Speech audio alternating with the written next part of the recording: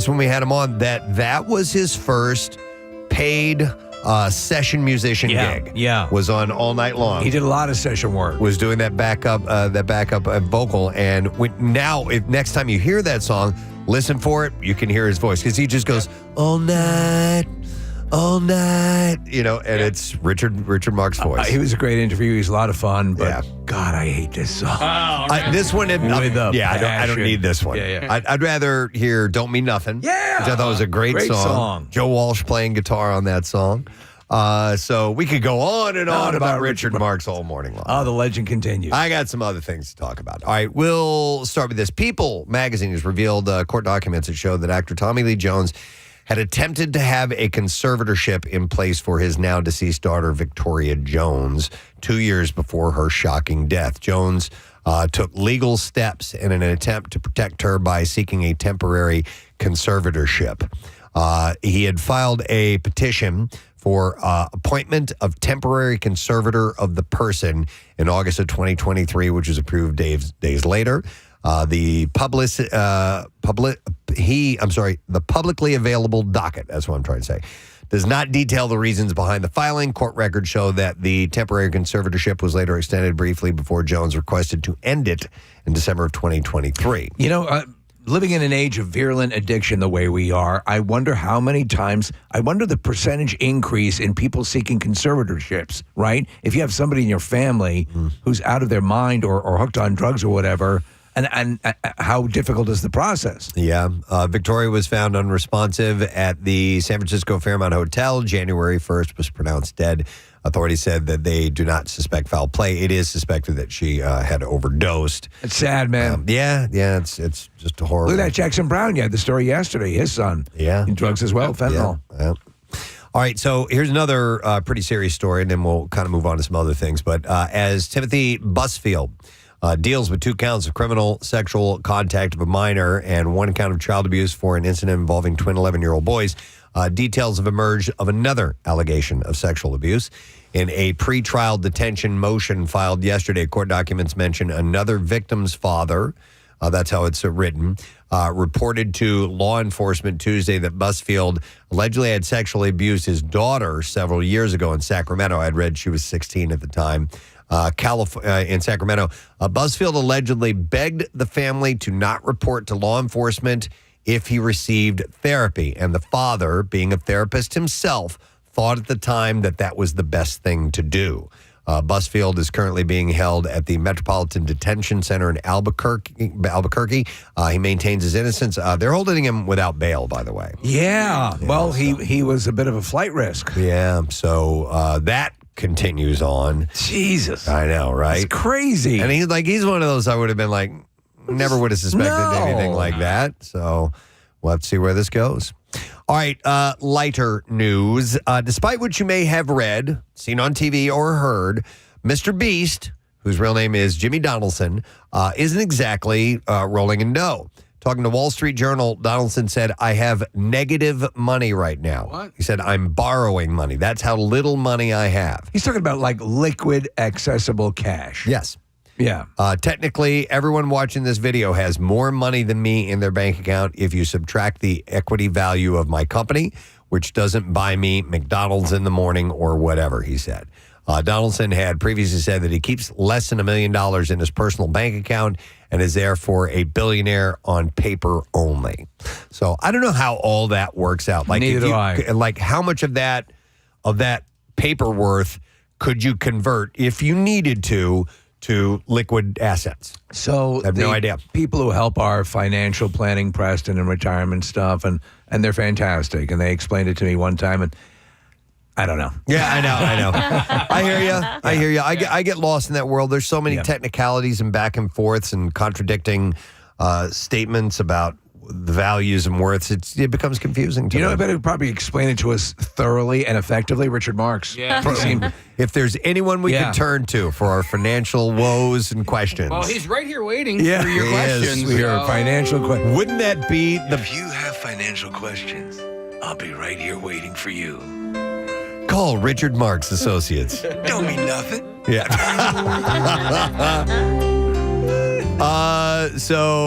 But he says it's not what you think it is. He's not a quote unquote billionaire.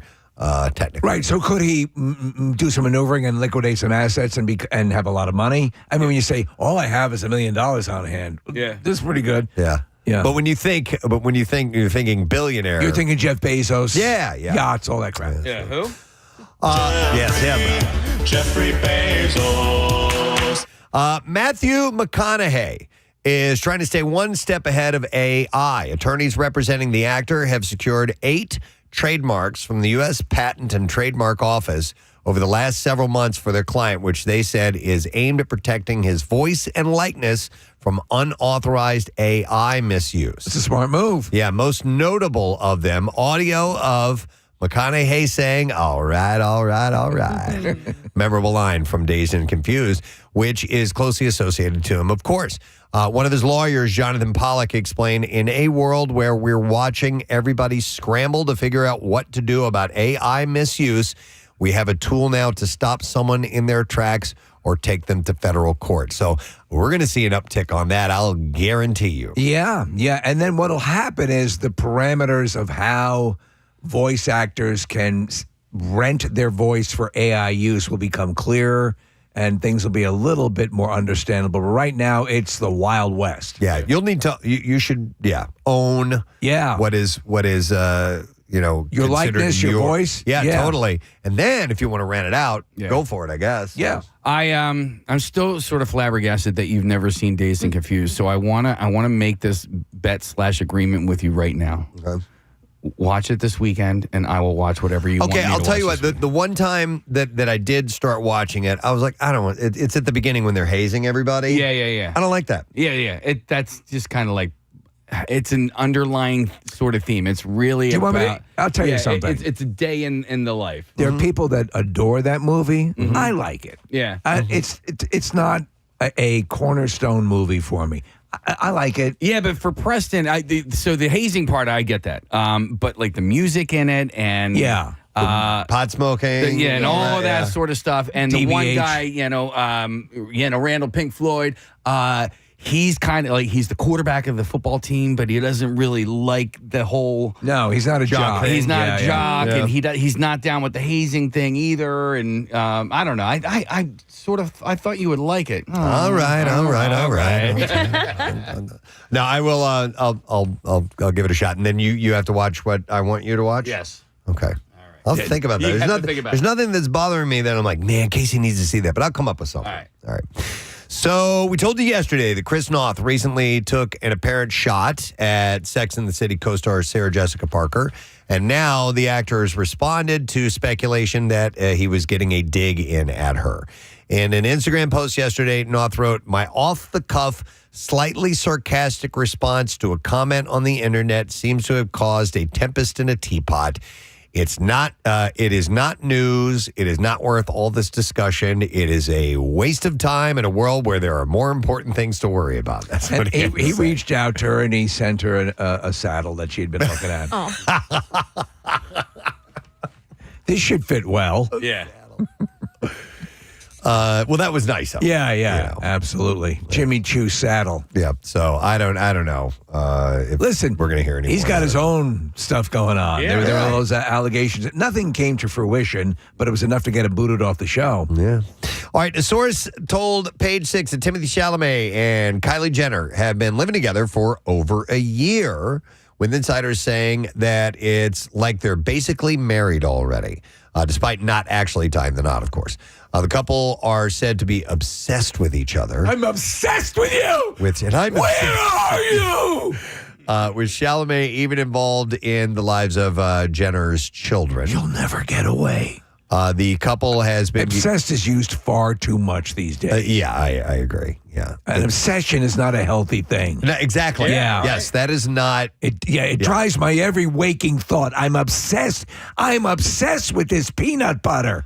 It's so good. The couple has been getting more public about their relationship as of late. Chalamet publicly called Jenner my partner during his recent Golden Globes acceptance speech for Marty Supreme, saying, "For my parents, my partner, I love you." And he also called out his love at the Critics' Choice Awards, thanking, quote, "my partner of 3 years." And Jenner mouthed back, "I love you." I'm hungry. That's exactly what it was, actually. I'm hungry. I haven't eaten in 5 years. Speaking of mouthing things, Tiana Taylor has finally shed some light on what was happening in the viral Golden Globes clip that showed Leonardo DiCaprio enthusiastically chatting across a table to an unseen person. It's a funny video. He's making some kind of funny faces and gestures. Atypically DiCaprio. And in an interview with Access Hollywood, Taylor confirmed the Oscar winner was speaking directly to her, saying, yes, he was talking to me.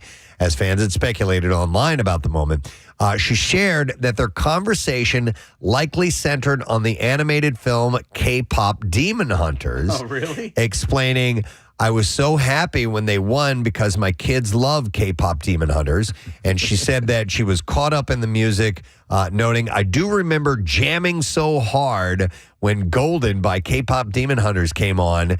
And we went into this whole spiel about how Junie and Rue love K-pop Demon Hunters. So I guess he must have seen that. Well, and he was gesturing about it. I think one of the papers hired a lip reader from the Daily Mail, and that's essentially what they were getting, is that it came down to a K-pop Demon Hunters discussion. That's great. I get the feeling that if we were to hang out, or at least to have DiCaprio as a guest on the show, that he'd be a great guest. Yeah. He seems to be. Yeah. He seems to be a regular guy who rolls with it. And I love his stuff. You know what? I'm watching. Marissa just pulled up the video, and he's definitely saying, I was watching you when the K-pop thing came on. Yeah. I can even read that. I'm not a good lip reader, so he must have liked it too. Tiana and Leo's friendship started last September when they matched each other's energy at Diana Ross's birthday party, and that friendship has held strong ever since, with Tiana stating, Leo is really my family. Okay, I'm going to ask you to watch something after you watch Dazed and Confused. Have you watched The Wolf of Wall Street all the way through? It's another one I don't want to watch. I will tell you this. And let me beforehand. And I completely get it. I don't like seeing jerks have good things happen to them. So people that are. Go ahead. You know what I mean? 100%. Yeah. A good portion of the movie is not good things happening to this jerk. Yeah. So he builds it up, but it is there are laugh out loud comical things, and also you're watching DiCaprio deconstruct himself in the best of ways. But I mean, that's on and I pass it. I'm going to watch it to the end. So here's the thing that has happened culturally that turns me off, is that the douchebaggery of these guys is highly celebrated by some people. Right. Some people, but listen, you know what I mean? There's some people who look at Michael Myers and goes, that guy had it. He had it figured out. A mask and a knife. Yeah. I get but it. not to this level. You know what I mean? Yeah. So I don't know. People celebrate the broness of it all. I'm kind of over the anti-hero. I don't know. There's a term. I've got it in my noticer file if we ever get it today. The noticer file. But I'll get. I'd say it's actually a. From the Noticer Files, a new show on A&E. Hang on, it was a term. Brought to you by Richard Marks Financial Planning. And maybe I'll break into this later, but it's called competency porn. Right. Have you heard of this term? No. Okay. So it is entertainment that evokes the orgiastic pleasure of watching good people do their jobs well. That's what I'm into. Okay. All right? All right. That's a little bit, and they use the pit as an example. So, yes, I completely understand. And I think if you watch it, I think you will take away the masterful performance of DiCaprio. Also, other great performances. Jonah Hill. It's just unbelievable. Matthew McConaughey. Yeah. Margot Robbie. Yeah, okay. All right, well, I'll add it to the I'm list. not going to convince you. I'm just going to drop it. All right, so back to Tiana Taylor. What? I just said I see you, Preston. I see you. You like the Navi. Yeah. You see him. Yeah.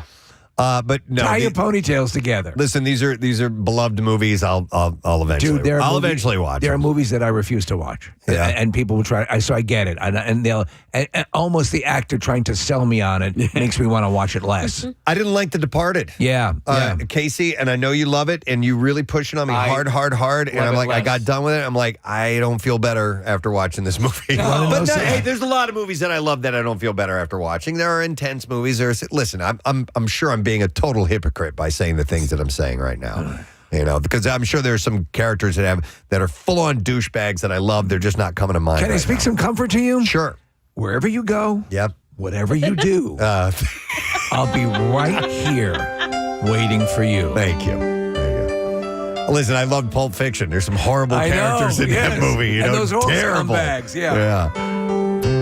All right. Well, anyhow, Tayana shares her daughters. Back to Tayana Taylor, by the way. Shares her daughters, Junie and Rue Shumter, with her ex-husband, NBA star Iman. God, that'd be a great name to have, Shumter. Yeah, Shumter. What's up, Shump? Marty Supreme director Josh Safdie just dropped a bombshell fun fact about the critically acclaimed film.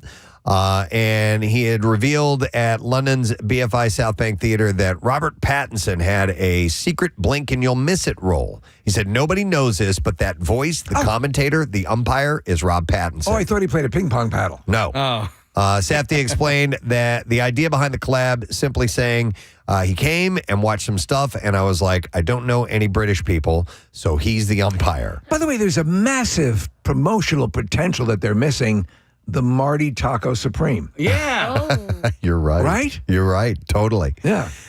Timothy Chalamet, of course, the ping pong athlete, Marty Mauser, hears Pattinson announcing the British Open semifinals as Mauser faces off against a Hungarian champ. So the cameo is actually a reunion for the director and Pattinson, who worked together on the Safdie brothers 2017 movie Good Times, starring Pattinson. So that was the movie version of the TV show, right? I don't know. Good Times. Yeah.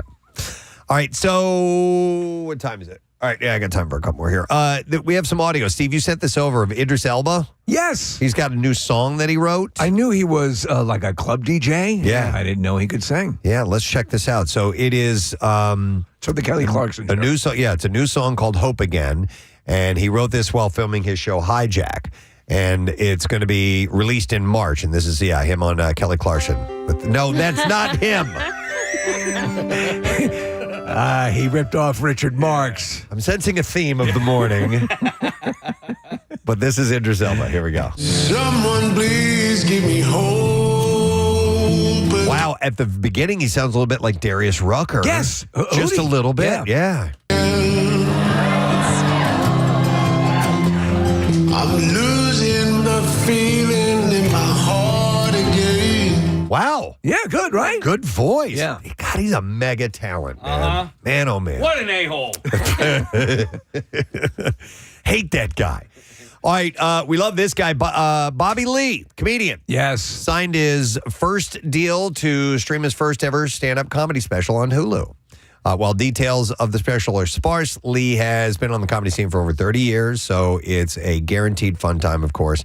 A special is set to film this weekend at the Balboa Theater as a nod to his hometown of San Diego, California. Welcome, everyone. Yeah. I'm going to ask you to turn off your cell phones, and we hope you enjoy the show.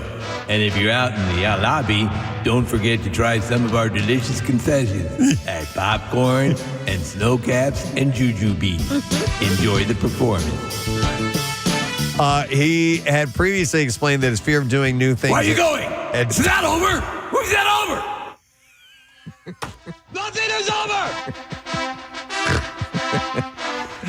He's Sly is also security while there. Yeah. He's the door. He's the usher. Yeah, so he said that his fear of doing new things has stopped him from releasing a special. He's known for his acting roles on And Just Like That, Magnum P.I., Reservation Dogs, as well as co-hosting his comedy podcast as well. And, of course, he's known for getting naked in our studio. Do you know what I think also? And I'm seeing it now. I'm seeing it pop up. They all have fallen into this incestuous podcast loop. Everyone's Yes. doing their shows. Yep. And they kind of get locked into that. And they think that's productive. I've heard a number of them say it's almost like a drug. Well, I'll just do this. And the likelihood of having them be lucrative or really be financially reasonable to do, diminishing. Yeah. But Bobby Lee was one of the absolute best performers on Mad TV. If you remember some of his skits, effing hilarious. Yeah. So this is really where he should be. Yeah, I'm happy he's getting a special. So, all right, and I'm happy about this too. This is really cool. Thanks to Sam. He sent me this yesterday. Production on Tires season 3 is underway in Westchester, and it comes with a new overall Netflix deal for Shane Gillis and John McKeever. Nice. Who has, until at least this point, professionally gone by just McKeever. But the duo will develop film, series, and unscripted projects for the streamer, and Gillis will add 2 new Netflix stand-up comedy specials. Wasn't McKeever talking to you about some walk-on or something on the show? Or No.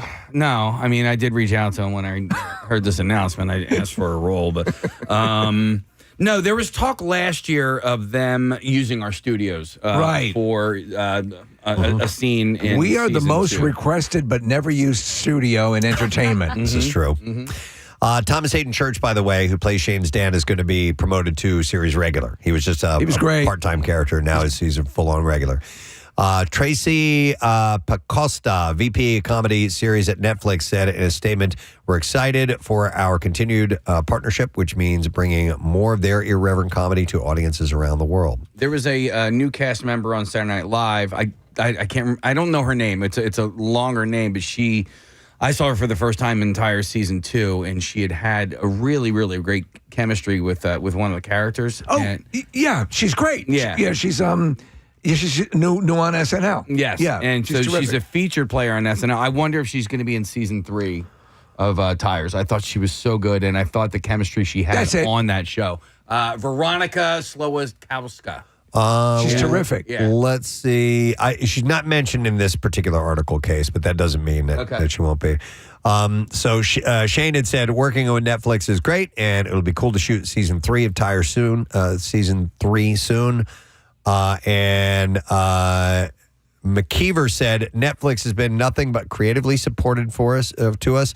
We have a few projects we're excited to make under the Dad Sick banner, and thankfully, it's too late for them to back out. Gillis's first Netflix comedy special was 2023's Beautiful Dogs, and he'll debut one of those 2 new stand-up specials later in 2026. Beautiful Dogs was his first Dad Sick promotion, by the way. There are 2 Shane Gillis things that I go to quite often, which is the parody of the Limu Emu on SNL that they did. Limu Emu. Right. And then their parody of The Voice with him as this guy in a mobility scooter. Just hilarious I don't know stuff. if I know that Yeah. one. All right, we are ready for clips. Animal control follows the chaotic lives of eccentric officers at a Seattle animal control center. And here, Grace Palmer talks about dealing with a creature she feared. I wanted to be professional, and so when Bob and Rob, who are our producers, asked me if I was okay with snakes, I lied, and I said, yeah, I loved snakes. And I touched a snake. I hated every minute of it, but that was a fear I conquered. Oh, shut up, woman. New episode of Animal Control is on tonight, 9 p.m. on Fox. Here's our next clip. Star Trek Starfleet Academy sets its sights on training the next batch of cadets to protect the Federation. And here, Holly Hunter discusses her surprise on joining the legendary franchise. I watched Star Trek with my dad, like the first 2 years when Shatner and Nimoy were on. So this was a real surprise. It came out of left field. Oh, yeah.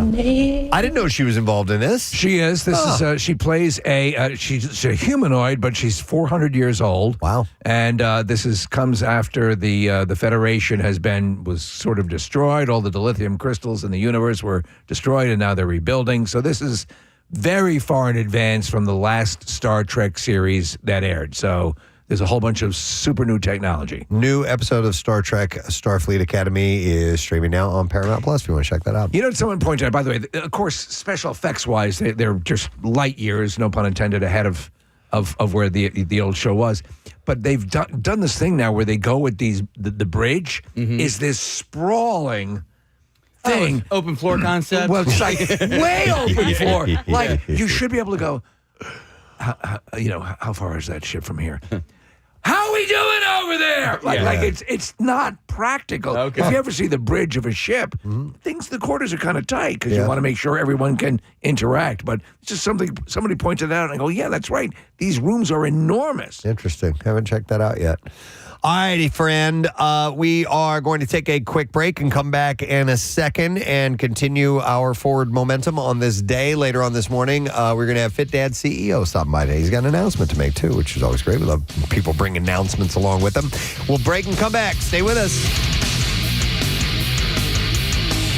Preston and Steve. Oh, yeah. Yeah. Did you? I agree. I did not, but I put some hot sauce in it. Is there cheese in there? Banditos. What's that? Is there cheese in that? Oh, recipe? yeah, yeah, All right, so cheese like and- it's a part of this conversation by default. Here's another recipe: Brussels sprouts and bacon grilled cheese. Maybe. no, you I don't can You know know. what I do love though? I like Brussels sprouts. I love Yeah. baked Brussels sprouts. And bacon or pancetta with Brussels sprouts is usually quite lovely. Oh yeah, absolutely. And all of you will be farting in about a half hour. Hang on, let me go to, let's see, where was it? Yeah, let me go to Doug because he's got a technique. It's National Grilled Cheese Day, by the way. We usually don't talk about the national food days, but I mean, it's grilled cheese. Yeah. Hey, Doug, you're on the air. Good morning. Morning. What's up, bud? All right, so I started making this when I was working at a fresh restaurant. Because I couldn't get to the burner. So Was it a fresh restaurant or a French restaurant. Okay. French restaurant. There we Yeah, go. that's hard to say. The man. fresh restaurant of Bel Air. All right. But so I couldn't get to the cooktops, and I was in charge of the broiler. So you butter the bread, you stick it in, butter side up, and you grill it till it's golden brown. Okay. And you flip it over, you put your cheese on, and you heat it until it's bubbling and starting to turn brown. So he's saying In the oven. that makes sense. Yeah. Okay. You know, then you put it together. But lately I've been, so as that's working in the oven, I'll cook a couple of slices of pancetta, and if I use Swiss extra sharp cheese, you put them together, so you have the sharpness of the cheese, and then you have the saltiness of the pancetta. And Oh. It's awesome. I I'm hate digging Swiss it. cheese so much. Okay. I hate it with a But white it's hot a nice, passion. it's a nice crispy, you know. And All right. I like All right. that, Doug. All I'll right, try cool. that technique, the oven technique. Thank you. So you hate Swiss cheese? I hate Swiss cheese I love almost as much as I hate sharks. I love Swiss cheese. In fact, I'll go to the finest fresh restaurant in town. No, I've had a grilled Swiss cheese sandwich. It ain't bad. Yeah, if you do Swiss and cheddar together, I think it's great. It's And fine. I think a three cheese thing, Yeah. three cheese mix is pretty awesome. I A did not know throuple. that about you about Swiss cheese. Yeah, Wow. just, ham and Swiss is that's a standard. Really? Gross, yeah. Turkey and Swiss. I love a good Swiss. My Andrea hates it too. She Yeah. can't stand Swiss cheese, and I get in trouble sometimes for bringing it home. I'm like, no, I love Swiss cheese. I'm gonna Sometimes eat I it. feel Did you bring Swiss home again? because she feels like because she's such a cheese lover. Yeah. which I find Cheese interesting. lover. Well, she loves all cheeses. Yeah. except Swiss, and That I'm seems like, sort of you're arbitrary. kind of missing out. Not Yeah. everything in the fridge has to be for you. I get mad at my wife for putting White Claw in the fridge. I'm like, God damn it. One more quick call. We're going to have to take a break because we have guests lining up. So I'm going to go to Alicia. Hi, Alicia. Good morning. Good morning. Sorry to bother you guys at work. It's okay. We're happy to have you, Alicia. What's up? Thanks. So I own a restaurant in Chalfont called Ember Smokehouse and Tap. Okay. And we have a 3x3 grilled cheese. I don't And believe you know- unless you bring it here right now. I will bring it there. No, I'm not go ahead. scared. I will bring it to you guys. Go- And the Brussels sprouts, we have Brussels sprouts. I can bring those too. Explain your sandwich fully. What is your premium grilled cheese sandwich? So it's a 3x3 grilled cheese. So it's got 3 different kinds of cheeses. And then I know the meat gets top billing on this, but it has pulled pork, bacon, and pork belly. And we right. serve it with a tomato bisque. Could you call that though, Preston? Would you call that a grilled cheese sandwich, or would you call that a? I'd call it So here's the a loophole. pork sandwich with cheese on it. Yeah. Here's the loophole. We don't call it a grilled cheese, but it has grilled cheese. And the loophole is that it's a 3x3. So you can say that the 3 cheeses is first, or you can say that the 3 porks are first. All right. All right, So all right. you're looking for wiggle room. It sounds delicious. I think you're a little over Yeah. the boundary, but I mean, I'm sure it's a You should probably try fantastic. it. I should there. probably try it. Not on National Come Grilled there and Cheese bring it Day. to you guys. I'm sure it's a fantastic sandwich. Well, interesting. All right. Well, thank you, Alicia. We appreciate that. Absolutely. We'll talk to you guys soon. All right. Take very care. cool. All right. By the way, So much Bon Appetit's best ever grilled cheese. And then we got to take a break. Marissa just brought this to me. What is it? It's Bon Appetit's Okay. best ever grilled cheese. Butter goes in the pan, not on the bread. chicken in the bread pan. To ensure golden, not burned toastiness, the exterior of the sandwich should be slicked with mayo, which has a higher smoke point than butter and possesses the combined browning power of oil and egg yolks. So now I absolutely have to try the mayo grilled It says, cheese. when mayo slicked bread. Now, it's saying you don't cake it with Right. mayonnaise. All right. You just put a little bit on there, and then You you put it monster. on the butter.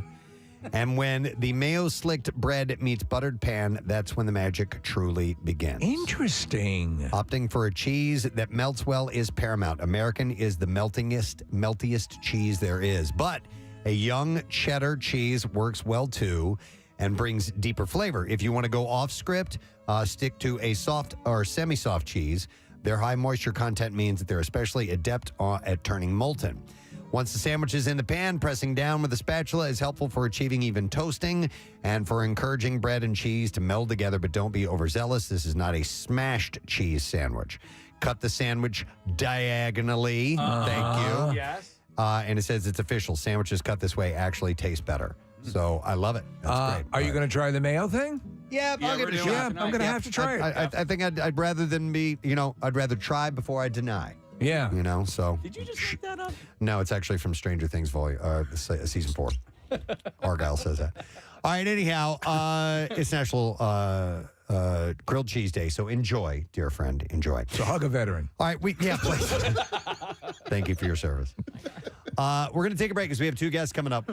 One is going to bring some oddities in for us. Yes. For the World Oddities Expo this weekend. And the other is going to be making an appearance for the 20th anniversary of Napoleon Dynamite. Uncle Rico himself. 20 years. John Grice is going to be joining us. So we'll be back with those guys. Stay with us. Preston and Steve on 93.3 WMMR. Thanks, Kat. There was this story that's making the rounds, and it's actually a professional baseball player. Anthony Bass plays for the Toronto Blue Jays. And, you hear discussions about plane etiquette all the time as far as, sharing the armrest and taking your shoes off and all these other things. And not pleasuring yourself? Pleasuring yourself. Can't do that. So there's a little bit of a controversy or a discussion or debate that's been popping up after he had tweeted about his recent flight saga. And it actually has to do with his wife. So the 35-year-old posted on Twitter a photo of his two toddler daughters on a flight playing on electronic devices. And you can see popcorn strewn all over the seat, all over the floor. And in the accompanying caption, he wrote, by the way, his spouse is traveling alone, and she's 22 weeks pregnant. He explained that the flight attendant on the trip had, quote, made his wife clean up their kids' food mess, and he voiced outrage over the situation. He wrote, the flight attendant on United just made my 22-week pregnant wife traveling with a 5-year-old and 2-year-old get on her hands and knees to pick up the popcorn mess by my youngest daughter. And then he wrote, are you kidding me? And so he obviously thought that was out of line for them to ask her to clean that stuff up. Right. And people responded to that. And I'm curious as to how you guys would respond. So in the studio here, there's a picture of what it looked like around the area. Mm-hmm. And what you all have kids. I do not. So I mean, when you have a kid, if you take it to a restaurant, take it. Take the child. What is it? Take your baby or your whatever, your toddler to a restaurant. A mess is inherent, right? It's going to happen every single time. It happens on planes. And Steve, as a parent, you are responsible for at least making an attempt to clean up that mess, right? All right, you just hit it. That's exactly what. So as a non-child owner, right? You don't have it. But that would be you make an effort at least. Yes. To clean up, to police the area a little bit. And I think somebody would say, here, let me help, or maybe the staff would assist. Just that alone gets you across the finish line. And it's embarrassing, quite frankly, like especially at a restaurant, because you know that it's going to happen and you don't want it to happen. Yeah. But you are aware of the fact that if you have a toddler, it's going to happen. So just do the best you can to prevent it. And then when the mess inevitably does happen, clean it up as best you can. The children were eating ribs. Right, yeah. Yeah, it's going to happen. I mean, I wouldn't even try to prevent it because you can't. It's going to happen. However, you do more than try to clean it up. You clean it up.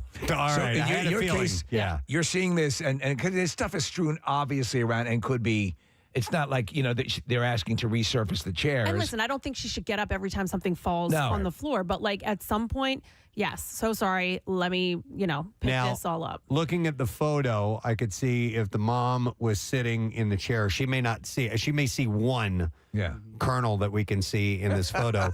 And if they pointed it out to her, I think I would be like, oh my God, I'm so sorry. I didn't know that they just made a mess like that. I'll clean its mess up. No, but I agree. I think you clean it up. If you had a couple little errant, if you didn't get every single last one, right. that's acceptable. As long as you get in there and you just start doing some cleanup. And there were texters, for the most part, did side with the airline. The overwhelming amount did. But some did go the other way and think that, no, it's and somebody had posted like, what, if your kids make a mess at the movie theater, do you clean that up off the floor? Actually, yeah. Yes. So I get. So the point of some of the detractors are saying, well, after they get off the flight, people come in and clean the thing.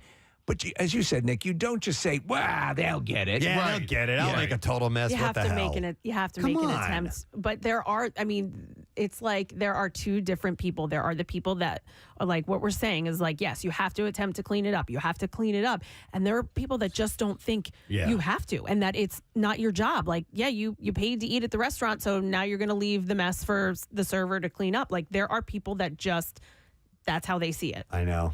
It's weird. Yep. And flight attendants obviously were commenting quite ferociously about this. I've seen people, and my heart goes out to them, like at restaurants where the kids making a mess or spilling over stuff, and then and literally getting down and cleaning up stuff and picking up stuff off the floor. And I've never seen it's you feel so bad because I think parents tend to feel 10 times worse than they probably need to be if the kids are making a mess.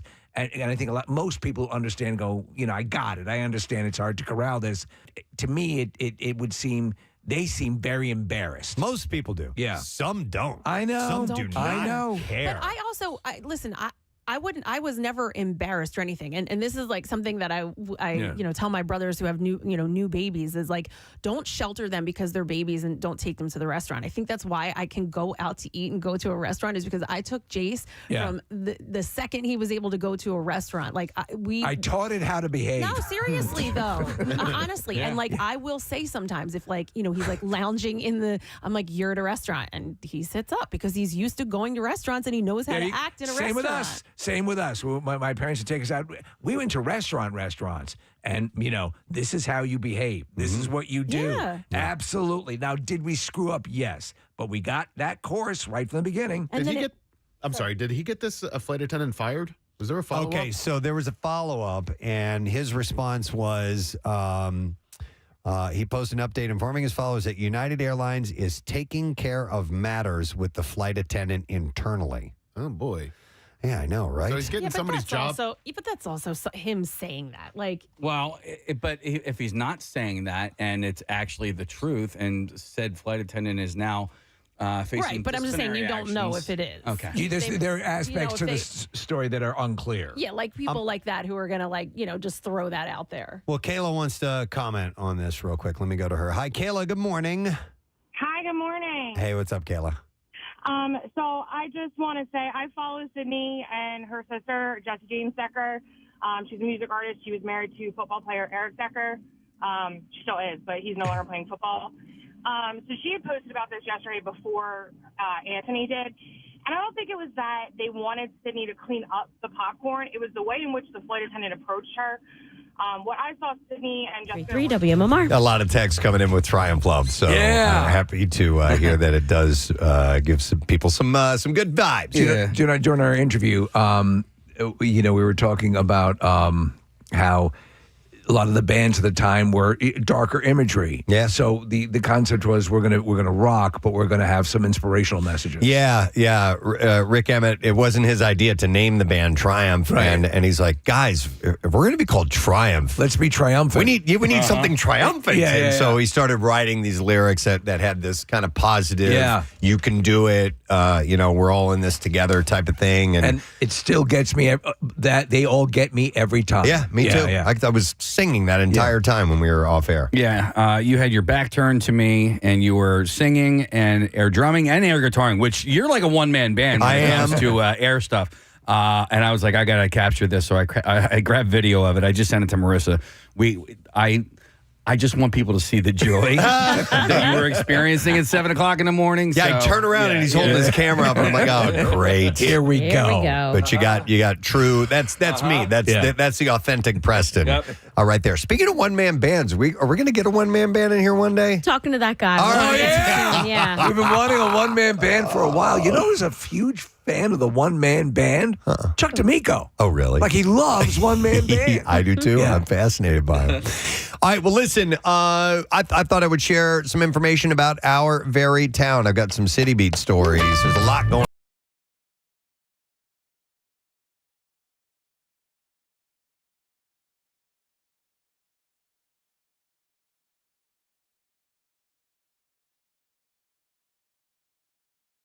Art Museum steps.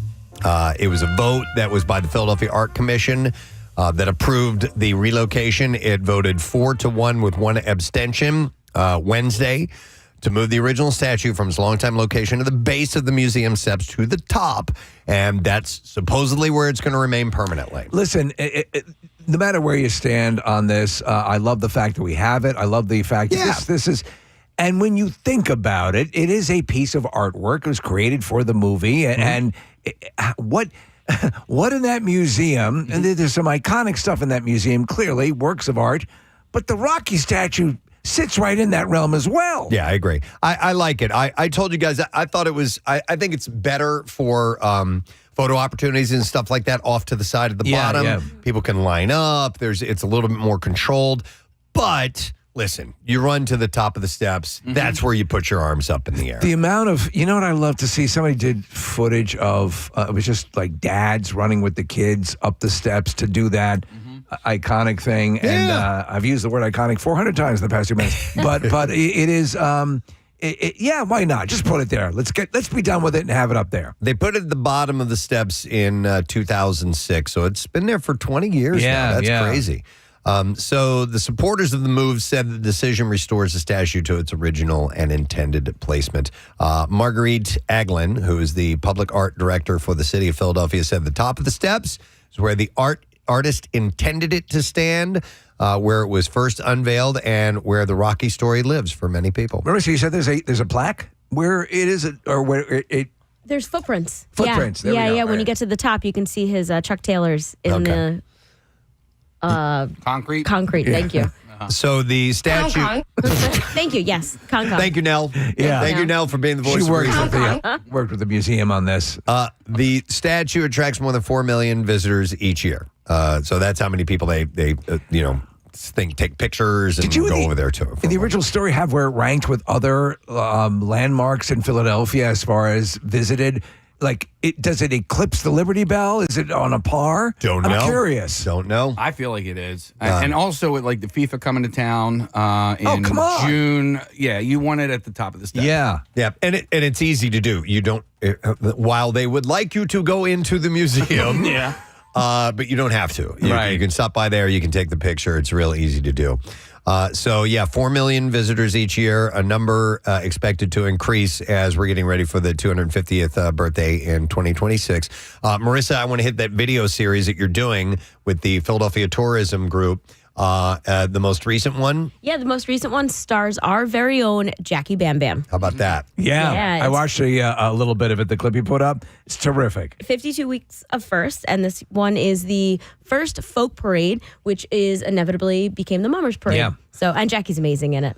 So before the permanent move of the statue happens, it will temporarily go inside. The original Rocky statue will be displayed inside the art museum. Put on a sweater. As part of a Rocky exhibit from April to August. That I would like to see.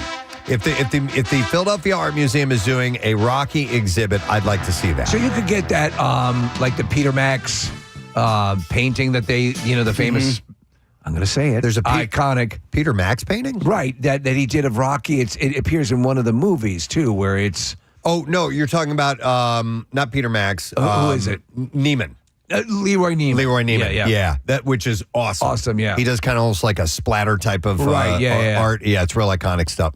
I see. There we go. man. I said it. Yeah. Between that and Richard Marx, we're on a trend today. Well, so that's interesting. Iconic. The iconic music of Richard Marx. What's that, Marissa? That the exhibit is going from April 25th to August 2nd, which is during most of that tourism, like FIFA and such, in the All-Star game. Yeah, it's going to be iconic. Iconic. Thank you, Richard. How are we tying this into Richard Marx? From financial consultant Richard Marx, an iconic masterpiece. Leroy Neiman's Rocky painting. Later this fall, it will replace the replica currently positioned at the top of the steps. Though They're using the Lucille Ball statue. It will be terrible one. set slightly further back. Philadelphia has 3 identical Rocky statues. We talked about this. The original made famous in Rocky 3. Then you have a second, which was owned by Sly and was loaned to the city last year and currently sits at the top of the steps. And then a third is on display at the airport. Where at the airport is that? Terminal A West, which is like the international flights. That's why I never really Do you know see what would be awesome? Maybe we can commission it and raise money for it. A statue of Paulie. Yeah. Pissing. Yeah. Right, Preston? Yes. Like on the side of the steps. Yeah. And then with a little sign underneath that says, I don't sweat you. Wouldn't that be great? Once the original statue is installed upstairs, the replica will be returned to Sylvester. Some concerns were raised about accessibility as not all visitors are able to climb the museum's 72 steps. City officials said a wheelchair-accessible shuttle will run continuously, transporting visitors from the bottom of the steps to the top and back down. Just install a ski lift. That'd be nice. You can hypothetically... A T-bar. A T-bar. Yes, that'd be awesome. You can hypothetically drive around. Yeah. Like every once in a while, a car will get stuck in that, like right where the Rocky statue is going to be. Yeah. Do you know in all the years I've lived here, I've never driven into the back of the museum? Oh, really? Never. Okay. Beautiful back there. Yeah, I here. feel like when I rode the Mean Green machine down I was going to call them the Rocky Steps, the Art Museum steps.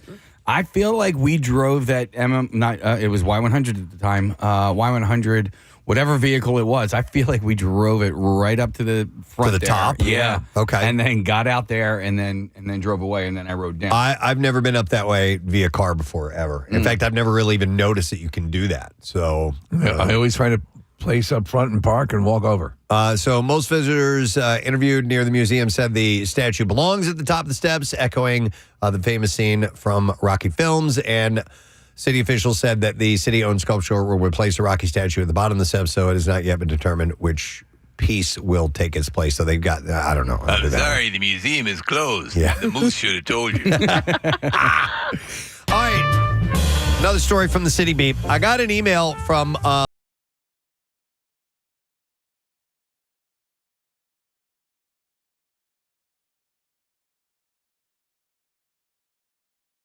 night, and I saw Temple's fencing Dr. Nikki Frankie, who I believe you guys had at the Camp Out for Hunger. I thought you guys would like to share this. So absolutely, Dr. Frankie came by and taught me how to fence, which I think I did a pretty good job of, other than almost crippling my knee. Yeah. But she was amazing, though. She was excellent. And she is, she's had a 50-year coaching career at Temple. There was an event a little while back that they had over 100 of her former and current student athletes were in attendance. And each era got on stage and spoke about her impact. The women shared tears, laughter, and joy for the coach who changed their lives. She said it really was very moving. Over the years, it's still the same. The stories that they told and the things they remember, it really made me feel like, okay, I've done my job because they still have good feelings about their time here. That's the most satisfying thing about coaching. She told the story about how it all came to be, and she just kind of on a whim, got involved with it. It became something very important to her. That program would not exist were it not for her. She created it. She created it, yeah. So she is the 2026 winner of the NCAA Pat Summit Award, an honor recognizing a coach who has demonstrated devotion to the development of college athletes and made a positive impact on their lives. And she was recognized for that alongside other NCAA honors recipients. You should reach out to her and let her know how you were permanently crippled by your 7 minutes of fencing. So her resume reflects her legendary status as a coach, as a fencer in her own right. Frankie earned National Intercollegiate Women's Fencing Association All-American honors, earned a spot on 2 Olympic rosters, and was inducted into the Brooklyn College Hall of Fame. Nice. As a coach, she is the all-time winningest women's athletics coach at Temple, amassing 898 wins in the 1992 National Women's Foil Team Championship. Under her direction, the Temple program perennial ranked in the top 10 with 37 fencers earning 66 NCAA championship selections and 25 fencers earning 35 All-American honors. She was a 4-time U.S. Fencing Coaches Association Coach of the Year and was inducted into the International Women's Sports Hall of Fame. Think about the way her life just played out, and you know, all these accolades and the commitment. But I mean, she had the 2 students with her the day she came out to the Camp Out for Hunger, and they were amazing. Yeah. So all the lives that she positively affected is just the staggering the amount of people that have gone through that program. Yeah, it's a legacy. Yeah, it's absolutely. I would call it iconic. Almost Richard Marx-like, to be honest. So the iconic fencing of Richard Marx. So Eric, who emailed me, also said, "Hey, can I get a shout out for my neighbor Francesca Lucia? I'm not sure how you pronounce her last name. Loiseau. And she won the NCAA Inspiration Award. So he sent me an article about her, and I read about it. And she was a tennis player, collegiate tennis player in her freshman year, and she had a stroke. Oh wow! She was doing weight training, and boom. Just nailed her, and like half her body went out, and they saved her life. They had essentially bore a hole in her head, and release the pressure of a brain bleed, and so she just took her a couple of years to rehab and get back, and she ended up getting back to tennis, and playing again in matches. Well? And I don't know if she got 100% all of her function back, but enough to participate again in the program. So she was given the NCAA Inspiration Award. So we want to give a shout out to her. Which is just on a side note, and we certainly do that. Years ago when I was powerlifting a lot, when that was one of the things I do, you know, I stopped doing that because I heard a couple of stories of like strokes. And like I mean, when you're overtaxing your system like that, I'm like, I don't know, man. You're kind of flirting with, you know, that happened to Paul Hogan. He was weight training and doing some sort of excessive weight, and he had a stroke. He passed out. Yeah. And this was years ago. Do you remember, famous musician, played chef on... Richard Marx? No, not Richard Marx. Isaac Hayes. Isaac Hayes. He was on the treadmill. Yes. He was exercising. He was doing what he was supposed to be doing, and had a stroke and died. Honestly, if you can, sit on the couch and eat junk food. Please. Yes. Please. Yeah. So I think it's Francesca Lusso, probably is how you say that, right. Marissa. I don't know. That sounds about right. Yeah, that sounds right. Okay, I was just seeing if your eyes, if that made sense. All right, anyhow, that's the City Beat story. Here's another one for you. Wawa is closing a store on Drexel University's campus. This is nearly 3 years after remodeling to a digital order-only concept with no products on the shelves. I remember when they debuted this. They had like a ribbon cutting and the whole thing, and it was going to be in it. The thing I like with Wawa, though, is that something doesn't work, or they add something. They move. They're fluid. So this didn't work. One of the many things I like about Wawa. 3300 Market Street location, which has been open since 2018, is set to close on the 21st of this month. It was remodeled in 2023 to test the new store format, which required customers to order all items on touchscreen, no shelves of products to browse. The pilot was not successful, leading to the store's planned closure, according to a statement from our friend Lori Bruce at Wawa. Prior to the pandemic, the store saw more food service than any other Wawa, they said. But the company statement shared by Lori said, over the years, we've made several attempts to address business and operational changes at this location. That effort includes partnering with property owner Drexel University in an attempt to address some of these issues, and most recently making investments in our store design to test fully digital format. Unfortunately, these tests did not adequately improve performance or deliver an enhanced customer experience, which ultimately led to the decision to close the store, they said. You know, I think there's a lot of the Wawa experience is I go in and to my Wawa and I'll see people that I see there, and there, you know, there's a little bit more of that. It's more like your country store. If you are a regular at your Wawa, which you are, you know the people that work there. Yeah. You get to know them after a while, Right. especially if you have similar time. Like when I would go, I'd stopped going to Wawa in the morning years and years ago. Used to, and I just do it more efficiently, get my stuff at home. But I knew those people. I was there for years. I saw them every single day. Yeah. I mean, it was the graveyard shift. I was coming in at before 4 a.m. So they were happy to see living human beings at that time. And I assume I this- always liked interacting with them. And this model sort of eliminates a lot of that, right? Yeah. I don't know how the whole thing, nothing on the shelves worked though. It's just empty shelves. Where do you get? You're right. You just walk in and go to a kiosk, and then you order everything through the kiosk, and then move and wait for it to be served to you. I guess that like cuts down on thefts and stuff like Yeah. that. That's a big issue. Mhm. Shoplifting. So they had informed Drexel about their plans to close the location. Employees will be offered positions at other nearby Wawas.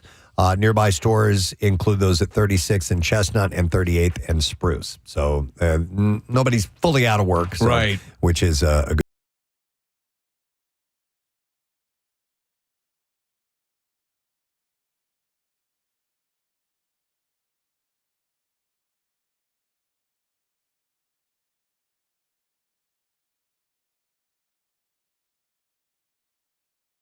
Need some help, and they're on a hiring spree at this point. Yeah. Okay. It's looking to hire 250 workers for bartending, concessions, construction, carpentry, and other roles.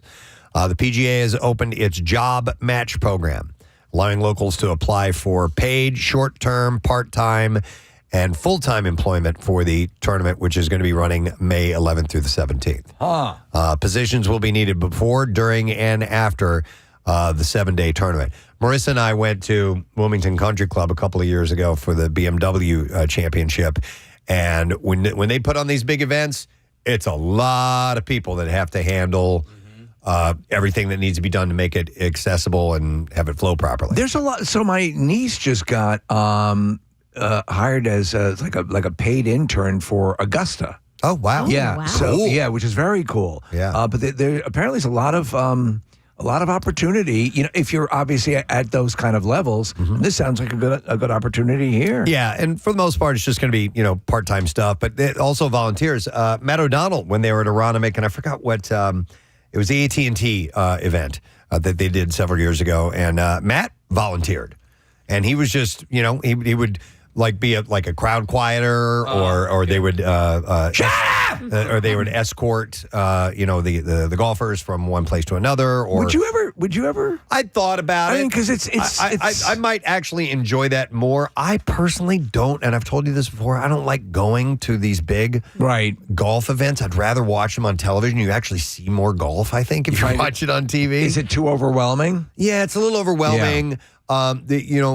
You have to, fortunately I'm tall, so I can see over people, which is pretty good. Right. But if you want to get a good spot, you really got to jockey for position and plant and stay there. And get there way early. Yeah, and all that stuff. I mean, it depends on what day you go, and you can move around. Like there were a couple times I got up close to some of my favorite golfers and either saw them tee off or putting, and it was kind of nice. But I get more out of it watching it on TV. You know what I want to see, or really hear? I want to hear some gadzooks when people tee off. Yeah. When we when we get closer to tournament time, we got to come up with some catchphrases. Gadzooks! Yes. That would be great. Yeah. That would actually work pretty well. Yeah. For the golfers, Yeah. I assume that there, because of this influx, is going to be a lot of times residential homes will open up their For parking, parking or accessibility, or Airbnb. Right, yeah. will be a big thing too, especially the close within proximity. When Casey took me out there, it was to Aronimink, and it might have been for that AT&T event. Casey just dropped me off at the front. We actually got to drive up close to it because one of the cops recognized us, and he was like, yeah, going through. And so he drops me off, and I just go walking up to the clubhouse, and they're like, whoa. You can't come through here. They have very specific. And so traffic patterns change around that area when those events take place. And then also, I had to, and I live 10 minutes down the road, and they wanted me to park at Oaks and take a shuttle there. And I was like, I'm not doing that. So I hopped on my Vespa and I scooted around, and I found there was the house that was under construction across the street from Aronimink, and I ducked behind a giant dumpster and I parked my Vespa behind this dumpster. You little minx. Yeah. That's a great idea. Uh-huh. Yeah, if you've got a little scooter or e-bike or something like that. Yep. That might be the way to get around it. You do have that. Wow. Yeah, you got rid of your Vespa, though. I got rid of my Vespa, but I do have I'm not going to be taking a scooter down 252, though. So individuals can register under the program for the positions that are needed through February 10th, and they will be contacted 60 to 90 days after the deadline. In addition to new hires, the PGA America also launched a vendor match program last May to recruit subcontractors for the tournament. Several dozen local companies are expected to participate. The economic impact on the Philadelphia area is estimated to be $125 million. It's amazing. In addition, the championship director, Ryan Ogle, said the tournament will recruit 3,200 volunteers.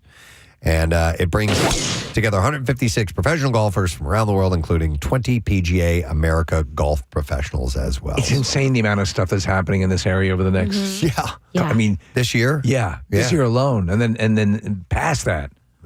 All right, here's another one for you. So the Melrose Diner sign is for sale. Yeah.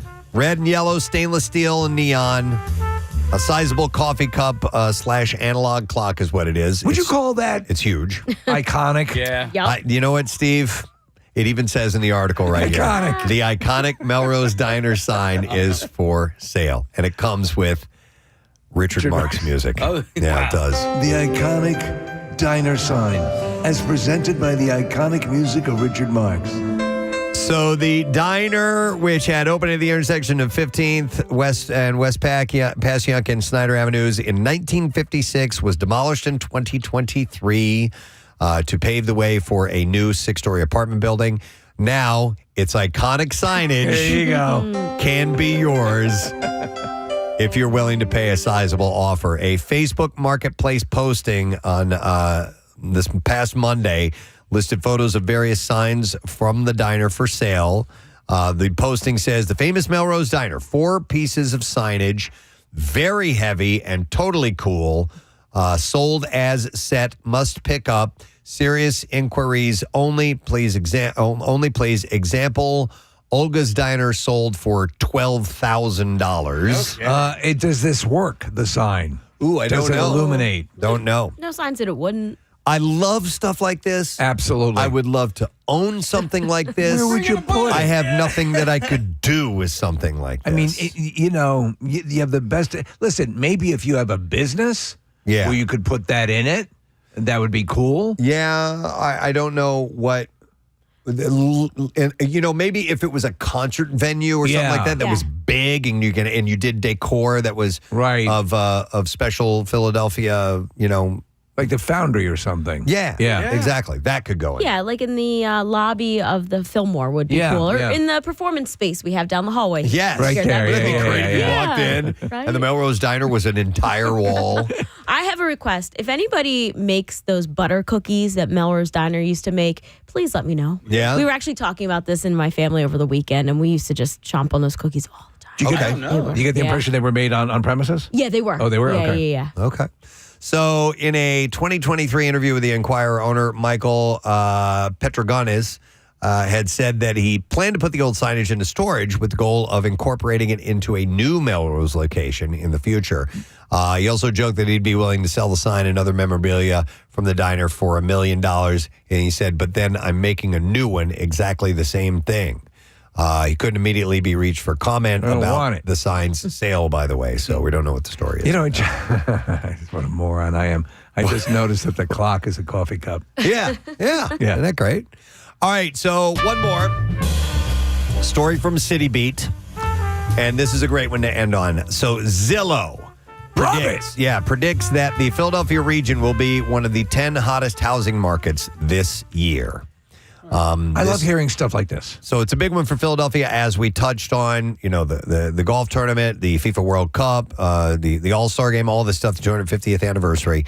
But It's based on housing market fundamentals that have nothing to do with events like that. So the company examined markets, home value growth, and competitiveness. Proximity to Rocky statue. Maybe that's part of it. The Philadelphia metropolitan area ranked 6th hottest for 2026. It's not bad. The chief economist at Zillow, Misha Fisher, said competition among buyers will be stiff and sellers will have the upper hand in this year's hottest markets.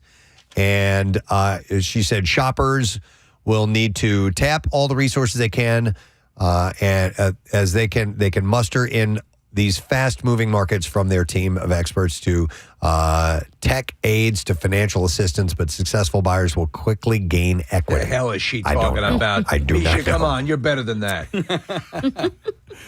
Misha. And so what you're saying, it sounds like it's a seller's market. Yes. Yeah. So in the Philadelphia area, the number of homes for sale last year was about 40% lower than the average pre-pandemic, and demand is outpacing supply, and that has made local housing markets more competitive. 2 in 5 homes sold for more than the asking price from September 2024 to September 2025.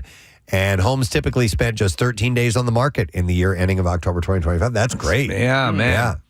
Yeah. During the same period, 22% of listings had a price cut on Zillow among the 50 most populous metros, and this share ranged from 13.5% to 33%. But this is Zillow's second recent recognition of the strength of local housing markets. Last month, the company revealed that Philadelphia was the only large city that made its list of the 20 most popular housing markets of 2025. We get so much crap. It's good to hear stuff like that. Yep. Zillow estimates the Philadelphia area home values grew by 3%. Forecasts that values will grow another 1.7% over the next year. So that's great news. Mm-hmm. I hope Richard Marx hears about this. Yeah, you know. Might move into the area. Maybe. Be iconic if he did. So all interesting stories and all from the City Beat and all to you, my friends. So thought we would share those this morning. All right, how's about we take a break and we come back in a second and we'll dive into the bizarre file head first, my friend. You stay right where you are and we'll be right over here. Back in a moment. Yesterday was that the flight attendant came there with a wipe. It was like, oh, the captain wants you to get every single drop of popcorn, which is kind of unrealistic when you're on a plane with 2 toddlers and 22 weeks pregnant. Like, obviously she was going to do her best, but to have her, like, it was just kind of more of an embarrassing situation, and the way the flight attendant went about it and what was said to her, like, you need to get every single drop. By the way, how would the captain know? How would the captain know? I'm sorry, sir. We have an issue in the... we have a filthy child that's dropped popcorn all over the floor. Someone needs to kill it. Yeah. Oh, I feel like they use that all the time. Like the captain said. Captain doesn't know what's going on. Captain doesn't know there's popcorn on the floor. Yeah, I'm sure the captain didn't know, but I think it was just the way the flight attendant broached it. Like, you must get every single drop. Like, not just, hey, get what you can. Like, we understand she's 2. And it was also popcorn that United had given to her. It wasn't like she brought it on the plane herself. Yeah, I'm still thinking you got to clean it up. For sure. Yeah. For sure. It wasn't that she wasn't going to clean it up. It was just the way that they went about it and were, like, adamant that they wanted her to get every single drop and, not. They should have said Colonel instead of not drop. Because that's what probably confused her. Yeah. Yeah. She's pregnant. She's got baby brain. What are you talking about? No, but I mean, right, so I think you, both sides sort of, now listen, doesn't give you carte blanche to be rude. Right. You know? Yeah, I don't know. He didn't, in this particular post, he didn't indicate anything about them being rude. I also think, like, anyone with kids where this is happening, they know, and you just got to hope that they're going to get it. Like, to say you need to clean up every last thing. Like, who says she wasn't going to, you know? Mm-hmm. Yeah, but you can't wait until they're off the plane to find out that they didn't. Oh, you follow them home. I mean, I think I was going to follow you, did you? I don't side with the lady whatsoever. And Kayla, like, she's calling in like she was standing there listening to every single bit of the conversation. And there's a flight attendant at the front door. Yeah, and she wasn't there, so she doesn't know. And I'm just looking at the mess there, and you just clean up after your kids. I'm sorry that you're pregnant and that you have 2 kids with you, but You know, I agree. You almost sounded like Joker a little bit with the first one. You want to know why there's popcorn on the floor? Because it hasn't been trained properly. Let me go. And he carved a smile in my face. Let me go to Jeff. Hey, Jeff, good morning. Good morning, Ed. How are you guys? Good morning, Ed, buddy. What's going on? All right, so I have 4 of those little things that tend to follow me around everywhere. Yeah, right. Damn things. So by like kid 2 or 3, you kind of, like Nick said, you know. Yeah. It's not like you want this to happen, but this is going to happen. Yes. There's no avoiding it, so we always just kind of plan ahead. When we sit at a restaurant, I'll get a couple napkins, unfold them, and put them on the sides of the high chair. And we have, like, for when we fly and everything, we have travel, like, little mats. Oh, we're losing you. Travel. On there, you just bundle it up, Little and mats. dump it out in the trash can, and move along. So, yeah. Yeah, you should be prepared for the mess. Yeah, I agree. flew, Jeff, in fact, was it flying back from Florida? Florida? There was a mother and a kid next. This kid was like, mother?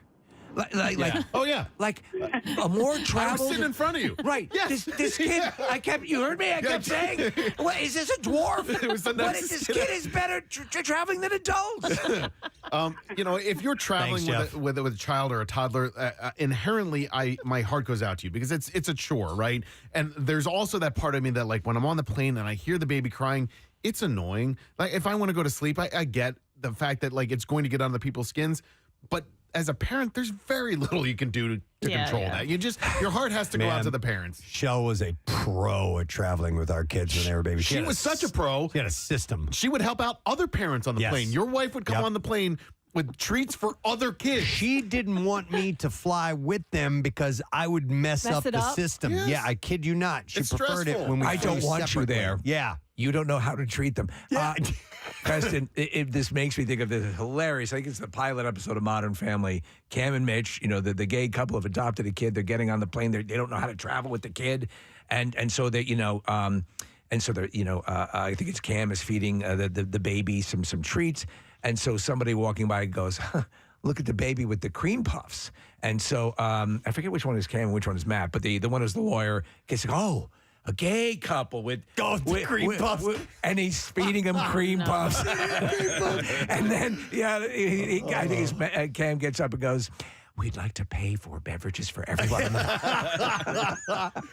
All right, so here's a different side of this conversation that somebody texted in about. So this says, my husband gets peanuts at the Phillies games and drops all the shells on the ground under his seat. It bothers me so much, but he acts like it's no big deal. You know what? So here's the deal. I'm a you hypocrite. actually raised a That's good what question. you do there. Yeah. Like, you remember the ground rounds? Of course. That was part of their thing? That was their thing. You could throw peanuts on the ground, the shells. It was no big deal. It's expected. I went to a urologist who had the same policy. Wow. That was the same policy, a medical ways. No, but at a ball game, Peanuts, do you collect up your peanut shells? And sunflower seeds. People spit them out. How do they clean up the seeds? Because I've never actually stuck around to see how all that stuff is done. A leaf blower, right? Is it a leaf blower? Don't they come through and like literally blow down the sections? Yeah. Would you hold on to the shells and put it in a cup or whatever? No, or no, right on the floor. I do the ground thing. Okay, Yeah, all right. because it's total it's what everybody does. So you just when talked about this woman, she has to clean up. Well, now you're tossing peanut shells at your feet. but I it's wouldn't at do it on a ball- plane. It's at a ballpark. Yeah. Where it's kind of Still. Now, I would put it in listen, a cup, Kathy. Hang on, I wouldn't leave my empty beer cups and other trash. Stool. But I'm facing my hypocrisy here. But peanut shells, they go right on the ground. Oh my God. Absolutely, They're biodegradable. They're biodegradable. Yes. You're outside. They're good for the environment. We're making compost over here. Yeah. I do keep it in my area. Like I will try not to do it to the row in front of me. I'll tell you the delineation. If you're eating peanuts or popcorn in a theater, you're not going to. No, you're not going to do that. Yep. Because that's indoors. This is an outdoor park. I can understand the gray area there. I probably would still, put the shells in a cup or something, or on the person in front of me's head. Yeah. So I was a busboy. I was a waiter, and I also cleaned the cafeteria at college. Right. So after lunch and dinner, I would clean the cafeteria, and that one pissed me off because when you go get your food, you get it on a tray. And when you're done with your meal, you take the tray and you put it right. There were racks for you to put your trays, and nobody would ever do that. So this is not me bitching about that, but it gave me more of an appreciation. So I tend to clean up after myself. Like if I go out to eat with, whether I'm with the children or not, I will. When I'm done, kind of like stack and put everything it on the together tray. And, put it on the tray and bring the tray back up. That's what you do. We try to make it as efficient for the server or busboy as we possibly can. It's just something we've always done. I mean, Rochelle was a server. I worked in a restaurant. I was in the kitchen. So you're pre-bussing. We kind of pre-bus the table. I don't fully do the wipe down or anything like that. But you'll refinish it. I collect everything. Yeah, we'll put a little lacquer on it. I sand it down. Stain. You got to sand it down first. Yes. Right. Then you got to clean up. Yeah. Hang on. I want to go to Steph, who is a server. Hi, Stephanie. Good morning. Morning. Sorry to bother you at work. Nah. What's up, Steph? So I'm a server. One, I want to agree with Casey. That girl has no idea what went on that flight. She was not there. All right. Okay. Second, I watch people all the time come in with kids. 1, 2, 3 kids. Sometimes it's just 1 and 2 parents, but the kid will outnumber them no matter what. Mess everywhere. I see them start to clean up. I'll usually stop them because they made the attempt. Just making the attempt made me happy. Okay. In fact, I like when they just wipe it right on the floor. It's so much easier just to sweep it up. I'm okay with that. But at least try. At least try. So what we said earlier, and I think that's it. Just that effort alone for you, and you deal with this all the time, makes all the difference in the world. That's right. Never All right. be presumptuous. Thank you. All right. There we go. See, from a professional. Hang on here. Pat has a comment. Hi, Pat. Good morning. Good morning, Ed. Hey, good morning, Ed. Yeah, what's up, Pat? Patrick. I just wanted to say, on the other end of it, when a flight's over, I mean, they do clean the planes, right? In that situation, I see a pregnant woman, there's a mess on the floor, and I'm an employee there, I'm probably going to talk crap about them behind their back, but I'm probably just going to grab a vacuum and clean it up before I go tell a pregnant woman to get on the floor and clean it up. So, Pat, you are. You're the passenger who's supposed to get onto the next plane, right? And your flight's at 1:30, and you got to wait for the flight attendants to clean up after all the kids that are on the plane. You can't board the plane until the flight attendants clean everything up. So, what you're saying here now is all right. Well, there's 150 people on the plane. Everybody can make a mess, and the flight attendant's got to clean it up. I mean, I could probably, with a little dustbuster, clean up my popcorn in about 10 seconds. No, so what? They come in, they're ready to go, and they can clean it up. However, just would it be too much to make an effort, Pat? I think that's what people are saying. Is that not at all? Not at all. But I'm just saying, rather than end up on the news, just grab a dustbuster. You got to understand, there's literally nothing else going on in the world than this. Yeah. That's the thing. And that's why it cut through. It's on the news not because of the flight attendant, but because of the privileged celebrity baseball player. Yeah, he's a baseball player. Mm-hmm. Yeah. All right. Well, interesting. All right, Pat. Thanks for your 2 cents. Let me see. I will go to. Hang on a second. Peter. Hi, Peter. Good morning. Hey, good morning. Hey, Peter. First of all, as Pierre would say, this could have been avoided. To Nick's point, it's going to happen. Parents, though, can be a little bit responsible, but giving a kid a toddler popcorn is like giving them a glitter bomb. It's going to end up everywhere. And in a public location, come on, man, a little foresight. Are you talking about on the airlines side? Yes, sir. Yes, I am. Because the airline gave him the popcorn. Yeah. No. So something that's more containable as a treat. By the way, a real quick follow-up. Marissa had asked if anyone knew where you could get the Melrose Diner butter cakes and cookies. And apparently, we got a number of texts that came in. Broad Street Diner. Oh, no kidding. Sell those. They're like a sister diner, right? Yeah, I forgot about that. And also somebody had said there's an awesome bakery in Northeast Philly called Fairy Good Treats. And she has those cookies, and she's an awesome human being. You guys should have her on the show. That's quote from, I don't know who said, somebody texted that in from PA. Well, thanks. Yeah. And they'll also, and now this is good too. The Melrose Diner made the best cream chip beef in the history of time. Man, I wish I would have had it. I love me a good cream chip beef. It is probably the most unhealthy thing you could possibly eat, but I love it. Been years since I've had that. I, honest to God, have never had a cream chip beef that I liked. And I said the same thing about lasagna, but since I made that claim on this show, I've had 2 lasagnas that I've enjoyed. Okay. But I've still... At least you keep an open mind. Yeah, I still have never, ever had a cream... sometimes we would have that SOS for dinner. Yeah. That was like the worst day of my life. Like, my dad loved it, and I couldn't stand it. Oh, prithee, sir, where did thou'st find that lovely lasagna that you ate? My friend Anthony Cunicelli, who's a Italian teacher over at Haverford, he makes a really good one. Oh, these aren't restaurant? No. And then my mother-in-law made a really good one that I had on Christmas Eve. Okay. You know my recommendation? Yeah. Ready to go? Olive Garden has a really good lasagna. I think my preference for lasagna is the less ricotta, the better. Oh, that might be what turns you off. Okay, I got you. Which is crazy because I love a ricotta cookie, like at Jenny's. Yes, go figure. But completely different consistency Yep. when in lasagna or in stuffed shells or something. Do you like stuffed shells? Not really. Okay. Do you like your that's lasagna? it. Do you like your lasagna a little crispy on the edges? Not really. Yeah, that's my jam. You like that? Yeah. Okay. You guys might like the lasagna at Borromini, the new Steven Starr restaurant. It's called the 100-layer lasagna and very little cheese. My wife had it last night. Yeah, I was about to ask. Yeah, oh my God. Yes, thanks, Marissa. She'll get Claire in and a number of her friends. But that place is amazing. I mean, Claire comes, but by the way, she had leftovers, Preston, that she had to get in the bag. But she Ubered in and out. She left them in the back of the Uber. Oh, no! It's She got to go back. Oh my God, yeah. That's a travesty. Wow. Somebody's eating good. Uber eater is Uber driver's eating well. Yeah. All right. Well, anyway, connoisseurs tomorrow. Let's do the bizarre file now. WMMR presents Preston and Steve's Bizarre File. Brought to you by Horizon Services. They offer same-day emergency service with no emergency fees. You can book now at horizonservices.com, and help is on the way. A group of tourists in Andorra accidentally drove their rental car onto a ski slope after blindly following the GPS and ignoring the snow-covered roads. The 3 women, who were from Taiwan, only realized something was wrong when their SUV became stuck while traveling up a ski run. Images shared online show the vehicle just yards from the ski slope, surrounded by alpine scenery and a snow cannon.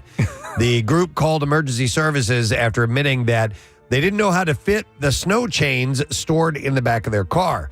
Excuse me. Rescuers spent more than 3 hours carrying out a complex recovery operation using 3 metal cranes to get the vehicle back onto the road.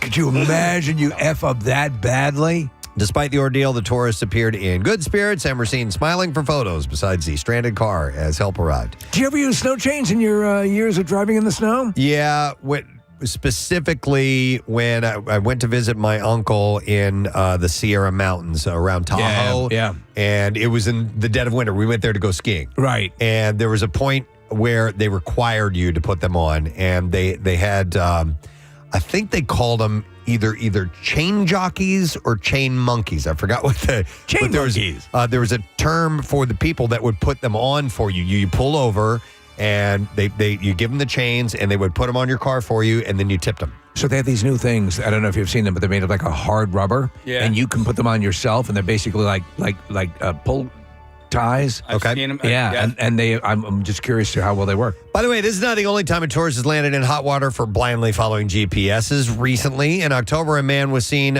teetering off a cliff edge in his Porsche after following a supposed GPS shortcut. A shocking image shows the vehicle dangling over a steep grassy slope in Saltuzio, Italy, after the navigation device malfunctioned and directed the driver to go through a farm. The man had been returning home late in the evening when the system suggested a shortcut in his accommodation. Following the instructions, he turned onto a small farm access road that quickly narrowed into a dirt path. He continued for about 300 yards before realizing it was a dead end. And while attempting to turn around, the Porsche lost traction on the wet grass, slid toward the drop, stopping just inches from the edge. Fortunately, he escaped unharmed and walked up the road to call for help. They managed to get him out of there. Firefighters stabilized the vehicle with cables and winches before hauling it to safety. Yep. Indian wildlife officers are hunting a rampaging wild elephant blamed for killing at least 20 people and injuring 15 others in the forest of Jharkhand. The elephant, a lone bull, is reported to have gone on the rampage for 9 days beginning in early January, creating panic in the rural West Singham district. The children and elderly among the dead, by the way. Don't they have a mouse they could send in? As well as a professional elephant handler known as a mahout. So the guy who knew what they were doing was killed. When was the last? I mean, you've seen them go on a rampage occasionally, like a circus or something like that, taking out this many people. Yeah, but after wreaking a trail of destruction, it had not been spotted since Friday, despite multiple patrols in the area. Officials said that such teams, aided by drones, are combing dense forest tracts, including a national reserve. Fear has driven residents of more than 20 villages to abandon their farms or barricade themselves indoors at night. Hundreds of thousands of Indians are affected each year by crop-raiding elephants. Asian elephants are now restricted to just 15% of the original habitat. The usually shy animals are coming into increasing contact with humans because of rapidly expanding settlements and growing forest disturbance, including mining operations. Dude, what if you have a shabby little house? Are you going to close the door on an elephant? Yeah. Yep. A group called Bigfoot Researchers of the Hudson Valley has spent years investigating reports of Sasquatch sightings across New York's Hudson Valley region. The group, founded in 2012 by Gail Beatty, is based out of her bait shop in Red Hook. So it's completely legit. Has more than 6,000 followers on Facebook and members who believe the mythical ape-like creature roams the local forest. Beatty became interested after what she said she heard a strange howl in 1985 that she later recognized on a TV show about Bigfoot. When people call in with reports, members visit the sites with cameras and other equipment looking for evidence. Steve, I think that the howl would sound more like your that you do if you imagine that. I'll hear that out in the woods. It's a Bigfoot. Oh no! The group has received reports from Dutchess, Ulster, Orange, Putnam, and Sullivan counties. And I want you to know that wherever you go, whatever you do, I'll be right here waiting for you. My name is Bigfoot, and I love you. Dude, there's an account. I don't remember if I saw it on Instagram or whatever, but it does not fail to make me laugh. It's Bigfoot out in the woods playing a saxophone. Yeah. Have you seen that guy? I love it. I love it. Hang on. Soulfully playing. Ryan? That guy tours. Are you his name is serious? Saxsquatch. Saxsquatch, that's it. Yeah, he tours. He's coming to Philly in September or in spring. I'm sorry, I'll find you the dates. We have to have him here. Yes. I have tried to reach out to him. If anybody knows Saxsquatch, Yeah. we got to get him in. I love that. Ardmore Music Hall, March 12th. Oh, yes. And he's a good player. Oh, man. Yeah, the dude can play. What? We're going to be in Clearwater on March 12th. Well, maybe we'll get him before then. Okay. Maybe we can Zoom with him. See if we can get him in, have him come in a day before, because we'll still be here on the 11th. That would be great. All right. Saxsquatch, we want you. I he's playing Bottle Rocket Festival. He's playing. Are you serious? So his star has risen. That's fantastic.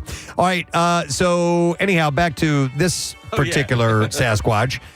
So the members believe Bigfoot lives in clans and comes in different sizes and colors. While no hard So proof, he's a racist? No, not that kind of clan. Okay.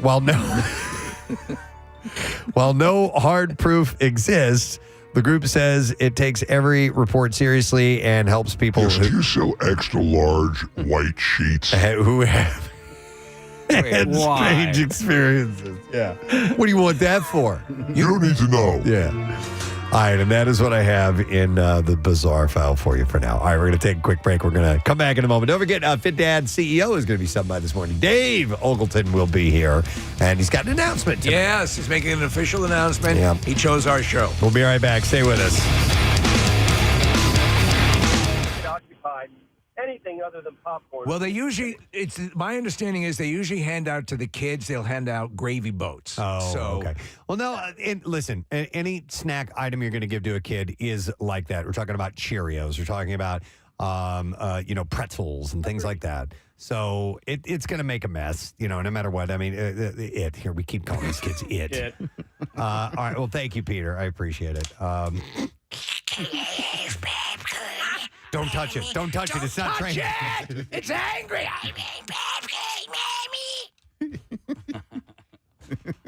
That sounded horrible. Oh, my God.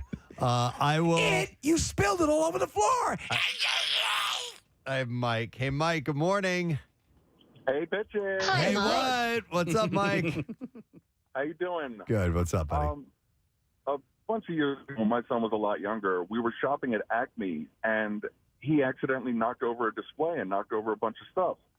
So he looked at me, I looked at him, and I said, you know what you need to do right now, right? He said, clean it up. I said, that's my boy. There you go. He started cleaning it up. No muss, no fuss. Next thing I know, a woman comes around the corner, sees what's going on, and chastises me because my son's cleaning up his own mess. And she started to clean it up for him.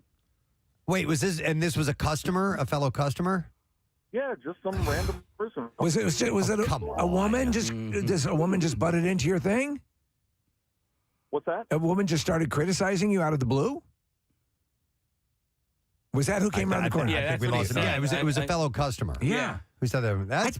I'd mind your own goddamn business. I'd punch her right in the face. Yeah, that's basically what I said. I was furious. I looked at her. I said, he's my son. Nobody's upset. I'm not yelling. He's simply cleaning up his mess as if he was home. No, that's your business. You told him to do the right thing. If somebody knocks over a display, you're supposed to at least again make the effort and try to do that. Yeah. You were right. Exactly. She was wrong. And I looked at my son. I was like, thank you for being more mature than that person was. Yeah, no kidding. Mike, I hope you followed her home. Thank you, Mike. Oh, my God. Yeah, get your nose out of this guy's business. Listen, Preston, have you ever I've seen adults knock stuff over and walk away. Not even kids. Yeah. The other day, so I'm in Acme, and if anyone Acme has wonderful chocolate chip cookies, and then they have these smaller versions now that are perfect to have with tea.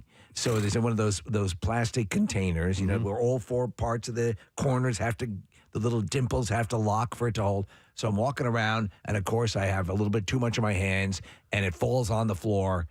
And I'm like, so what? This is how I did it. And you can tell me whether I'm wrong or not. I collected up everything. I put it back into the container. I took the bar code off of it and went up and checked out too, because I dropped one of their things they were attempting to sell and made it unsellable. And so that's how I did it.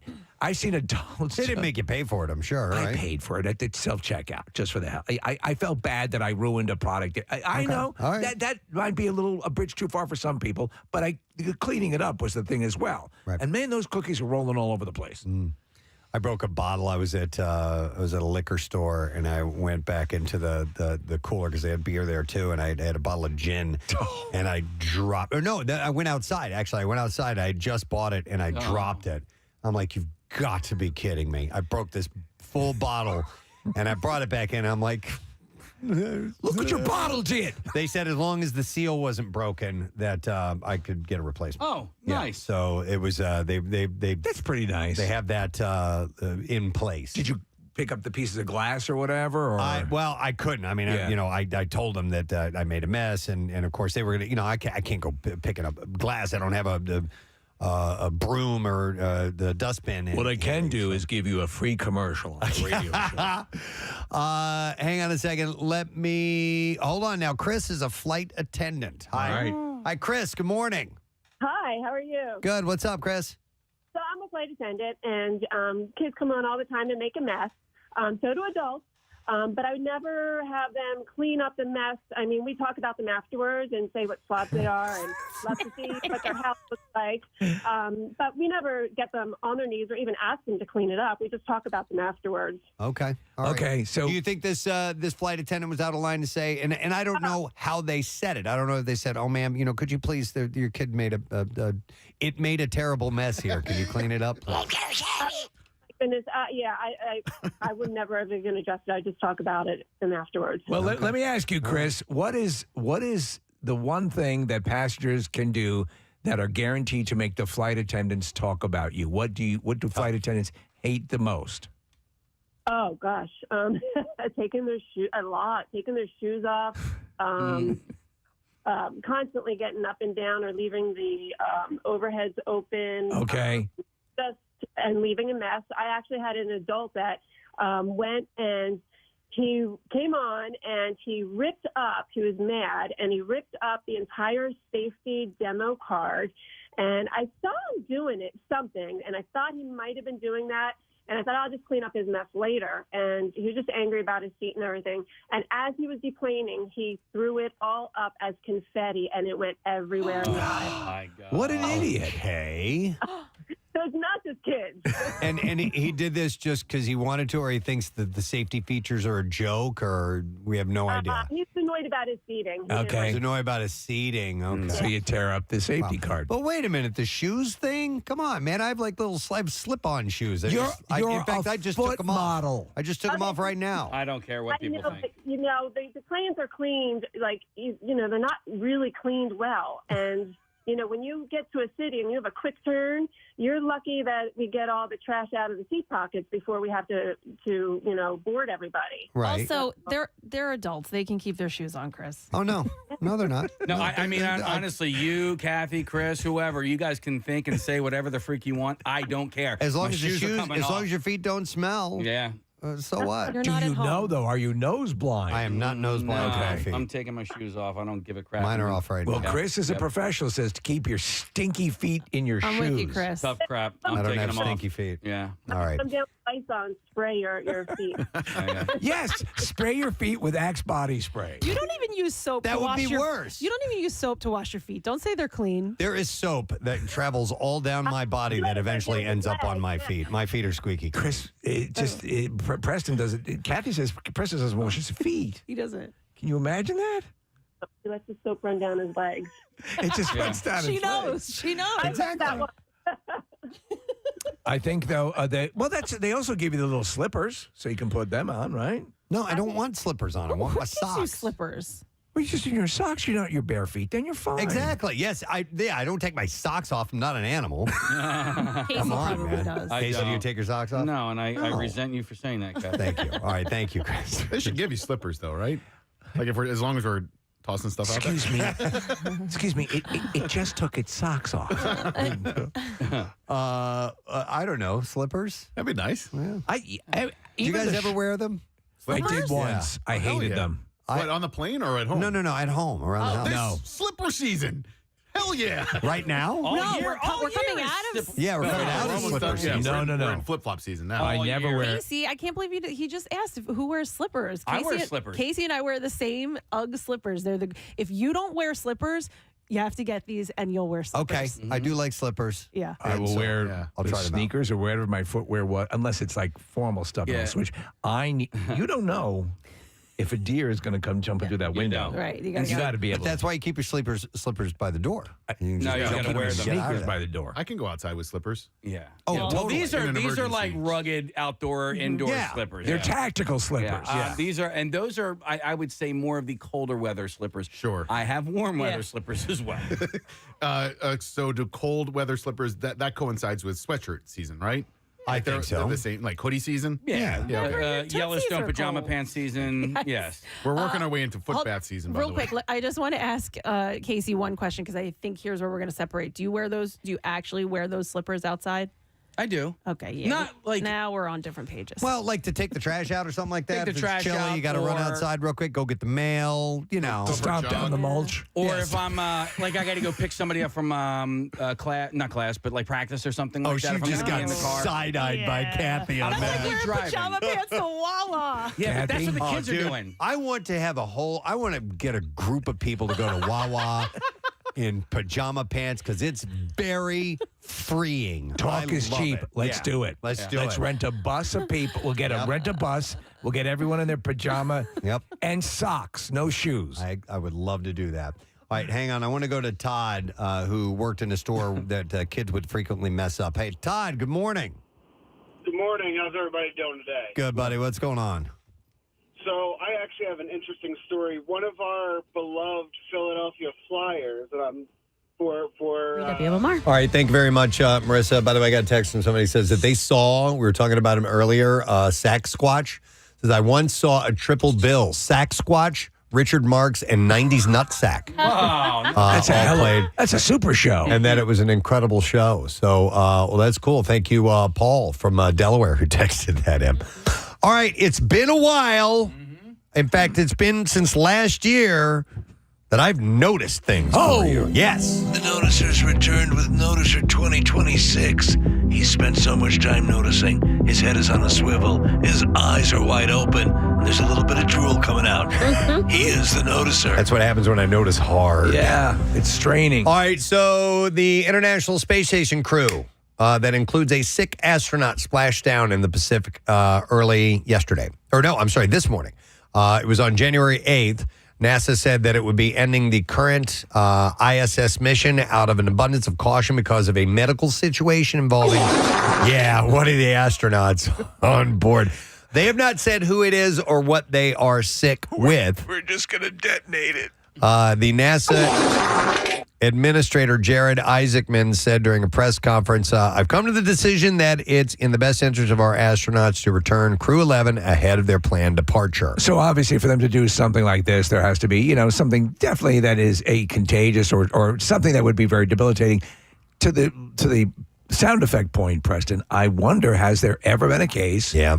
Now, just in real medical terms, if you have a really aggressive diarrhea or any situation, bowel situation, what would they do? Yeah, that's a good question. I mean, because clearly they were equipped to handle Dookie. Yes, and I'm sure that they have taken diarrhea into consideration. Into consideration, they consider everything. I just want to see the machinery that handles that. Yeah, I don't know, but there are times when it happens by accident. Activate the ass suck 5000. Can you fire that thing up, please? Crew 11 undocked from the ISS at 5:20 p.m. Eastern Time Wednesday. Was expected to splash down off the coast around 12:41 a.m. Thursday morning, and it happened apparently right on time. I hear the ass suck 5000 sounds a lot like the Willy Wonka machine. I thought that might be something that it might, engage.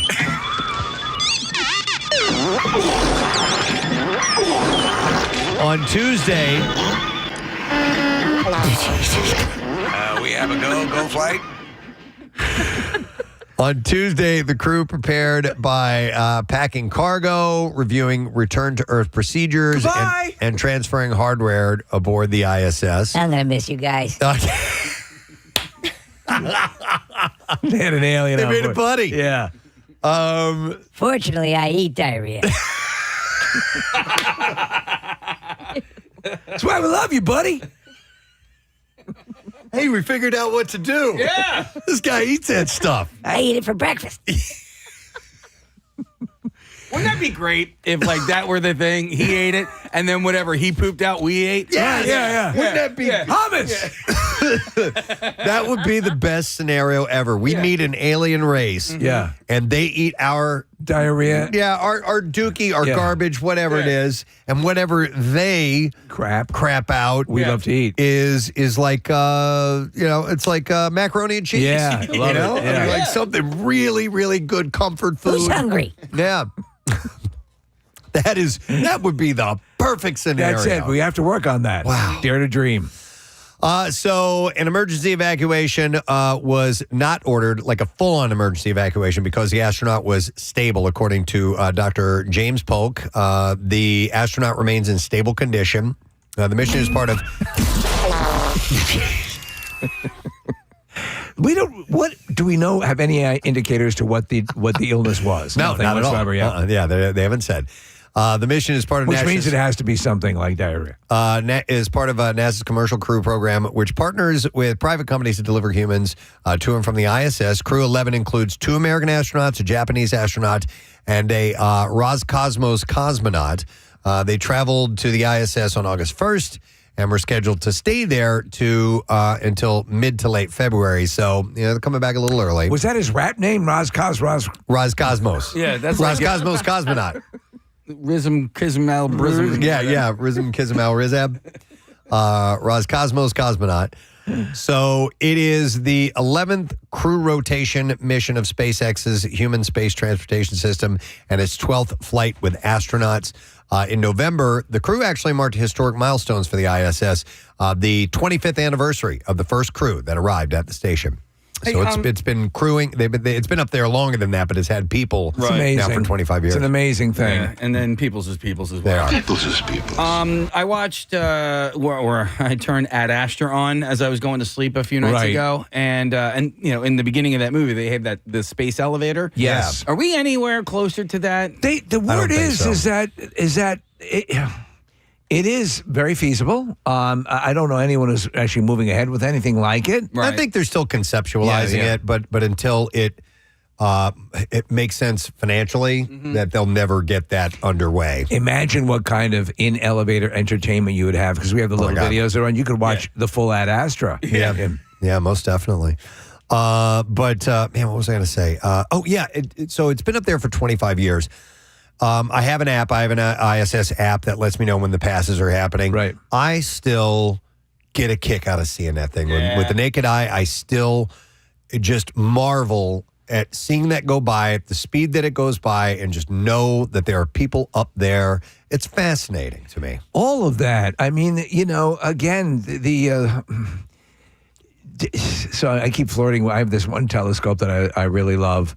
And I just don't break it out a lot. And as of late, I've been thinking I really should get it out and start looking at it more. Because even just looking at the friggin' moon is just... It's amazing. Yeah, awesome. So to see something like, the space station going by, it's unbelievable. NASA, like I said, didn't say which astronaut was impacted or their condition.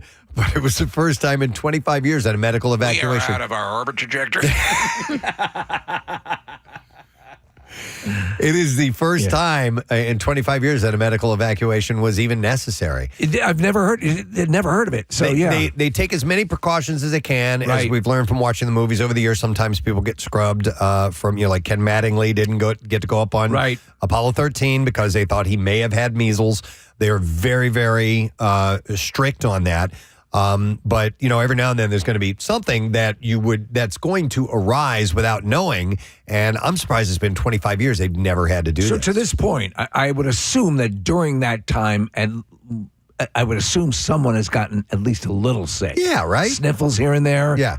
There have been, like on the Apollo missions, there were a couple people that did get sick. Yeah. Because in fact, Fred Hayes did on Apollo 13. He got gonorrhea. He had like the flu or something like that. And so it happens from time to time. But of course, they can bring you back. I mean, they're up there for months and months as opposed to like a week or something along those lines. But yeah, it's had to have happened. It had to, from time to time. But this was serious enough to bring him back. Unfortunately, they got that little guy that eats diarrhea. I miss you guys. Yeah. Hey, can you whip me up some diarrhea before you go? Feel a little peckish. All right, I noticed. Corn. I noticed another thing. Corn. So, heated rivalry. The show. You may not have ever thought that you'd be binge watching a sports series, and then you saw the first episode of Heated Rivalry. If the gay hockey romance took you by surprise, you're not alone. And it turns out it's also an unexpected motivator for gym goals in 2026. Okay. It is the men from the hit show and their muscles that are inspiring people to hit the gym, and fitness experts couldn't be happier about this. Okay. So these guys are in phenomenal Cut shape. up, jacked. Yep. And so social media is full of people posting about how Ilya and Shane are their glute goals and how the show is helping them to stop slacking in the gym. The series is even influencing group fitness classes, from Peloton instructor Cody Rigsby's Heated Rivalry coded class to Spin and Soul Cycle instructors' theme ride. So they're naming them after the Heated Rivalry. I'm trying to think when the last sort of gym inspired 300. Yeah, like a show. Oh, 300. 300. That was 300 it. had a lot of people heading towards the gym. That is a good one, Steve. Yeah. And also paint on abs. Painting on abs. Remember? Yeah. There was that one of those crappy parody movies that came out. Spoof. Yeah. It was just, not Zucker Brothers level, but substandard. Yep. But they did have a couple of funny things, and that was the painted on abs was part of it. While some fans may just be trying to build a better booty, anything that encourages a sweat sesh is a win, since strength training supports bone density. Working out can boost mood and confidence. So here's some tips for you how for to the gym. How to look like these totally jacked, cut up guys? Well, if you're going to start this type of, if you have that goal, they state it's never too late to begin. Just don't expect to see results right away or ever. You will see results. You will see results. Maybe not those results, but consistency is absolutely. I agree, key. 100%, Casey. It's what when I get into training mode is just it's slow. You will see it over time, over the course of time. That's the phrase that I use. Over the course of time, you will see the changes. I exercise every day, and years and years and years ago, before I did it, I mean, I've been working out for decades. That concept would have been completely alien to me, and now it's part of what I do. I don't know why I use bench press as my benchmark. But the fact because bench is in both. Yeah, there's bench. The fact that my starting weight for bench press was my ending weight when I first started was like a big thing for me. Yeah. Right. Like so. For me, I wanted to. My goal was to get to 45-pound plates. Right. Up on either side, and like I started at 20, and so now, but that's my starting weight, and so it took me a little while to get there. And you're at 1,100 pounds. And I'm at now. 1,100 pounds. No. I wanted to just, listen, I'm 50 years old. I'm not out there to impress anybody, but I wanted to get up 2 plates. I just wanted to do that one time to say that I did it. And you did it. And I did it. There you go. And we're cool. And now I can just go back to sleep. Yeah. May I ask a question? And is part of it you want people to see you lifting those big plates? Just a teeny bit? Actually, no. Okay, good. Not even. But there's this guy at my gym who consistently puts up those plates like it's nobody's business. And if you were to look at him, like, because he doesn't wear like tight stuff and like that, he's just like one of those like sneaky fit, sneaky strong kind of guys. You know what I mean? He's snit. He is snit. But if I have questions, I'm like, hey, I'll go and ask that I'm guy. not like, gay. I'm like, why do you do this? I need to try and exercise to isolate this, blah, blah. I'll go over to that guy. Yeah, why not? He seems to know what he's doing. There are people from time to time, and I've seen videos of you look at them, you don't think that they could move the kind of weight, and then and they'll be around big, bulky, huge guys, and they'll do it, and the big, bulky, huge guys are like, how the hell are you doing There's that? a whole YouTube series. The guy's like Igor the janitor, I think his name is. Yeah. And he goes into the gym, and he's wearing overalls, and you'll get these big, powerlifting guys, and he'll go over and match them and exceed them. Wow. And they're like, but he also is imbued with his genetics. Or such. Yeah. But with that first tip there, Preston, the key really is just keep going. Just keep swimming. Yeah. And don't compare yourself to anybody but yourself. Yeah, and go slow, and don't try to get too ahead of yourself. And spend an excessive amount of time in the locker room with your pants off. That too. Yeah, and if you can, sit bare-assed on the benches, because I love seeing that. I love seeing a bare ass on a bench. But here's the deal. It's going to take a couple of months for you to start feeling changes in your body. Hang on just a second. This is the janitor, dude? This is the guy, and the reason Jesus I Christ. He reacted. did this with his shirt off, Steve. He's ripped. But his videos, he doesn't have the shirt off usually. And I reacted like that because Matt loves this guy and shows me it all the time. And he's just very inconspicuous, walks by, picks up people's weights, and they're like, what are you doing, dude? So, no, but I've seen like skinnier people. Yeah. Not cut up people. And impressing the big muscle heads. So, all right. Anyhow, so full body workouts give the best overall benefits, and the machines are easier for beginners than worrying about form with dumbbells and barbells and things like that. So those are some tips if you're trying to get a heated rivalry body. Sure. Well, yeah. Consistency and don't worry about the weight you're moving. It's not about moving weight. No. Just move. And then also you can use YouTube as your personal trainer. I see people doing that all the time. So if you don't know what you're doing and you feel nervous, sack squatch. Sack squatch. No, but if you don't know what you're doing and you're too nervous or embarrassed to ask anybody, just look it up on YouTube, Google it, and you can work out with that. Simple as that. Okay. Fair enough. Back to you, Presbo. All right, here's what we noticed other than That's that. the noticer. Yeah. All right, so the list of the best jobs of 2026 is out. They base their rankings on pay, hiring demand, wage growth, and long-term security. And in 2026, healthcare continues to lead the way, even though only about 11% of U.S. jobs are in the healthcare industry. The sector accounts for roughly 72% of recent job growth. Even in uncertain economic times, people will still need medical care. So that's a part of that. And massive companies that are associated with it that are always hiring. Many of the jobs require specialized training and hands-on work with people. Roles like speech language pathologist, occupational therapist, and sign language interpreter show the growing demand for human-centered skills that technology can't easily replace. And not all of the top jobs require a 4-year degree either. Careers like radiologic technician, massage therapist, and HVAC technician often have lower barriers to entry, and still offer strong job security. So if you go in to have them check your HVAC system, it's not. I just don't feel right. Well, it could be your HVAC system. Tech roles like data scientist and solution architect are still in high demand, often paying 6 figures and offering remote work options as well. Skilled trades also made the list, reflecting growing interest in careers that offer stability without the cost of traditional college. So, yeah, a trade is always a good. I think a lot of people realize that college need not be your end all. And if you have a trade or something that you're gravitating towards, go for that. So here are the top 10. All right, let's hear it. Number 10, data scientist. And they give a potential estimated median annual salary. All right. $115,000. Okay. Same amount for a radiation therapist. Right. At number 9. I love my job. Is radiation therapist, how is that different than radiation technician? I don't know. Radiation therapy, I guess, would be maybe people who are getting cancer treatment? Yeah, Okay. yeah, I assume. Occupational therapist, $105,000 median. Number 7, physical therapist, $110,000. Yeah, it's a lot of people are drawn into that line of work because you're fairly.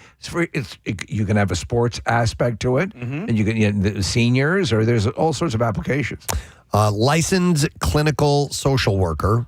Okay. Can make somewhere around $119,000. Wow, really? Yeah, that's right. I always thought that they were always woefully underpaid. Yeah, me too. Huh. Yep.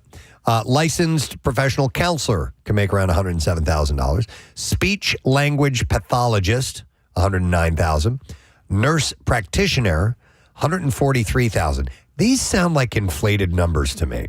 I don't know. I wonder if nurse practitioner, $140,000. I wonder if this is like. Wait, you said this is median? Their estimated median annual salary. And then number 2 is owner-operator truck driver, $160,000. There you go, man. And no radiation. Yeah, but if you own and operate your own truck, you're not working for a fleet or whatever. Yeah, I guess maybe. You know what you could do is you could enter some arm wrestling competitions and win a truck. Well, more importantly, you win your son back. Yeah, that's true, too. Your dad obviously raised a whole family and a large family, and he was a truck driver, right? But he owned his own truck, right? But he operated out of somebody else's company. I see. Okay, yeah, and then eventually, and I think his biggest regret was not going into business for himself, but he did have a family, and he needed to make sure that he had a steady paycheck coming in. So that fear. Because when you are out on your own, like people are relying on you. People, it can't be that frivolous. Yeah. And number 1 on this list is cardiac medical tech. Can make $133,000 a year. So here's a text came and says, my daughter is in college for psychology and speech pathology, and she has people calling her for jobs already. She has 3 years to go in school. Speech pathology is a widely sought out profession, and it is a lucrative job. I don't even know what speech pathology is. To be honest, I'm not that sure what it is. Could you look up the details of that real quick? Because it involves truck driving. That's odd. Yeah. Because it doesn't even mention a truck in the title. You're a speech pathologist? Do you have your own truck? So speech language pathologist. So I don't know. I always assumed it had to do with and this is probably way off the mark, dealing with speech and speech issues that people have. Maybe. Here we go. A healthcare field where speech-language pathologists address, diagnose, and treat communication, speech, language, voice, fluency, and swallowing disorders. Okay. In all ages. I had that years ago. Swallowing disorder? Yeah, I had the achalasia, which always felt like I had not fully swallowed food, and then I had a procedure done. Did you go to a speech pathologist? I did not. I went to a truck driver. I don't know if this is considered a swallowing disorder, but Chuck D'Amico, our boss, he will get this thing. I hope this doesn't trigger him into one of these episodes, but where he can't swallow. Yes. Like he basically his muscles forget how to swallow, and then it kind of sends him into like a panic. A panic, yeah. I was just saying off air. I'm like, it's now a point where I choke on something every other day. Yeah. Like just drinking water or my own saliva. Which the most amazing occurrence in the universe. Your body. You have it already in your body. Yes. Yeah. It's your own saliva, and it's making you choke. Sometimes we're trying to eat in 30 seconds. Yeah. Press, what food is it that you will, when you eat it every single time, you'll at least choke on it once? Is it rice? It's rice. Yeah. Believe it or not. So I think that if my mouth gets the slightest bit dry, if I take a sip of something real quick, no problem. Yeah. But rice, there's so many tiny little pieces that as I'm trying to swallow, it'll be like, and it happens regularly. I eat rice pretty often, so I choke pretty often. It's crazy. Thank you. I just got to do that. That ain't rice. All right. That's nasal rice. Am I going to a call? Yeah, let's do this. So we have a speech pathologist who is joining us, and this is Jill. Hi there, Jill. Hi, how are you? We are wonderful. How you doing? I'm all right. How I'm long- actually driving into work. How long have you been in the industry? So I have about 12 years. 12 years. Okay. And I'd mentioned a salary. Hang on a second here. It had said the median salary for a speech language pathologist is $109,000. Does that sound about right?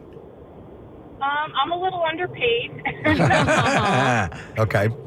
And you've been doing it for 12 years, so you should be paid more, higher apparently. strata. So what are the typical things that you assist people with? So I've worked in a few different areas. So I currently work with geriatrics. Okay. So I work with a lot of patients like Parkinson's disease, stroke, dementia, MS, ALS, things like that. Okay. So, but I also had worked with children at one point too. So someone who we kind of cover the whole gamut. Okay. We work in hospitals, we work in schools, I'm like a rehab setting. There's very specialized therapists who work in NICU units. Okay. So we'll work on feeding and swallowing, and I do that with my adult population too. Okay. Jill, So, what was what I see? Go ahead. I'm sorry. what was your training? Did you have to get a degree for this? Yes, So I have a master's degree. So speech pathology is a mandatory master's. Wow. And I actually work alongside with occupational therapists and physical therapists. So, Okay. Physical therapy, they have a doctorate degree. Occupational therapy also has a master's degree. I work with a lot of people like voice. I will work with swallowing function. I work a lot on cognition, so memory and attention and executive functioning skills. And then we'll work on also expressive and receptive language. So I feel like our title doesn't fully tell you everything that we do. Right. And there's a lot more, especially the swallowing and that sort of aspect. Is that a large percentage of what you do, or is that a smaller percentage? I'd say a reasonable amount. I feel like I do cognition more, but I do have a fair amount of swallowing. And it depends, too, certain disease states, things like Parkinson's disease, that can cover... people with Parkinson's disease can have swallowing problems. They can have voice problems. They can have cognitive. We know, it kind of can affect multiple modalities for them. No, there's a lot of different things that can affect. Like, I assume it's a multi-pronged approach. Someone has a stroke, they're dealing with paralysis perhaps in their arms, but they also have a speech issue, and you guys all work together, right? Yeah, exactly. And so, like, sometimes with people with a stroke, it depends, but, like, you could have what's called an aphasia. So it depends on where the stroke occurs, and that usually affects word finding, and then there's other aspects of it. So there's different types of aphasia. So, but sometimes, too, with a stroke, like, swallow function can be affected. Well, so, what you're describing, I think you are underpaid. yeah. Yeah, it sounds like it. Well, listen, thank you for explaining that to us. We appreciate it, Jill. Yeah, you're welcome. You're welcome. All right, take care. All right, we'll see you. I've been a long-time listener. I love you guys. It's great to talk to you. Oh, thank you, Jill. Appreciate it. Love you right back. All right. So a number of texts coming in. Where was this one that said, Casey says, tell Chuck I had the same swallowing issue where my throat, which was forgetting how to swallow once. But once I got on Lexapro for anxiety, it went away. Wow. I don't know if that's something you can do. Ask your truck driver. Yeah, please. Consult your local truck He's driver. right there waiting for you guys. I'm your local truck driver. Do you have swallowing issues? Somebody texted in and said, I am a physician's assistant and make $155,000 a year, eight years into it. So there's a look at some, the medical industry, or the healthcare industry. Yeah. All right. Anyhow, I don't have time to read all these messages. I'm noticing things. Yeah. So he needs to notice more. Time is of the essence. Those are the top 10 best jobs for 2026, according to that research that was done. All right. So something that I touched on earlier when we were in the entertainment report is a term I had not heard before. It's called competency porn or competence porn. It's been thrown around a little bit lately. And the author. Like felching. It's like felching, except it's not.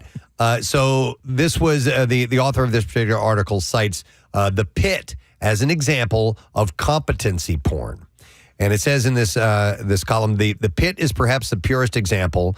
Entertainment that evokes the orgiastic pleasure of watching good people do their jobs well, enhanced by creators who care deeply about telling their stories with the best cinematic tools available. So I like stuff like that. Well, like when you see a good legal drama and someone is on their mark doing what they need to do, or one of my favorite movies of all time is the Paul Newman, David Mamet movie, The Verdict. Yeah. And he hustles to get this, there was a medical malpractice lawsuit against the Boston church. And, but I mean, when he hits his zone, when he's in it, he's this down on his luck lawyer, Paul Newman. It's great to watch it. It's amazing. I think it's why I'm enjoying this show, Mobland, so much. It's on Paramount Plus, and Tom Hardy. It's so funny because he's not a good guy, but he's a good guy. Yeah. Right? Like, you see him murder some people, but he's basically kind of like a fixer for an organized crime family. I almost said frime family. But he is tasked with a job, and he goes and he gets it done. Right? And he's calm and he's metered and all this. People who are good at what they do, if they know how to commit a good crime. It might be a little different. It might be a little different than this. This is good people doing their jobs well. But there are other moments in the show where you are kind of given a glimpse as to his character. So he's going after other criminals. He's right? going after other criminals. So that makes it okay. It kind of, right? Okay. He's a murderer. It's like Dexter. He's but a good Dexter murderer. kills serial He's a good killers. murderer. So he's a hell of a a sweet guy. But, some hot woman comes up to him and blah, blah, and he's like, I'm married. And you're like, oh, this guy's got good content. But I'm going to go murder that guy over there. Well, then I'll see it in like a crime drama where you're watching the police and you're watching, the person who was harmed and they're on the stand. And then suddenly whoever's defending the antagonist, the lawyer will like suddenly ask a really good question. I'm like, oh, yeah, that was a good question too. Right. And then you're impressed by that person. So it says here, it's both time-honored and on the rise as we try to make sense of the news around us. Our idea of what qualifies as escapism shifts. And when the news is chaos, we find comfort in watching capable people solve complex problems. Reliable people you can turn to, like Richard Marx. Yes. Who is iconic. Yeah. Well, he's always there waiting for you. If you need legal advice, turn to the iconic Richard Marx. now also providing financial services. I mean, if that doesn't give you comfort, I don't know what will. So competency porn is a term I was not familiar with, and I noticed. You know what I like regular porn, too. Of people doing their job? Yeah. Doing it well. And there's always visual and sticky proof. Yep. Yeah, absolutely. Without question. All right. I noticed this as well. The American Institute of Architects, New York, unveiled its 2026 Design Awards on Monday night, honoring projects of outstanding architectural design, either in New York or created by New York-based firms. This event is a beast to put on because you have all these buildings that show up. Yeah. So, you need a large space. Yeah. Some of this year's winners are predictably high profile. Lincoln Center's revamped David Geffen Hall, home to the New York Philharmonic, and the long anticipated Studio Museum building in Harlem were recognized for both their transformative design, and several of this year's awardees signal a broader shift in the profession from starchitecture towards socially grounded design. But the list also celebrates small-scale design, and that's why I noticed this, in a humble public bathroom on Staten Island. Really? Yeah, the AIANY Awards have expanded their scope. They have a little alien there that actually eats diarrhea. Hey, how you feeling today? So no, You have diarrhea? Open wide. the AIANY Awards have expanded their scope to recognize not just visual flair, but also thoughtful solutions to everyday urban challenges like peeing in a comfortable and well-designed space. So they are highlighting the Lopez Playground public restroom on Staten Island. And here's the description of it. A squat rectangle located across from a Home Depot parking lot in an unassuming corner of Staten Island's North Shore proves that good design doesn't require a massive budget. The tiny restroom looks like it could have been made from a miniature shopping container, which is fitting considering it's a modular design developed to enable easy citywide delivery and installation. Don't be surprised if you see this bathroom dropped into your own neighborhood with custom brick cladding to match the local character. So we're looking at it. It looks nice. It makes the area that it's in. It's a bathroom. It's a collection of bathrooms, but it fits into the surrounding area nicely. It's got a little panache to it. It is pleasant when you walk into a nice bathroom. Mm-hmm. Listen, I agree 100%. It'll determine a place I'll return to if I know they have nice facilities. And I know they're award winners, but we've recently become season pass holders. But Longwood Gardens has great bathrooms. They really do. Much celebrated for their bathrooms. Mm-hmm. I went to my first Buc-ee's, and the Buc-ee's bathrooms, very pleasant. Very pleasant? Yeah, Okay. very clean. Very locked. They have little lights that let you know if it's open or closed. All right, but Marissa, you're the city dweller. You're the restaurateur, or not restaurateur, but you're a foodie. And some nice restaurants will have really nice bathrooms. Are there some that stand out to you? Yeah, I like ones that have a good candle scent. And no, specifically, which restaurants? Oh my gosh, on the spot. The Candelarium? River Twice has a very nice bathroom. River Twice. My Lou has a very nice bathroom. My Lou. Yeah, and Lou is another term for bathroom. That's right. It all works. Those are the two that came to mind first. Okay. It can make a difference. I remember so when we would after Keenan's we would go to the Star Diner, and I was always pleasantly I don't even want to say the first time I was pleasantly surprised, but then after that I wasn't surprised anymore. But their bathrooms were nice and they were clean, but it was a diner, right? So, I know. When you walk into a place, you don't know what you're going to get. It presents to your clientele that you have a commitment to the cleanliness, and that you would hope that carries over to everything else. Yeah. Right? If the bathroom is a mess, what else is a mess? Yeah. Will you guys clean up a bathroom a little bit, a public bathroom, to make people think that you're not the one that made the mess? Yep. Oh yeah. I will actually, if it's a nasty toilet seat, I'll wipe it down. Yeah. I'll grab some toilet. I'll make sure my fingers don't actually touch all the whatever's on there. But I will tidy up a bit.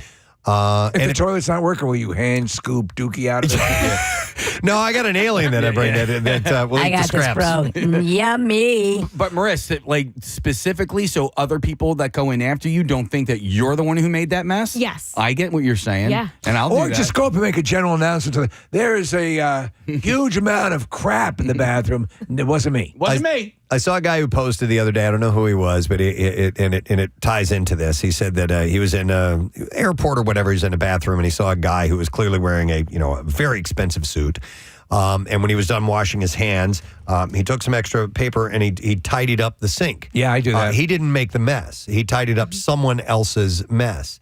And the guy jokingly goes, how long have you been working here? And the guy laughed and he said, but just by chance, did you make that mess that you were cleaning up? He said, no. He's like, well, why'd you do that? He says, I always think it's a good idea to leave someplace a little better than it was. And I think Besides, I blew up the toilet.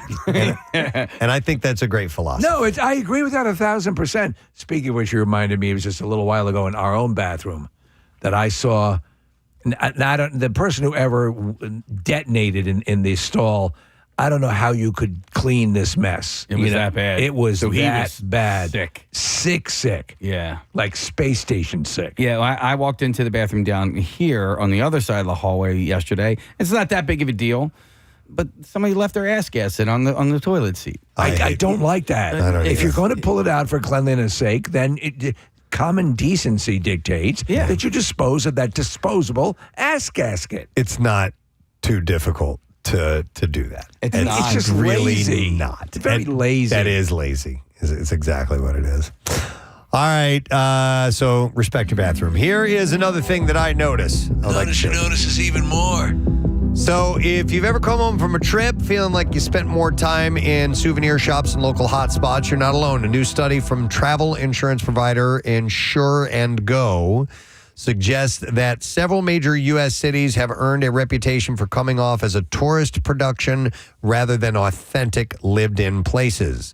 So the study reviewed more than 1.3 million Google Map reviews across 144 global cities, tracking how often travelers described experiences authentic, local, or traditional versus tourist trap or overpriced. An authenticity score was given to each city, highlighting where visitors felt plugged into real local culture versus where they felt herded into certain experiences, things like that. I get this delineation completely. There are some places that are just rustic and they are what they are, and you're going for that. And you go to a place like Las Vegas or whatever, that's a prefab. It's a tourist place. So the U.S. didn't fare particularly well, topping the global list as the least authentic city. And I personally don't agree with this, but it was Chicago. Chicago? Remarkably low score. Yeah, it got Chicago. Yep. Chicago. 2 out of 100. No. Now, it doesn't mean the city lacks character. It's famous for its architecture, food, museums, public green space. But reviewers consistently pointed to downtown attractions that felt crowded, expensive and heavily commercialized, long lines, inflated prices, and a focus on marquee sites appear to leave visitors feeling disconnected from the neighborhoods that the locals actually love. All right. Las Vegas was at number 3. Yeah. Which may not surprise anybody who's been there. The indoor canals, Eiffel Tower replicas, themed mega resorts. It's never pretended to be a window into local life. It is what it is. Reviewers praised the spectacle, but rarely described it as genuine. So they like it, but they're not calling it genuine. You know what I mean? It scored low because it delivers fantasy by design, not local tradition. Nashville was at number 4 globally. Known, of course, as the heart of country music. It attracts fans that want to soak in the musical history. But according to reviews, the famous Broadway strip now leans heavily toward branded bars, polished performances. Visitors noted that the more curated the experience becomes, the harder it is to stumble upon the raw, local music scene that built the city's reputation in the first place. It all depends on what you're going for. What you're going for. If you're going, so do they list what they consider to be authentic cities? Because I would think maybe a city like Savannah, Georgia, or a city that has inherent history. I think Charleston, I was down there a couple of years ago. Hang on a second. Inherent history. Boston is rounds out the U.S. cities deemed the most inauthentic. And that is rife with American history. Is New Orleans on that list? It is not, Marissa. Because when you think about, the French Quarter, like that is a little touristy and It not is. really Right. as many locals. So, number 6 in the world, Boston. Its rich history and walkability draws millions, but travelers frequently describe central areas of the city as crowded and geared toward visitors rather than residents. So I love Boston. It's kind of nitpicking. Chicago a little bit. as well. Yeah. Yeah. But you're right. It's what you're looking for. I don't mind a blend of both. I don't mind a blend of the touristy with a bit of history. And you could listen. London is that. You go to London, there's a lot of touristy stuff, and there's a lot of great historical stuff. Yeah, and there's a place for both. And you never know what you're getting with reviews. I'm sorry to interrupt, Casey. Like I remember seeing one time a 1-star review for the Grand Canyon. Calling it overrated. Yeah, it's a hole. Dude, it is not overrated. But you were talking about London, and they have a guy there who plays the road cone. Yeah, he's amazing. It's right outside your hotel room. Nothing more authentic than authenticity. that. Yep. Yeah. I touristed in our own town yesterday, and it was great. Yeah. I was walking up Market Street, and I happened to see that the right at the Ben Franklin house, the first post office was open, and I just wandered in, and it was just really cool. And I was reading the signs, and I went in the little shop. They have some really cool merch. Is that free? Yes. Okay. Yeah. Cool. And it's right at 5th and Market. You ever been in the Betsy Ross house? I have. Not I was in asking years. Marissa, sorry. Sorry, no. It's been years. I've walked by it many times, but I haven't been there in a long, long time. I've never been in it. What's it like? I'm not going to answer now. No, it's really nice. It's they have a little sort of like the Alamo, the little vignette in the basement where they have the figures and they show what life was like, and I think it's great. Yeah. All right. So is that in Old City? Yeah. Okay. On Race, maybe? Okay. And they'll have events. I remember over the summer they'll actually show movies because there's a little courtyard. Oh, and at she the used to Betsy love Ross. watching movies. Yep, That's right. Exactly. Okay. They showed Dazed and Confused and Wolf of Wall Street. All right, so the least authentic destinations worldwide, according to this research, number 10 is Brussels, 9 is Sydney, Australia, number 8 is Singapore, number 7 is London, then Boston, then Hobart. The hell is Hobart? Where's Hobart? Hobart. I know that is a machine giant that makes mixer. Yeah. Oh, Australia. Okay, then Nashville at number 4, number 3 is Vegas, number 2 is Venice, and number 1 is Chicago. So I think this is there is some sort of percentage blend between, because a place has historical elements to it, it can become a commercial, touristy kind of place. Yeah. So guess what? Our streets are all flooded and have gondolas on them. Yeah. So now there's a tourism element to Yeah. it. And so we're going to have shut up. singing gondola drivers or whatever they're called. Remember during Pilots. COVID when there wasn't any tourism really going on and the waterways in Venice were clear. That's You could right. see the fish underneath. And It wasn't from pollution. It was the props that stir up all the silt and stuff at Yeah. the bottom. But yeah, they said you could actually see into the water. All the You're right. garbage. All right. One more story. One more noticer thingy thing. More from the noticer. This is kind of interesting. Delta, the airline, just opened its first ever airport lounge that isn't actually in an airport. And they set up a shop inside the Sphere in Vegas, speaking of Vegas. The new Delta Sky 360 Club is designed for concert goers and event fans, offering a branded hospitality experience tied to shows and special events rather than boarding passes and flight delays. It's part of a multi-year partnership that also puts Delta's branding on the Sphere's LED exterior. Yes. And will unlock exclusive Sphere experiences for Sky Miles members. So, and they do cool things like you'll be there waiting and they'll cancel the show. Oh, I love this. Yeah, just to make you get that feeling that you're in a Delta lounge. But they can get you into a theater down the street Right, yeah. if you need be. But you're going to lose some money.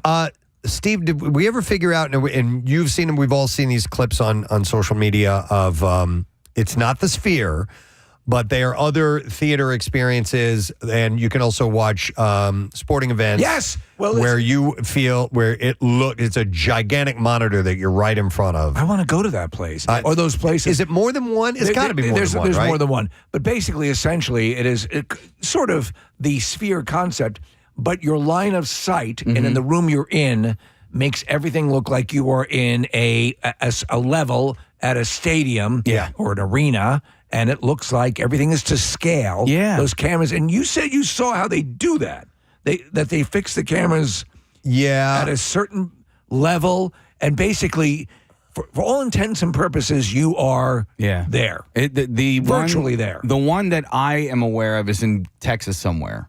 Dallas, I think it's yeah, I think so. We should have one here. Dude, I would love that. Yeah. I would Okay. love that. Marissa found it's called COSM, COSM. And there's one in Los Angeles. That's one that she had just pulled up. So I'm not familiar with that or how many of them are available. So we're looking at it, and they're showing that the Matrix, I guess, is part of the deal. But yeah, that's sort of a sphere-esque. Yeah. It's kind of cool. It kind of reminds me, Steve, of those the rides at Universal, like the Simpson ride. Yeah. Where this has like 2-tier, and the screen is just absolutely gigantic, and it pretty much covers your entire field of vision, like an IMAX screen, but a little bit more, almost the ones that come around a little bit. Agreed. What makes this so cool is that you are at least to scale. Yeah. I mean, we're watching an MMA fight, which is not to scale right now, but on the video we're watching, but you're pretty close to proper scale. Yeah, it looks like when you're down, like they just showed, like you were behind the net at a hockey game. Right. And it looks like you could stand next to the net, and it would be about the right size for you. I'm a sucker for all that. I remember the first time any of the motion control rides, the first time you rode Back to the Future years ago, and now where they've carried it at Universal. Unbelievable. So it looks like there's two, one in Dallas and one in LA. And it's like, it kind of feels like the Sphere, but just bigger. Like the movie Tavern plus the Sphere. Okay. Is this place. COSM is the name of that. So that looks bigger than the Sphere to you? It looks I don't small think so. to me. No. The vibes. That you're just kind of, I don't know, in that stadium seating. Okay. It just has that feel. Yeah, because I was going to say it doesn't look nearly the size. All right, of I'm the going to look to Definitely see if COSM is going to be expanding. Yeah. But you know, the Sphere, the people who own the Sphere, it's a Madison Square Garden company, the same company that owns it. I mean, right now they're operating at a loss because they're finding out that the maintenance on those screens and those lights, that many screens, is staggering. Something's going to go wrong. A lot. Yeah. And have to be replaced a lot, I would imagine. All right, that's it for The Noticer. We're done noticing. We will take ourselves a break. We'll come back in a moment, and FitDadCEO is here. He's got an announcement to make. We'll find out what that is all about when we return, so stay put. We'll be right back.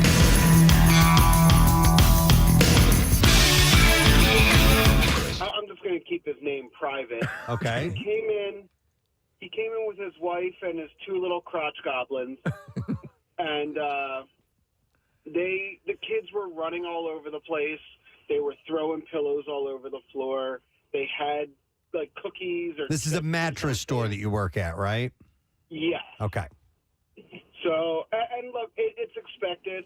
You know, I've had it a million times where people come in and they throw pillows around. Right. It happens. You know, I get it. But the idea is, like, at the bare minimum, tell your kids, pick the stuff up. Yeah.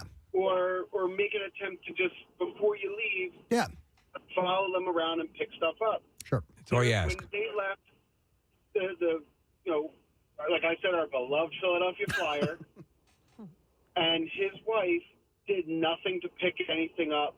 They walked out. Now, they bought a lot. I was happy with them because they bought a lot. I got a good commission from it. But were they still, French like, Canadian by chance? They were not. Okay. That narrows it down. All right. Well, yeah. So you left. They left, and you had a bad taste in your mouth because it was just disrespectful. Exactly. All right. Yeah, I think it's a courtesy. you're obliged, I even agree. if you're a Philadelphia Flyer. Yeah. Your kids, if your kids go in and do something, you need to correct what they've done. If it's knocking down a display, if it's sullying the reputation of the NHL, it's what you do. Let me see here. It's Eric that we're going to go to next. Hey, Eric. Morning. Hey, good morning. Hey, good morning, buddy. What's happening? Hey, congrats to Marissa for getting married. Pass along your love. So I used to work in customer service, retail. I work in construction now. Shout out to Glazers 252. But I was raging to Nick through the text earlier. This Anthony Bass guy. What gets me the most is the entitlement, like the basic human decency of just pick up after yourself. Teach your child to pick up after yourself. It's your job as a parent. And Nick, you can check the stats on me. He can't even do his own job as a closer in baseball. He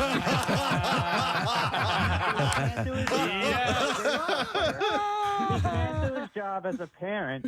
He blew up online. This dude's failing. He's a trifecta of failure. All right. So if he were an effective closer, he'd get a pass. And now he's going to, hopefully, if anybody working at United is listening, I hope this person doesn't get fired because of this dude's fucking. He's fired up, Eric. Fargan. Oh my God, I'm so sorry. No problem. So, Eric, let me ask you: would if the flight attendant was rude, would that change your perspective of this?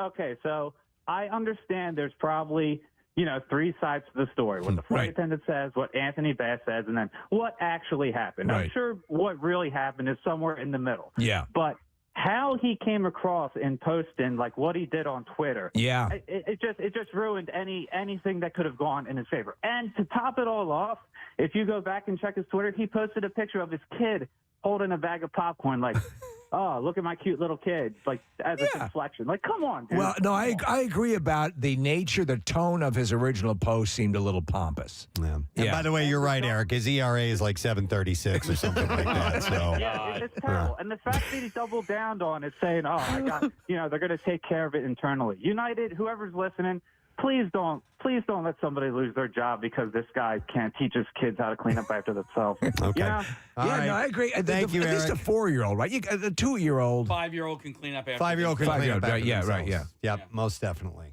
All right, I want to go to one more call. We're going to take a break here in a moment, but Don wants to comment. Hi, Don. Good morning. Morning, guys. What's the word? Yo. Nope. No, not good. Too late. All right, so you are you're a rideshare driver.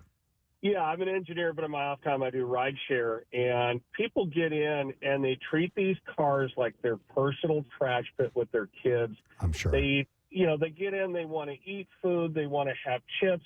And when something happens, they don't say anything, or they're just like, they'll get out of the car. Even the adults do the same thing. And it's just, they don't teach themselves. They're not parents to their kids. They think it's somebody else's problem to clean up. Yeah, and it's the wrong way. I remember years ago, Preston. You remember the Good Charlotte we had on years ago, and one of the guys, Benji or Joel, or maybe it was their mother who had worked in a hotel and would clean rooms, and there were some girls went up and hung out with them in their hotel room, and they were the girls were getting a little bit rowdy and they were making a mess, and one of the guys, Benji or Joel, goes, "Hey, somebody works here, and they have to clean that stuff up, right?" And I think they said, "Yeah, our mom was worked as a hotel maid or staff or whatever." And they were like, "Don't do that." Gives you a different perspective. Yeah, I was like, I thought it was pretty cool. Yeah, of them too. That's why we eventually married those guys. Be observant of that. No, they got married to Lionel Richie's daughter. Wait, Nicole Richie and Cameron Diaz. So So I always consider us them. I know. Yeah. Me Wow. too. Yeah. All right, I lied. I have time for one more call. All right. I want to go to Kendra. Hi, Kendra. Good morning. Hi, good morning. Kendra, are you weighing in on this whole mess thing, or what are you calling about? I just won $1,000. It's our concert cash winner, Kendra. And Kendra, you also get tickets to the MMRBQ as well. How's about that? That is so great. Yeah, congratulations. $1,000 going to buy a lot of popcorn. Yeah. Yes, definitely. And my birthday's Friday, so I can buy myself a nice present. Oh, that's awesome. birthday. Huge. We are so happy. Where are you from, Kendra? I'm from Cherry Hill, New Jersey. All right. Thank you, Jersey girl. We appreciate you listening and especially calling in and winning. And we will see you at the MMRBQ, and we'll give you $1,000 for listening to MMR. All right, Kendra? All right. Thank you so much, guys. Happy birthday. Let's hear it for Kendra. All right. Next chance coming up. about 1 hour from now exactly, because it is 9 o'clock. So hang in there. All right, Casey wants me. We're going to, do it when we return. Yes, sir. We have a concert announcement when we return. So we'll take a quick break. I know it's a lot to take in. We'll come back in just a moment, and we'll get to all that. Stay with us. And Sarah Silverman is going to be joining us as well. Stay put. Preston and Steve. On 93.3 WMMR. MMR. Thank you very much, Kathy. As we have stated a couple times, today is April 20th, which is 420. And that is, of course, the international celebration. I assume it's international. I know it's definitely national. Of marijuana and all things pot. As you're saying all this, I realize, what is the derivation of 420? I'm glad you asked that, sir. Because I've got the history of it. Right. And I know we've mentioned it before, but it's easy to kind of forget because it's this weird little thing that happened. The most credible story traces to Marin County, California in 1971. That's it. There were 5 students at San Rafael High School, and they would meet at 4:20 in the afternoon by the campus statue of Louis Pasteur. Right. And they would get high. And they chose that specific time because extracurricular activities had usually ended by then. And the group of guys, Steve Capper, Dave Reddix, Jeffrey Knoll, and Larry Schwartz, and also Mark Gravich, became known as the Waldos because they met at a wall. There was a wall there, and they called them the Waldos. As simple as that. So they would say 420 to each other just as a code. Yeah. So, if they were in the hallways at school, they'd say, 420, and it was just for them to know. Now, the interesting thing is how it got out into national. Yeah. And to become part of pop culture. So, and I want to find out if it has extended to other countries as well. That is a good question. I'll bet you it has.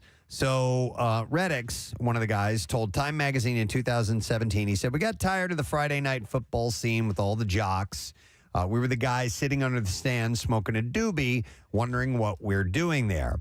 And it continued long after 4:20 p.m. as well. The group challenged each other to find ever more interesting things to do under the influence, calling their adventures safaris. Safari. Yeah. Sick. Going safari. Doobies.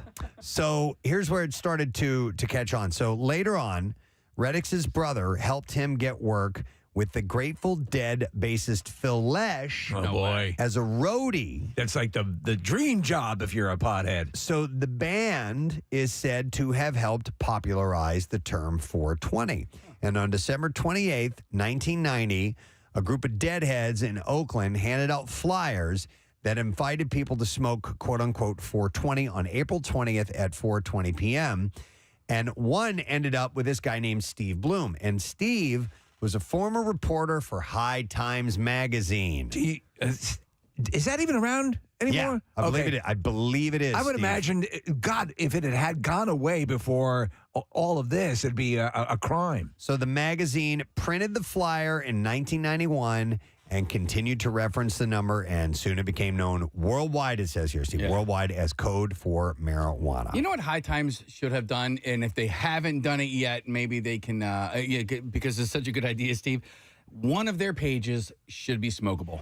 I think I know the case. I think years ago when it was really a controversial magazine and be on the shelf, didn't they include what they call a roach clip in one of their issues? No, but like it's a they paper, did something like that. Yeah, it's a paper magazine, like maybe page 4 or page 20. Right. You know, and it's smokable. Rolling papers or actual marijuana? No.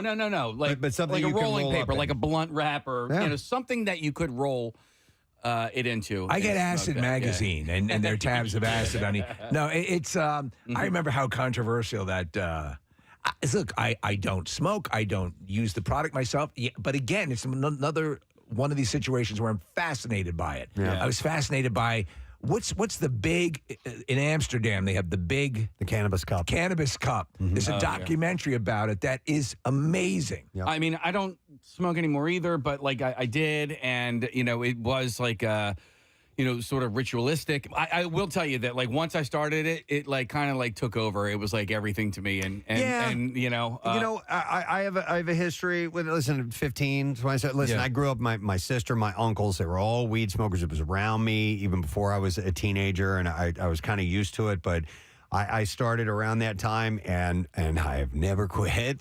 and I enjoy it. Now, I am not the level of some weed smokers. You're There not are Doug people- Benson. There are people who just smoke it all the time. Yeah. And I'm an everyday user, but I am not, and I have my medical marijuana card, but I'm not a, just get baked out of my gourd person. Preston, the agent who used to book me in. All right, thanks, Chris. The thing I wanted to reiterate is the big freaking deal that's going on now through the weekend. It's a chance for you to snag an open to closed lift ticket to Camelback Mountain for just $40. All right, so 12 hours, 39 trails, fully lit night skiing, high-speed lifts. It's the largest ski resort in the Poconos, and you get that deal exclusively while supplies last at WMMR.com/deal. So get those before they are gone, my friend. Our next guest back in our studio to say hello and a little bit of an announcement. Yes. He's got gazillion followers. I don't know exactly how many, but we'll ask him on social media. Very, very popular. Super handsome. Please welcome the FitDad CEO, Dave Ogleton, to our show. What's up, bud? Thanks for having me back. Appreciate it. Nice to see you, sir. A gazillion is a number. It is, okay, I was correct about that. Yeah. At this point, it becomes sort of amorphous, right? Yes, exactly. What all platforms are you on, social media-wise? God, all of them. YouTube, TikTok, Instagram, Twitter. Is there one that stands out amongst others that you really focus on? Instagram right now is probably the one I'm focusing on the most. But I just realized I was kind of neglecting my TikTok. It's kind of like I get that friend that you almost forget about sometimes. And I'm like, I just kind of like post stuff and just let it go. But I started focusing a little bit more on that, and that started coming back up. You had to work it a bit because Yes, TikTok was actually, I think, the one that got you to the dance. Mm-hmm. I mean, you've been doing videos and stuff like that, but it was a sort of a pandemic issue that you had the time, and then TikTok really took off. But and you looked at your Insta numbers were lagging a little bit, so that's the focus now. All right. How much time do you have to devote to things after posting? We were talking about somebody just yesterday, Preston, the comedian, who goes in and replies to comments and things like that. Like, what are those efforts? So I think that's probably the biggest part of social media that people forget who are trying to build a following is, and it's not just building a following. If you actually want to have like a community, you kind of have to engage a little bit. So I'll go in even right after I post videos, and when people start commenting, I'll reply back. But also going to reply and comment on other people's stuff as well, because you find there's like a good crossover of other communities as well. Is it okay to do that like 3 or 4 days later? Because that's usually my timeline. Yes, Okay, and good. actually I'll do that as well too, just because if I'm going to post something, I'll go and reply to a bunch of people's comments on my stuff and other people's, and then I'll post my video. But you have to be when you're getting, you in particular will get 300,000 comments. You can't do all those. No, so you just absolutely not. jump in and pick a few just to let people know that you're on the radar. Exactly. Wow. And as Stevie, you had pointed out the other day, you're like, in a while when you look down, you got somebody commented on something you posted like 3 months ago, 4 months like ago. out of the blue. Yeah. And it's something that has no relevance, at all. like an I like Ike button. It's like, really? But it's weird. You must get those sort of, you would be a good sort of study for all of those anomalous social media things that happen. I mean, I have so many anomalous things that happen. I don't think I would want to be studied for it, honestly. Like, but it is funny though, the whole going back to comment on things that are really old. I just had someone do that yesterday for one of my videos that was like 6 months. Actually, no, it was like TikTok. It was like 5 years old. 5 years old. 5 years old, Yeah. and someone started commenting, and it was a video that I absolutely hated doing. And all of a sudden, it's coming back up into the feed again, and I'm like, no. Let's not activate this bad boy again. Yeah. Let's keep that where it was. I'm sorry, go ahead, I was going to ask, so do you consider yourself content creator, influencer? Is there a Content title? creator. Okay. Yeah. Influencer is more someone who is going to, I think they're purposely trying to influence people to make decisions on things. Okay. That's not, Or buy products? Or buy products, Yeah. exactly. Like there are a lot of like the mompreneurs, like, the mommy bloggers and things like that. Those are the ones that are like the influencers, I think. So a number of the people that we know that own businesses and or restaurants get a little sick of what is referred to as the micro influencer, who's got like 15,000 followers and wants a free lobster dinner. In other words, and so you're sort of in a weird place. There was a restaurant out, I think it was a a Chinese restaurant. It was maybe in the Seattle area. They had one of these people call up, and they said, no, we're not going to do that. And then they even for that small audience that was following that person, it became an issue for the restaurant. Yep. So it's like, but they also they're not in the business of constantly handing out free product. So it's got to be weird for them to negotiate. That's a touchy spot, a subject for me, because I was a server and I also at one point had 15,000 followers. Yeah. And I've never walked into any bar, restaurant, or store and been like, "Hey, I need you to take care of me." Like, I think it's like the douchiest thing. Yeah. And I'm sorry, but it is, and I see it all the time on social media. And I'll call people out on it when I see it too. I'll be like, "Dude, stop!" Like, honestly, it's not. It's Douchey's not the necessary. word. Yeah. Well, and for me, it's a journalistic integrity. Like, Yeah. all of these people go in and they're like, this is the best meal I had. Mhm. This is the best meal I had. Or they go on and go, this place is terrible. Never go back. And if you are in the media, you go multiple times. You form an opinion. You find out, things about the restaurant. You don't just go once or twice and make one opinion. So that's a fine. That's a fine line with everything now, because whether it's food or you're giving a movie review or a TV review, like, I want to work with like studios and obviously have these entertainment places and restaurants invite me out to places. So I can't be like, well, those mozzarella sticks are crap. So I do not want to come back here because of that. But it's a fine line where I won't give up my journalistic integrity just to please. So this is exactly. I love this conversation because the movie reviewing. I guess they call them simps now. So people that movie companies will turn to directly because they know any free swag at any level is going to get them a good review. And they're already poised to write the good review to begin with. So in all our years that we've been, here and endorsing products, we own the products, we get to use them, and we're never, hey man, you got to say good stuff about this. We just don't do it, which is a wonderful scenario.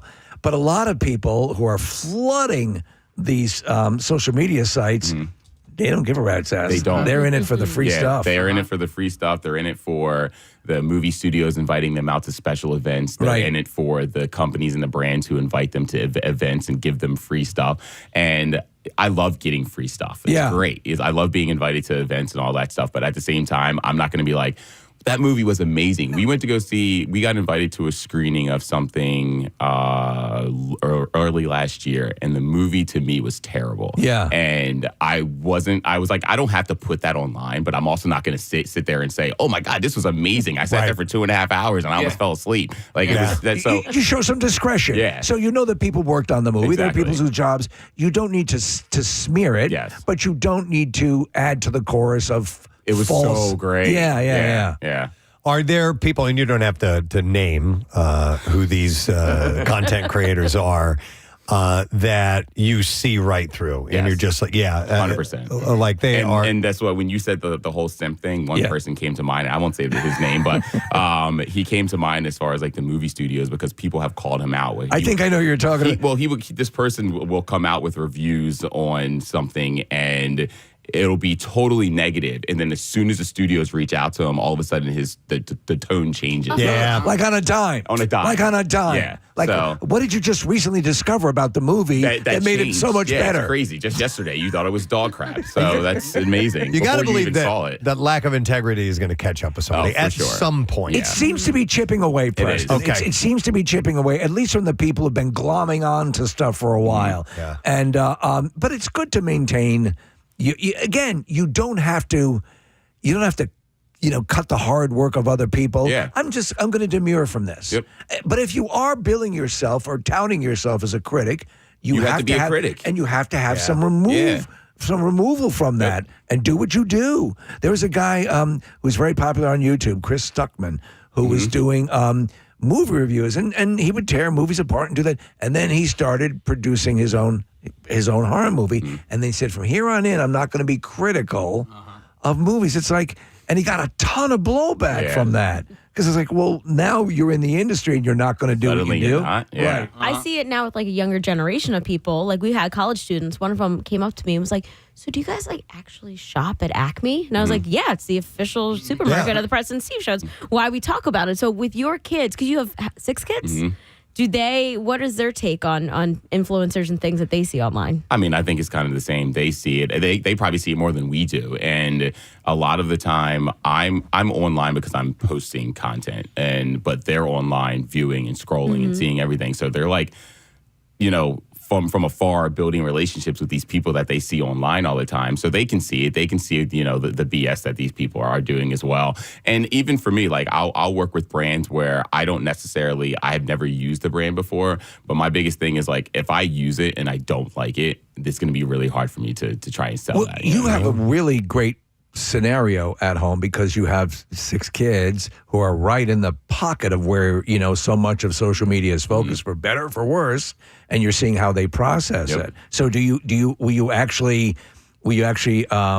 test things and spitball things with them before you go? I mean, the majority of my content, even if you look at it now, has upgraded because of them. Like even just like the content I've posted in the last year with more of the teenage content that I've posted, it's like, I have teenagers. I'm like, this stuff happens every day. I should be posting about it. What are their age ranges? Your kids? So my oldest is going to be 18 this year. You do not look old enough to have an 18-year-old kid. Yeah, our oldest is going to be 18. It should be immortaldad.com. Yeah. And youngest? And the youngest he just turned 5. Oh, wow. It's a good spread. Oh, yeah. Yes. So we have literally everyone from preschool. He's ending preschool this year. And everyone from preschool, elementary, middle, and high school. So you got it all. Okay. All of it. Yeah. By the way, we had a text a moment ago, Marissa. Can you pull that back up? And it says, FitDadCEO is so hot. Oh, my God. His voice is also ASMR, and he should read audio romance books. Tell Nick to stay off the text board, okay? So, listen, we haven't even touched on it. You have an announcement to make this morning. Do you want a drum roll or anything like that? No, I mean, Let's sure. do it. Come on, Let's do it. Absolutely. Yeah. I mean, we're getting out the bell here. So I've been working on this for a little over a year now, and it sort of just makes sense for my brand, and I'm really excited about it. One of the very first comments I ever got was, "I can't believe these aren't in a dad joke book." So I decided to make one. All right. Yes, FitDadCEO is an author, and he is releasing his book. What's it called? What you got in it? It's So Dad, It's Good, the ultimate database of cringeworthy dad jokes. And, I have my catchphrase, no dummy, on there, and great photo also. And it seems part of that is hand-drawn, am I correct? I think so, yes. Yeah, part of it is, that we went a little back and forth on that cover, but I love it. I love how it sticks out, and I just wanted to do something that was a little bit different than the typical dad joke books that are out there. Okay. I had a little bit more of like that social media feel to it that people got used to from me. I think it's a great idea. Now, the question is, can you get it online as an electronic version as well? Yes. So you can get an ebook. You can pre-order the hard copy as well now, and it'll be out May 12th. It's funny, years ago when I did work in a bookstore, Jackie, the Joke Man Martling, who's great and obviously associated with the Stern Show for many years, he came in and he would release his own joke books, but he came in and he bought a ton of joke books because these are jokes that are in, a lot of them are in the ether, Yeah. And it's curated. And it doesn't matter, how it gets to you. It's like the nature of the dad joke itself. Exactly. You're resisting until you hear it and laugh, and then you're okay. You got me. Yeah. That's what I liked. I made this book because the comments that I get, I love the comments I get online because some of them are like, well, I've heard that one before. And I'm like, we've all heard that one before. But my thing is like, I try my best to find a new punchline for it or a new updated punchline for it or something. You know what I mean? And you've curated it too. That just having your stamp on it is something. Yeah. Yeah. I'm amazed, obviously, that you've had time to do this. But how much of your daily existence is consumed? We talked about this, sort of the edges of it. On any given day, how much time, say an average 8-hour workday, do you exceed that dramatically? Do you fall short of that on an average day? I mean, I think I exceed it probably every day. Every day. Yeah, just because assume. like with what I do, I basically trained my brain to like look at every single thing and every opportunity as like something to be creative with it. And with having 6 kids and 2 dogs and, my wife is like, she's like always like just there with, ideas as well. It's a lot, but I like that though. Like I like being able to have so many ideas and things to put onto. Yeah, if you love it, media. again, you never work a day in your life if you love your job. Exactly. But it consumes you. Is there ever a point at which you are like, I know you love it, but is there ever a point where you're not so sweet on it? I think it's more like the brand stuff is where I'm not so sweet on it. Like I love being able to make content any chance that I can get, but just working with some of these brands can be a little bit difficult sometimes. With these sort of restrictions and things that they put on you. Yeah. And sometimes it feels like you're working in like 1990s like commercials. Like it's weird. So like, I kind of have to almost train them to be like, guys, this is what works. Well, they came to you for a reason. Yeah. It's something that always amazed us is that, or somebody will hire somebody and this guy does this thing and we want to hire you, but now we want you to do it completely a different way that didn't work for us. So you said it. Yeah, I didn't. Yeah. And so, but you have enough gravitas to at least make a case for yourself, right? And I get it. They're like, they want to get their money's worth and all that stuff. But like, I would say if any part of what I do is probably more and not as fun, it would be the brand stuff. But the brand stuff helps me to do everything else. So I gladly do it. And it's a challenge for me to also put the most creative thing out there. Yeah. All right. So the book, when is this out? How's it going to be available? All that stuff. So it's on my Instagram and all my links on my social media right now. It'll be out May 12th and it's available for pre-order right now. How many jokes? Any idea in the book? Oh God. Because dad jokes are usually short. Yeah. There's a lot. There's got to be well over 1,000. Wow. So is this one in a series, soon planned series? So we'll see about this one first. All right. And then I always, in my head, I envisioned it being a series, honestly, yeah. And not to, I want to put a negative on this, but this seems like it would be a perfect bathroom book. You know what I mean? It is. Okay. It is a perfect bathroom Yeah. book. Like, because you sit there, you study it. Yeah. Okay. You pick through it. And, You remember there was a whole series of books, Your Mama Jokes. Mhm, There yeah. was a whole series of insult books. Yep. I used to get them all as a kid. They were just and all of them, and even like the Mad Lib. There was a series of books that people just bought. I prefer to land a dad joke in a way that you don't see it coming. Exactly. Yep. Like that. I don't like it You as mean a like bouncing up and down in your seat and kind of gyrating. He's gotten better. He's better. Casey would and do I this. feel like you're Yeah. building up to something right now because you got me last time with this. No, Okay, so- I'm not. No. But you know who I saw yesterday? Everyone I looked at. See, what did I say? But for a while, Casey would do this. He would go, okay.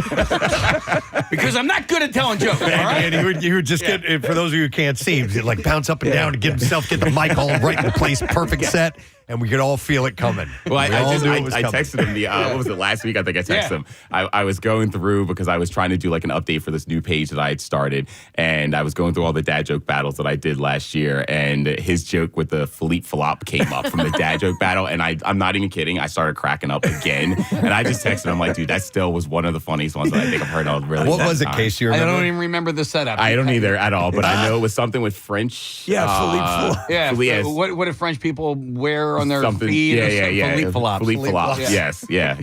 So I was dying. I mean, that's the laughing. essence of the joke. Yes. It has to be aggressively dumb in the best of ways. Now, we've talked about you getting some acting offers and shows and things of that nature. What's the status of that realm?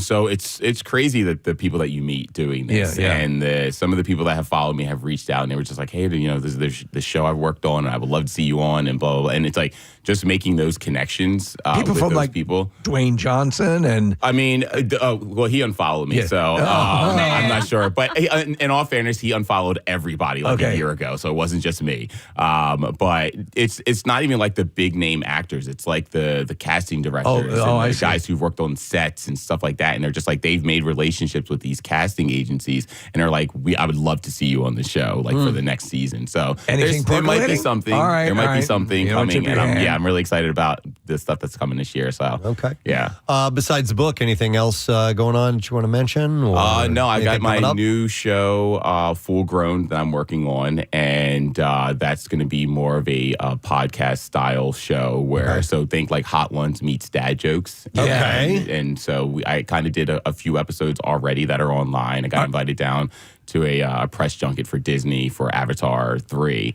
And that was the first episode that we did in the park at Disney World. Is this under the Disney umbrella? Yeah. No, it's not. It's all mine. All you. Yeah, it's all Right. mine. But they invited me down and they said, no, you can have your branding on everything. And, Dude, and I was like, that's amazing. I was like, wow, okay, cool. Yeah. So I got to interview some of the stars of Avatar and we did a little dad joke battle. And they actually did. It exceeded what I thought. They came ready with like their own puns and jokes. And I was like, this is going to be great. I was so nervous because it was like the first time I had done something like that. So Wait, so when you're doing press junkets, so like we did press junkets for years. Mhm. You'd get 3 minutes, you'd go into a room, you'd talk to the celebrities, you'd ask a couple questions. But now with content creators doing it, are the actors prepared for what your content is usually? Yes. So it's funny. So the younger cast of Avatar was who they gave me, and I was standing there because the entire cast was there, and I was like, wait, if they're here, then why did they not want to do it? And I was like, oh, it's cool. And literally as I'm going up there, like the older ones all walk off set and I was like, all right, guys, I'll see you later. And so they knew what it was, like when I got up there, what to expect. So I think they were prepared, but the younger cast had just had a little bit more energy. So I was actually kind of excited to interview them a little bit more. But Like the guy who played Spider, that guy? Spider, yes, Yeah. yes. Jack Champion was Right, there, yeah. Well, that's really cool. There it is, yeah. In your association with Netflix. Yes, Yeah. yeah. I saw your video of visiting the Netflix house. Yes. Preston was just there for the nice. Stranger Things. Yeah, I didn't do any of the experiences. I just went for the Stranger Things finale screening. The theater is gorgeous there, man. Yeah. Did you do any of the experiences? So when we went there for the premiere, we were rushed around so much that we got to see the different experiences, but we didn't actually get to do them because I was there to make content. So I kind of had to make sure I left time to do all of that. And so it was cool, but we're planning on going back anyway, though. Yeah, I want to go do the Wednesday one for sure. Yeah, so the kids love that one. That's Yeah. very soon. I want to get into that. so. My friend Joe asked if you got your Netflix hoodie. Did you get it? I didn't. I told him the same thing. I said, I didn't get one either. He must have been. He was standing there at the table with all the merch there, and I saw it said, "What was it? Netflix," but it was like PHL. I think is what it was. And I was like, "Oh my god!" And I said it so loud that he was. I guess he must have been standing there, and he goes. He's like, come back on, I think it was the next Wednesday. He was like, come back Wednesday. They'll be restocked or something like that. I forget what he said, but I was like, oh, I'll be back. I want one too, Joe. Yeah. They were so cool. That sounds pretty awesome. Yeah. Nice. Well, listen, man. All right, we'll look for the book. Remind us when it's getting close, and we'll mention it again, just so people are aware. But May 12th, and what's the title? Oh, So Dad, It's Good. So Dad, It's Good. Perfect. Yeah. Well, congrats on all your success. You're Thank doing you so great. much. Thanks for having me back again. Anytime. Absolutely. It's here for Dave Ogleton, the Fit Dad CEO, and you can check him out on all the platforms. Instagram is kind of his main spot. But yes, his playground. Go right there. All right, we're going to take a break. Be back in a moment. Stay there. Colleges and booked me around in my early days of stand-up comedy. Smoked pot the way most people smoke cigarettes, like heavy cigarettes. So he was constantly smoking pot. And I'd have to say to him, is there any effect at this point? And he would say, not really. I mean, that's how much he smoked. I remember maybe it was a decade ago, 12 years ago, we would occasionally have people from Normal on our show talking about making it legal and recognizing it. Essentially, for the most part, those guys have won. I mean, I really find it to be fairly it's not really an issue anymore. If you don't want to smoke, you don't have to. If you do, you have options to do so in most states. And I like that. You know, to me, it's one of those things where like it was being done so much anyway. If you want to smoke legally now, most of the places you can. Even Utah, for crying out loud, there are legal shops. Do you know what's happening now, though? And I just read an article out of California where the image of I'm a local grower and I'm doing my own. Those businesses are getting swallowed up by corporate. Sure. Yeah, the same thing's happening with that industry as well. It's funny though. I mean, because I don't want to be like super prudy and stuff like that, but I do feel like there's a time and place, and like I don't feel like I should be walking through a cloud of pot smoke as I'm walking into the fashion district of Philadelphia, or walking through a cloud of pot smoke as I'm walking down the boardwalk in Wildwood, and it happens. But at the same time, the pot in New Jersey is just as legal as people drinking their White Claws on the beach, and I have no problems with that. But I think the difference is like I'm not smelling your not wafting over. You don't get a contact buzz Right. from Right. somebody drinking a beer. Yeah. And you may not necessarily from somebody's from smoking weed, but if you're someone who's in recovery and you go by and you smell that, you have inhaled a little bit. You know what I mean? And I can see Yeah. that be concerning, especially for people who've gone through. What about recovery. cigarettes, though, man? You've defended people smoking cigarettes out in front of a building in the past. Yeah, I know, but I love the smell of cigarettes. Everyone picks their poison. No, in fact, I haven't. Not out in front of the building. Like I think like here at this building, or like at a mall or something like that. You need to give them cover, right? Like when it's raining out, it's not like, oh, tough crap, you stinky, filthy smokers. Like, go smoke in the rain. Stinky people. Yeah. Yeah. But, so you're talking about make some sort of area where they can congregate. But not for the smoking. pot smokers? Right outside the entrance? Well, but you're the one that said it, not me. Yeah, I'm right out. Okay, first of all, it's not legal in Pennsylvania recreationally, right? Like in Philadelphia, it is. Yeah. Recreationally? Smoking legally is recreational in Philadelphia.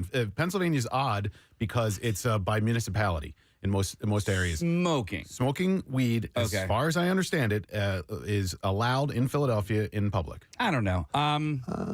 Let's check that.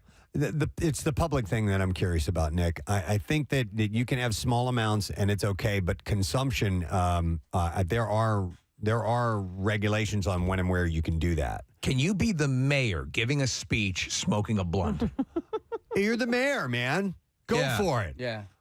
So let me see here. Whether people buy marijuana legally in New Jersey or illegally in the underground market, it's a crime for them to possess, consume, grow, or sell marijuana in Pennsylvania.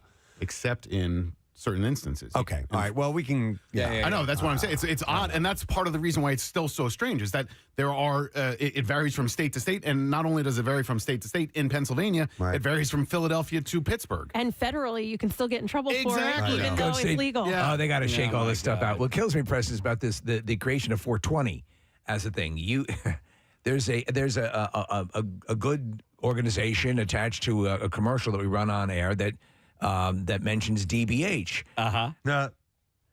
Do bong hits is what I hear. Of course. And that this thing would take off and become the thing from a school playground where DBH was your school thing. Yep, that was our thing. Yeah. Yep. And our DBH, thing- we had it written all over our notebooks and stuff. Yeah. Our thing in college was, Hendrix, right? So we would, be at a party or whatever. Like, okay, we're going to be at Hendrix at like midnight. All right, meet me at Hendrix. But Hendrix was a gravestone. It was somebody's name. And there was a graveyard next to our fraternity house, and all the way back in the far back of the cemetery. That's where you guys would congregate? Right next to this big tree. It was the biggest, and the last name on the headstone was Hendrix. And it was, so when you're talking about DBH and 420, like these things become lore. They're these cool little ritualistic things that and it's code, right? Like not everybody knew what Hendrix was, and you could say that, and people knew what you were talking about. Right. I think line one might be able to help us. Yeah, that's where I'm going to go. Yeah. I have Mike on the phone, who is a police officer in Philadelphia. Hey, Mike, good morning.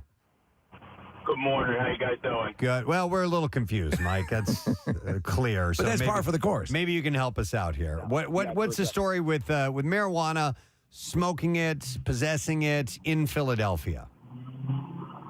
So it is recreational use. You can walk down the street and smoke it. It is basically when I'm working in the city and we're driving by and you smell it, it's like, oh, well, that's just the new smell of Philly. So instead of, you get down to the subway when we're working down there and you're like, oh, that's the smell of Philly. But up on the street, it's just the smell of weed everywhere. Yeah. So I didn't realize that you could smoke it outside. And that is Nick correct in that it's only. Here's the thing. I'm partially correct. And maybe, Mike, you can expand a little bit upon this. It's decriminalized. However, it's not legal. But I don't know what the difference between decriminalization and legality is. I mean, realistically, there is no. I'm sure there is a nuance, and if you're caught with it with like a certain amount and it's all baggied up, then yeah, it could be. Then it's criminalized. However, it's gotten to the point now where it's so prevalent out there that there's no point in doing anything about it because of how willing people are to just say, oh, okay, yeah, that's just the way it is. Yeah, and it's so low level that it's hardly worth the waste of time. Exactly. And Like, to make- you know, somebody. So the biggest things you get is still federally. It's not, and I'm a federal law enforcement. So even for us, though, we're not touching it because there's no, you know, nobody's going to touch for a couple joints or a couple, you know, whatever. Yeah. Nobody's going to even mess with it. But if you're flying out of the airport and you have it in your bag, like your carry-on bag, and they do the search, it's getting confiscated. You're not going to go through because at that point, once you go through, it's a federal building. That's why you got to pick up the ass buddy for transporting your pots. Right. I mean, So they're going to confiscate, but they're not going to arrest you? Correct. It depends on the amount, though. I mean, you might get like a citation and like almost like an ROR where they're going to give you a citation for it, depending. But most of the time, they're just going to take it and let you travel on, especially if you have a medical marijuana card. Yeah. But they could, and right? There are some nuances. with that where, and I'm not. I'll be honest. I'm not 100% privy on it because that's more local level. Right. And I know for us, we're not dealing with it unless we're actually finding it by the tonnage or the big pounds, and then it's like, oh, all right, that's for us. Hey, Mike, can I ask you a different question? Because I've heard about from people who said they don't want to get a medical marijuana card because then they wouldn't be able to purchase a firearm. It's like you can have one or the other, but you can't have both. Is that that is false? Okay. False. Okay. That is false. So I have friends of mine that have the medical marijuana card and also have a Pennsylvania state carry permit. So it is false. It's there's obviously if you get caught carrying and you were smoking and you're high, yeah, there's some implications, right? It's just like drinking. Like even for me as a Fed, I can basically carry anywhere. However, where I can't carry is anytime if I decide to have a drink, right? I'm not supposed to have it on me, and if I do, that's it. It doesn't matter who I am and what I am. It's an automatic. Oh, okay, yep, you're done. Okay, right? So because that's the implications. let me ask you, Mike. So I do a lot of human trafficking, but I want to get a Class C license. Yeah. Is that going to be an issue? I mean, it won't be, but what's your address again? All right, Mike, we appreciate the info. Take care, bud. No problem. Thanks for talking. All right, see you later. Hi, Mike. All right, we actually have a police sergeant. There you go. Who wants to correct a couple of things that Mike may have missed out on. So, and he's in Philly as well. Hey, Joe. Good morning. Hey, it's just that you look so nice. That's a great callback. All right, Joe. What? We're good, man. So, what's the? What can you clear up about this conversation? Yes, I need to retrain Mike. Mike's pretty close on a couple things. It is not legal. It is decriminalized. Okay. Meaning, anything less than 30 grams possession, it will be confiscated, and you get issued a ticket for $25. Okay. If you're smoking it, the ticket is actually $100. But a code violation notice is the same thing we issue for a house with high grass, or if you're like smoking in the entrance of a business because businesses don't allow smoking. It's a ticket. Okay. So it's not that big a deal as long as you pay it. There's no criminal offense. You don't have to disclose anything on a job application. Oh, all right. That's what I thought. I thought that there was that you can't be just standing out on a sidewalk, on a public sidewalk, just. WMMR presents Preston and Steve's Bizarre File. So we've got a few stories to share with you. We're going to start with this one out of Jacksonville, Illinois. Apparently, a resident had called police. They had said someone knocked on the door about 11:48 p.m., so right on the edge of midnight on Monday. The homeowner answered. A stranger at the door then asked the resident to make him a pizza. Make me a pizza. Yes. The resident declined and decided that no matter how you slice it, it was pretty suspicious, so he called police. Officers talked to the resident and then looked for the pizza-seeking visitor. They found him a short time later He was advised not to return to the house, according to a police report. So, guy just knocked on the door and said, "Make me a pizza." Sometimes you get swept up and you think that guy probably makes a hell of a pizza. And there are times where pizza is the only thing that will satisfy That you can So, think of, yeah. So just ask a neighbor at 3 o'clock in the morning. A Wisconsin man is now in custody following his second DWI offense on Monday night after he took a breath test that was found to be 21 times the legal limit. Oh, why wasn't he dead? Now, I'll explain. I wondered the same thing when I saw the headline, Steve. Deputies responded to the area after reports were made of a driver swerving in the roadway on U.S. Highway 10, significantly varying speeds and almost hitting a guardrail. So officials found the vehicle. They conducted a traffic stop. And deputies stated that they could smell a strong odor of alcohol and other signs of intoxication coming from the 41-year-old driver. A preliminary breath test found the driver to have an alcohol concentration of 0.427. So, I mean, that's still really bombed out of their minds. But it follows a previous arrest for DWI, and the driver had a 0.02 restriction. Okay, now I see how it happens. Therefore, it makes him 21 times his legal limit. All right. Due to the high level of intoxication, he was actually taken to the hospital because, you can die from drinking that much. I want pizza. And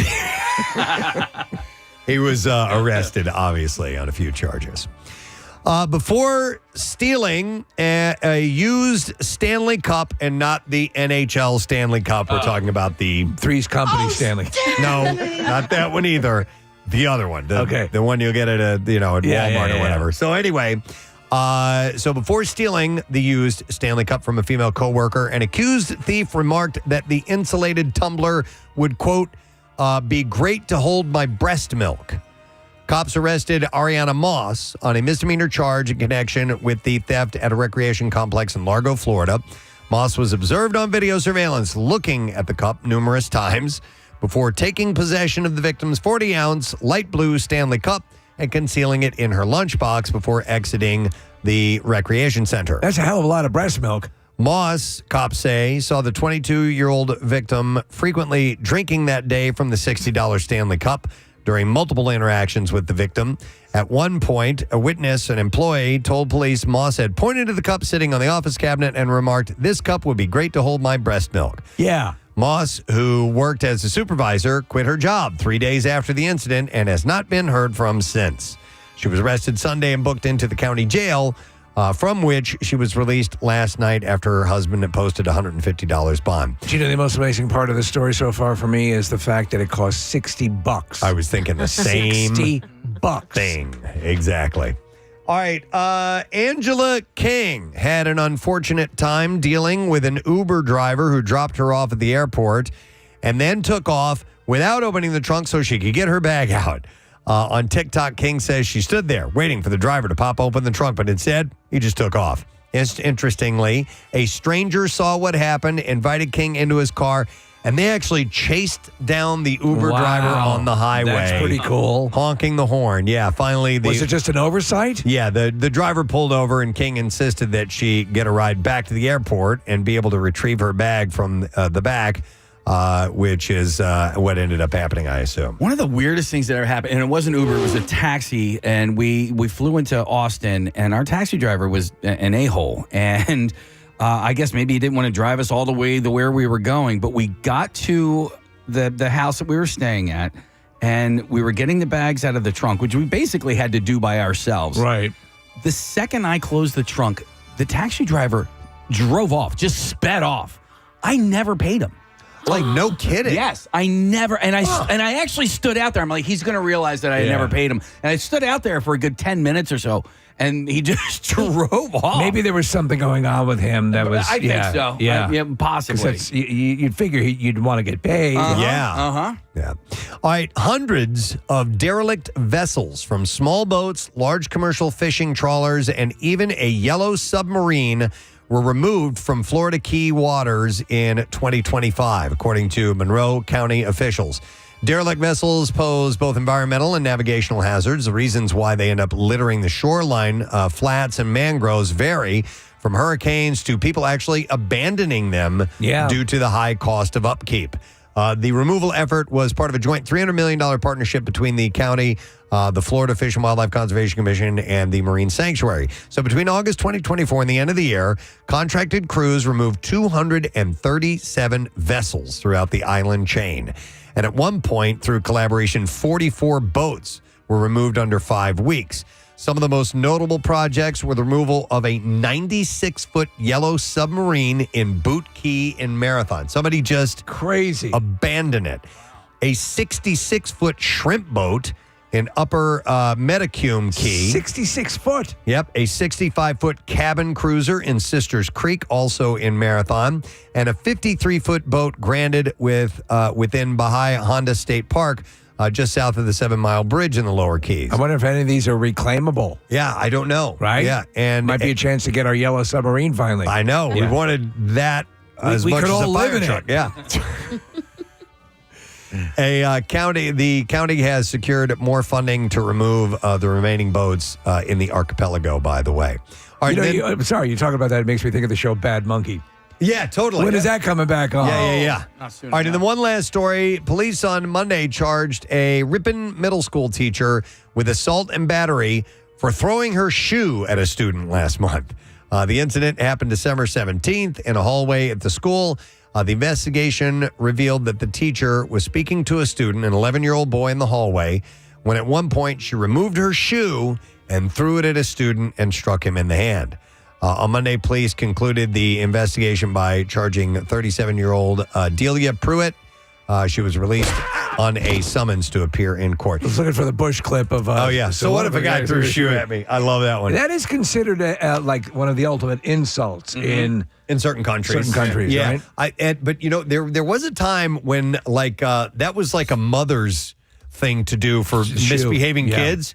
Take off the shoe and wing it at them. You don't really hear about that anymore. And there you go. That's what I have in your bizarre file for today. We will take a break. I got a stacked music news segment for you. We'll get the trash as well, and your opportunity to win some tickets to see David Lee Roth for a show coming up at the Keswick Theater. We'll take a break, and we'll come right back with those things. Stay with us. I thought that was, if not illegal, some type of a violation. Yeah, but it's become so prevalent. It's almost become that drinking a beer in a brown paper bag. Right. Cops aren't going to chase everybody through the park. Yeah, you're on your it's porch, or your situational. house, or in your car. We're not going to make an issue about it. Joe, you'd gum up. I mean, if you were to go after everybody, you'd be gumming up. The paperwork alone would be insane going through all that stuff, right? Exactly. Yeah. Well, I don't think I'd make it 2 blocks from headquarters before I get to that. Yeah. So, All right, say, Sergeant, real quick, because I just got another text from my friend who is a state trooper here in Pennsylvania, and he says that guy is absolutely wrong about the medical marijuana card and firearms. He says you absolutely cannot have a medical marijuana card and purchase a firearm in Pennsylvania. He Is said it that purchase is a firearm or purchase concealed permit? purchase a firearm. Your state trooper friend is exactly right. If you have a medical marijuana card in Pennsylvania, it automatically prevents you from being able to apply for and purchase a firearm. But if you had a firearm first, what if you had a firearm first? In theory, you're supposed to turn it into the state if you get caught. Now, I imagine nobody's kicking down your door to take your legally purchased firearm because you got a card. But it's probably in your best interest to maybe not disclose. Wow. Why is that, though? Just go visit Jersey more often. Why is that? What is the reasoning behind that? Because it's federal. So the state, which is got it. when you purchase a firearm, you have to register it with the state. Right. When you purchase that firearm, because it's state, it's all submitted to the federal government. All right. Whereas Got the it. federal government, all marijuana is still illegal. All right, Joe, let me throw this scenario out to you. Let's say I have a medical marijuana card. I am defending my home. Someone breaks into my house. I have a firearm. I use it. Does that complicate things? It can and it can't. What you're looking at, is you can justify the use of deadly force. In theory, I can take my firearm and leave it at my father's house. And if my father used that firearm to defend his property, he violated no law. He was not in possession of that firearm outside the house. Okay. Hey, Joe, what about driving under the influence of marijuana? And does that vary from state to state? It does. And one of the issues in Pennsylvania they've talked about is because we're kind of decriminalizing and there's the medical, when you get pulled over for DUI for alcohol, there's a limit you have to reach. It's 0.08. is the limit of alcohol. If you're below 0.08, you don't get charged with an offense. Right. If you have any marijuana in your system, and I believe it can last anywhere from 3 to 7 days, depending on the level. If you have any marijuana in your system, you're automatically charged. DUI. Even if it's you smoked weed 2 days ago and you have trace amounts, because that they test for, I think there's a doctor in court who does this part, but I always look at his sheets. They test for THC, and I think it's delta hydrocannabinoid 9 or something. And when they test for all of that, as long as it shows up in the system, you're charged with 3802D, which is the drug offense. So you're just like a bad driver on a certain day, and you just do a dick move as you're driving. But if they test for it, and it could be a couple of days old, they'll charge you with that under the influence? Yeah, it's one of the things that they've been talking about addressing, because, you can leave the bar and you're at 0.06, you're free to go home, but you have that little bit of marijuana and we smell up on the drug test. So and it's the weird thing, Joe, and we talk about this because there's so many from jurisdiction to jurisdiction, from state to state. There's the lack of parity. And again, I was reading an article in the paper about how it's hard to really, at the time of arrest, determine how far along someone is if they've smoked a lot of pot. Yeah, they need to refine the testing process, but you would think that would have been done by now. Because it's been around for a long time. Think it's one of those things that decriminalization happened so fast, and it was essentially, look, we're just going to, because it was a Philly thing. It was, we're no longer going to arrest for it, we're just going to issue tickets. Right. But the state is the one that makes the determination on criminal and motor vehicle code violations, and they have not caught up. Okay. So, all right. Can you have a medical marijuana card and a fishing license? I think so. They're still working on that. Hey, the firearms thing, is that nationally or is that just in the state? He was saying it was federal. But so firearms, it's all submitted federal, so they still fall under federal guidelines. Not every state has a medical marijuana program. Okay, got it. That's still local. Okay. They're still state by state. All right, Sarge, thanks for the info, man. We really appreciate it. Yeah, have a good one, guys. All right, you too. I'd be the worst. But my brothers are all both law enforcement. I'd be the worst at it. What code is this again? Yeah. I forget the Miranda rights, all that stuff. I'd be the worst. Wow. I mean, I couldn't even umpire a softball game. Could you imagine going into a drug bust? I thought you said go into the bag. Is this infield fly rule? Thank you for saying that, because the umpire yesterday missed 2 infield fly rules, and we were losing by like 1,000 runs. I'm like, please just give us these outs. Real quick, one of the funniest moments of my life was watching my father try to explain to my mother the infield fly rule. And it took about an hour and a half, and she still doesn't understand it. But boy, did my brothers enjoy the process. Well, it seems like all this has a multitude of infield fly rules. Seriously. Yeah, people are trying to hash out, Nick. It's confusing. Yeah. It is. But, I mean, things have lightened up so much. If you look back, 25 years ago as opposed to now and where things are. I mean, me as a user, I love it. I think it's great. You're so right, though, Press, because years ago, I remember he smokes pot. I know. Or if I were to mention it on the air, would have been, even just a couple of years ago, would have been really taboo. And now we have advertisers. Yeah. Bill walks around toking all day. I still think of it that way, though, a little bit. Like, I'm like, oh, yeah, he's a pot smoker.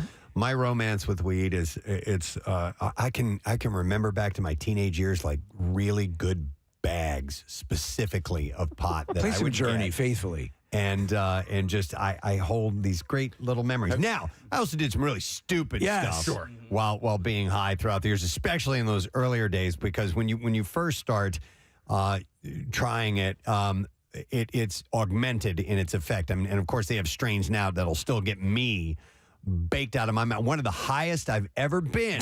And I'm not going to retell the story here because I've told it 1,000 times, was when we went to Hawaii. Oh, yeah. And went to this couple's house, and I smoked some local stuff, and I'm like, I am so high. I couldn't believe it. Pierre's mentioned that over the years about how now they can be more specific and the strains are more powerful. And, oh my God. And a good friend of ours, Steve McLean, I guess he took a gummy or something at a wedding. Yeah, it was a gummy. It was an edible, and he had a reaction. And just said, let's try had this. to go to the hospital. Well, had to be brought out on a gurney. When I went to my very first meeting as soon as I got my medical card and went to a dispensary, and I met with the pharmacist who sat me down to walk me through the process.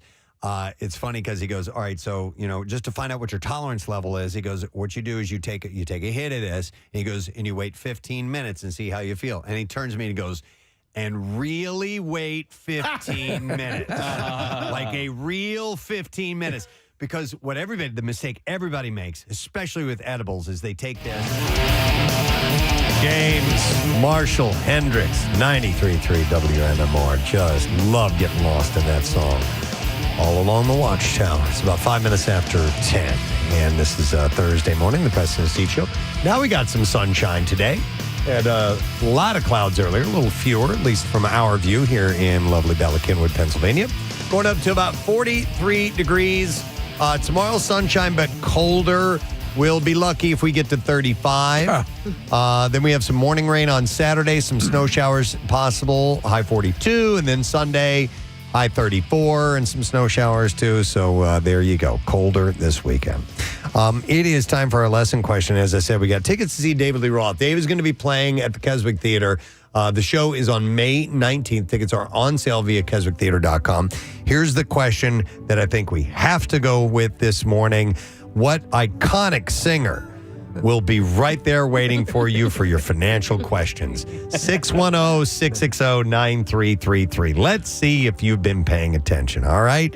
What iconic singer will be right there waiting for you with your financial questions, If you know the answer, please call us right now. The trash business is a gold mine. 93.3 WMMR with Preston and Steve's Hollywood Trash. Brought to you by Horizon Services, Plumbing and Electrical, same-day emergency service. You can book now at horizonservices.com. What's up this morning, Steve? Well, Preston, Bill and Hillary Clinton refusing to appear before a House Oversight Committee investigating the Epstein files. A lawyer for the former first couple issued a statement saying that the two were always bigger Barbarino fans. Oh, my God. Todd Bridges and his wife, Betty Jo, are calling it quits after 3 years of marriage. Apparently, Betty Jo, a casual Different Strokes fanatic, eventually fessed up admitting she thought Bridges was the short one. Hey! And finally, Kiefer Sutherland was placed under arrest for threatening an Uber driver, yelling, "I'll kill you."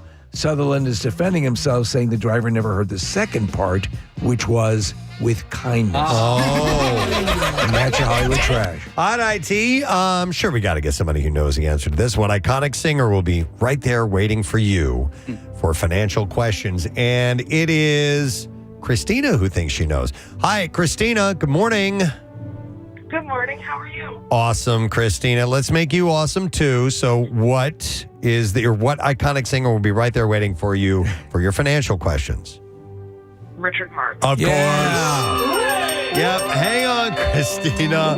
He's always been right there, waiting for you with any of your financial questions. And we are going to set you up with a pair of tickets to see David Lee Roth, Tuesday, May 19th, Keswick Theater. Get your tickets today via KeswickTheater.com. Now, Preston and Steve's Music News on 93.3 WMMR.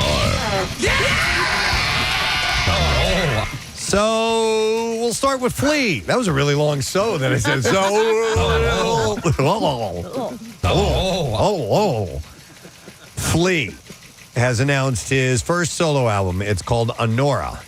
Honora. It's coming out on May 27th on None Such Records. But it's not the rock project that you might expect. We've talked about this before. The album is named after a family member, and it focuses on jazz and trumpet, which were Flea's first musical loves. He spent 2 years practicing trumpet before making this record, so he's really been brushing up his skills. The first single, called Traffic Lights, features Tom York on vocals, piano, and synth.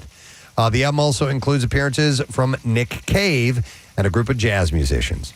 Flea and his band will tour intimate venues in May, stops in Chicago, New York, Los Angeles, London, and other cities. I didn't take a peek at the tour to see if Philadelphia is included. Marissa, do you mind taking a quick look at that? I'll get to the next story and we'll see if he's going to be making his way into the area. So love to sit down with Flea. That'd be great. He asked Anthony Kiedis if he should come, and he said it would be a waste of time.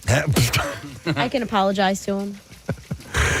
That would be a waste of time. Yes. Well done, sir. Well done. All right, so the story of the Beatles and Paul McCartney's role in the legendary band has been well told over the years, but what about his other band? one that actually lasted longer than the Beatles. A new documentary on Prime Video tells the story of Paul's band Wings, which after 2 solo albums post-Beatles breakup was the outlet for many of McCartney's biggest hits. Man on the Run, directed by Academy Award-winning director Morgan Neville, chronicles Paul's journey in Wings, in forming Wings with his wife Linda, and features previously unseen and rare archival footage. I watched the trailer. Looks very intriguing.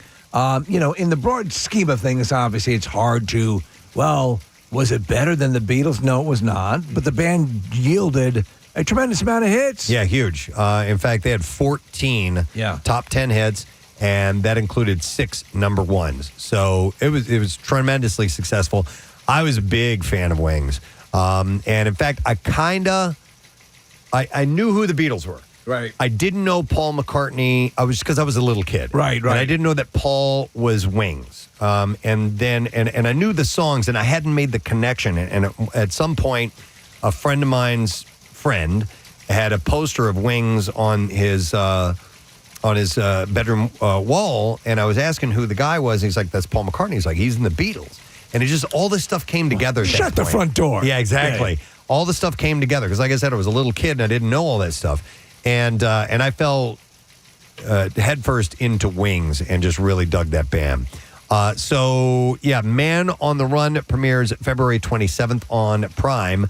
So I'm looking forward to seeing that and what it's all about. Tell me one wingy. The Wings. I got you. So here's one of the cooler ideas to come out recently. Dropkick Murphys and the band Haywire are teaming up for a split album called New England Forever. And both bands are from Boston, and they got to know each other while touring Europe together last fall. So now each group recorded 3 new songs plus a cover of one of the other band's tracks. That's kind of a unique idea. I like that, yeah. Haywire covered The Boys Are Back, while Dropkick Murphys took on Always By My Side. The 12-inch vinyl will only be sold at shows during Dropkick Murphys' St. Patrick's Day tour, which kicks off February 9th in Portland, Maine, and wraps up with hometown shows in Boston in mid-March. John Mellencamp heralded his return to the road yesterday in a promotional video that co-stars Sean Penn. In the clip, the singer pulls into a remote diner full of people where Penn is waiting for him. He goes on to say that it's been 17 years since he's played his biggest hits for a live crowd, at which point Penn says sarcastically, "God forbid you become generous with your hits and all the soundtrack of people's lives. I can't imagine you want to do that." Eventually, the diner crowd sings along with Jack and Diane as it's playing on the jukebox, after which Mellencamp caves and says, "Okay, we're going to do it." And by the way, I have a chili dog for you to suck. Oh, my God. As for the tour itself, Mellencamp has dubbed it the Dancing Words Tour, promising to play all his greatest hits, including some that he hasn't performed in many years. So it's going to be just nothing but the hits. Which is listen. Sucking on a chili dog. Sucking on a chili dog. So good. Sucking on a chili dog. Chili dog. One of his Chili dog. Mellencamp concerts, Jones Beach Theater. Yeah. I told you. It's Ken Aronoff, right? Yeah. Drummer. Yeah. Freshly rained. Concerts going on, finishing up hit after hit. In the natural moment, he hurls a drumstick up, hits a light that explodes, sparks come down. I'm like, does rock and roll get any better than awesome. This? That is awesome. The tour consists of 19 dates in all. The closest that they're going to come is in North Jersey and Homedale, July 25th. Tickets starting Friday, January 29th. But you never know. Might add some dates and pop by Philly, so that'd be nice. One final story. Andy Summers and Stuart Copeland, 2/3 of the Police, just got a big payout courtesy of Sting. In a filing at London's High Court, Sting's lawyers said that Summers and Copeland received a payment of over $800,000, I guess, each, after they launched legal proceedings last year. Lawyers for Summers and Copeland insist that they are still owed money from all downloads and streamed income not covered in the $800,000 under the terms of their prior agreements made in 1997 and 2016. So here it's dollars, but in London it's the Gerberble, right? That's it. Yep. So I don't know what the conversion rate is, but it's a lot of Gerberble. I'll tell you this. I didn't know which way, when this case was, or this legal proceeding was announced, which way it would break. Because Sting writes, Sting wrote most of the songs, correct? Or was it a collaborative? Almost all. Yeah, almost all of them. So they maintained the language of those agreements should be reinterpreted in light of changes to the music industry, where streaming income has largely replaced the sale of vinyl, CDs, and cassettes. Sting's legal team argues that he shouldn't have to give his former bandmates royalties when the Police's music is played on streaming services because that counts as a, quote, public performance rather than a sale. They also say Summers and Copeland are not eligible for royalties from streaming and digital sales because their 2016 agreement only allows for royalty payments derived from the manufacture of records. So how do you feel about this? Because Sting over the years has become a dear close friend. I think This is true. Yet we have forged a friendship with the others. This is true. I don't know. It's weird. But it sucks that it's an antiquated agreement. It's a product, and right? Though the language was manufacturer of records. Well, the way that money changes hands has changed. Yeah, dramatically. And so, it's a bit of a technicality. When you think about somebody was breaking down what's happened with the movie industry and why they're having issues with and they still make a ton of money. Yeah. But you remember the mechanism for quite a long while would be the movie comes out, you wait a while, and then here comes the whole second wave of DVD and Blu-ray sales. Purchases. Which was almost could eclipse the release, and you'd go to Blockbuster and coming soon. Right. That doesn't exist anymore. No. It goes right to streaming. Yeah, and I don't know how that, just like the streaming of music goes, I don't know exactly how that works out for the artist because there's technically not an ownership there. People aren't paying per piece of product, they're paying for a subscription service, Do you know it's weird? And people have reported this, and it happens. I've seen it happen. I will download a fair amount.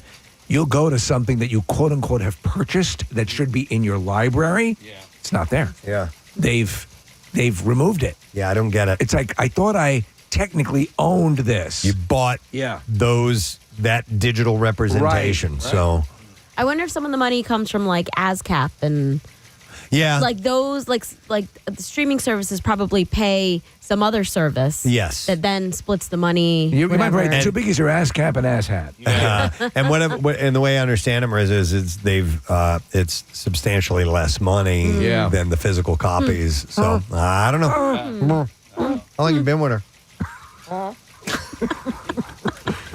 It's an outtake from a show. All right. Anyway, that's it in music news.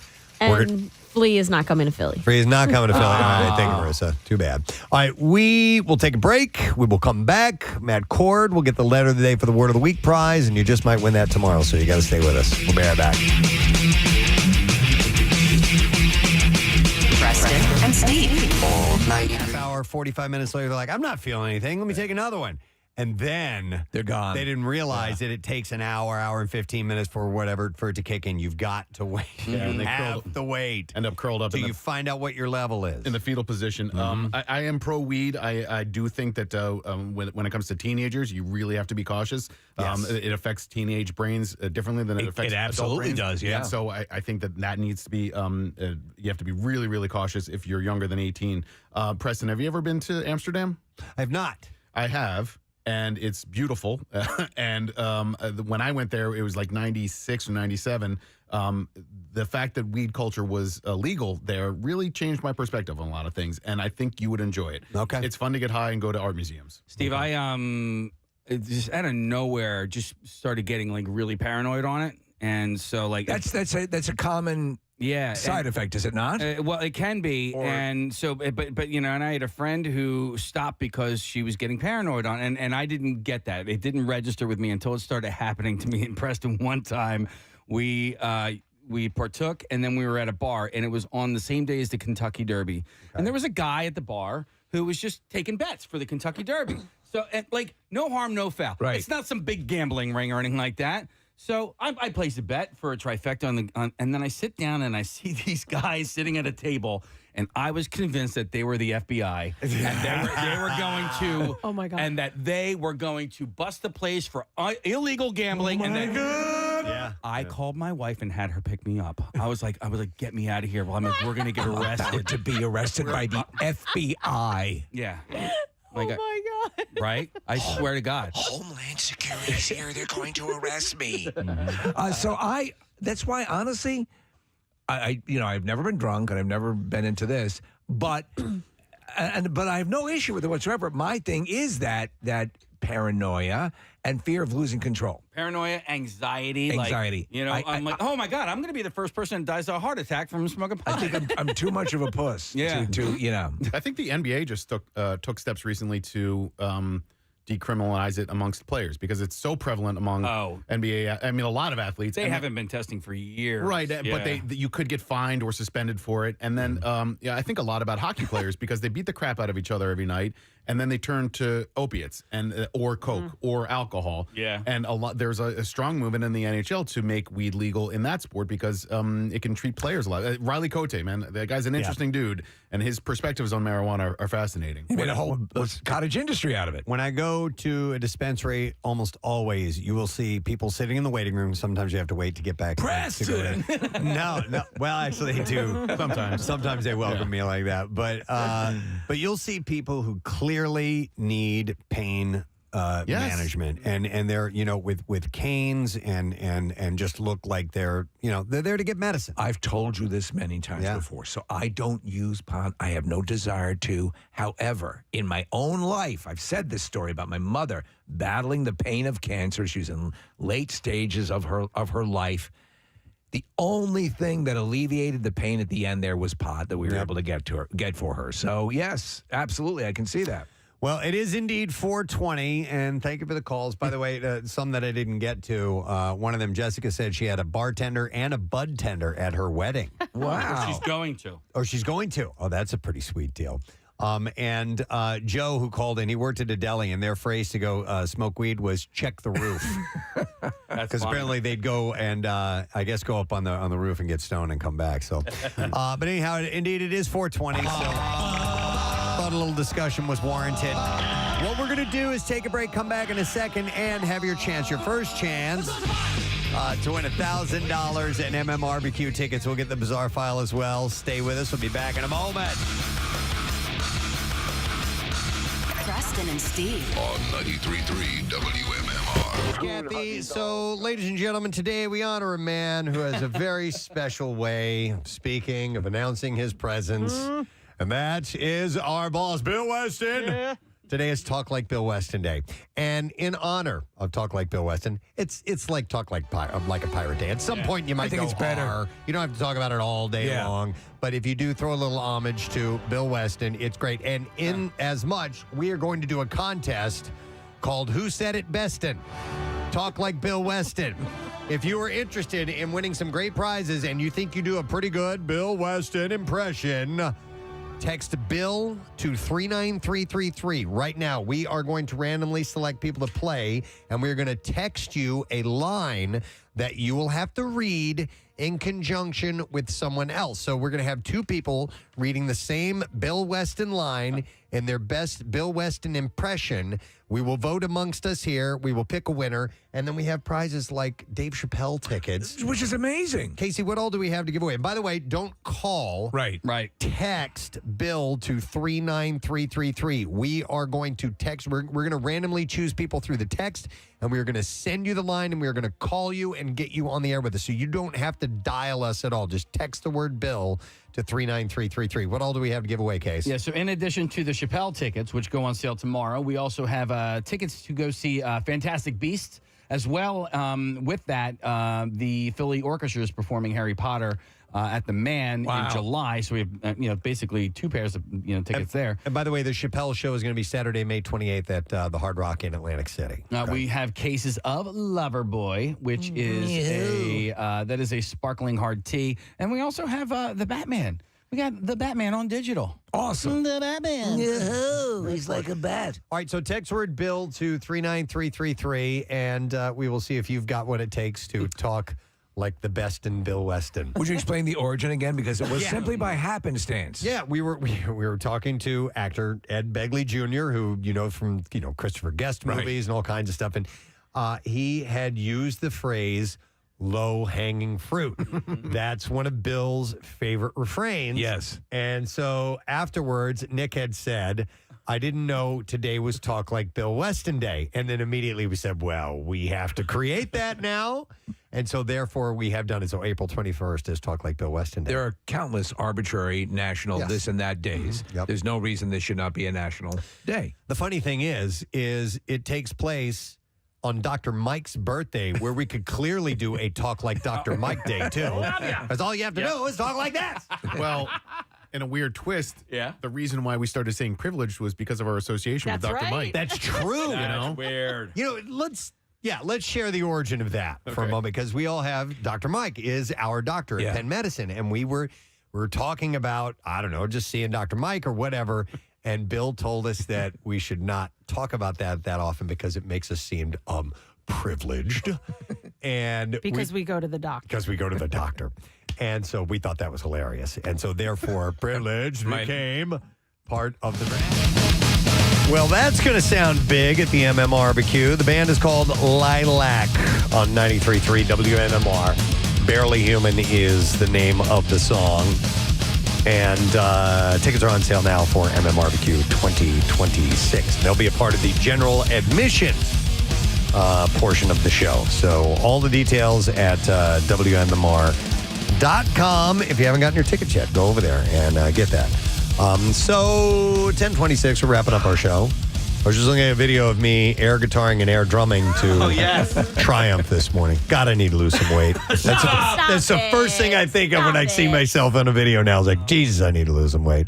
But yeah, we played Hold On this morning, and I couldn't resist just rocking out to it. What is it about Triumph that is certainly one of the cases? It becomes a communal listening event. Yep. When it comes on the speakers. We love them, and that show is going to be in Camden. Yes, which is really, really cool.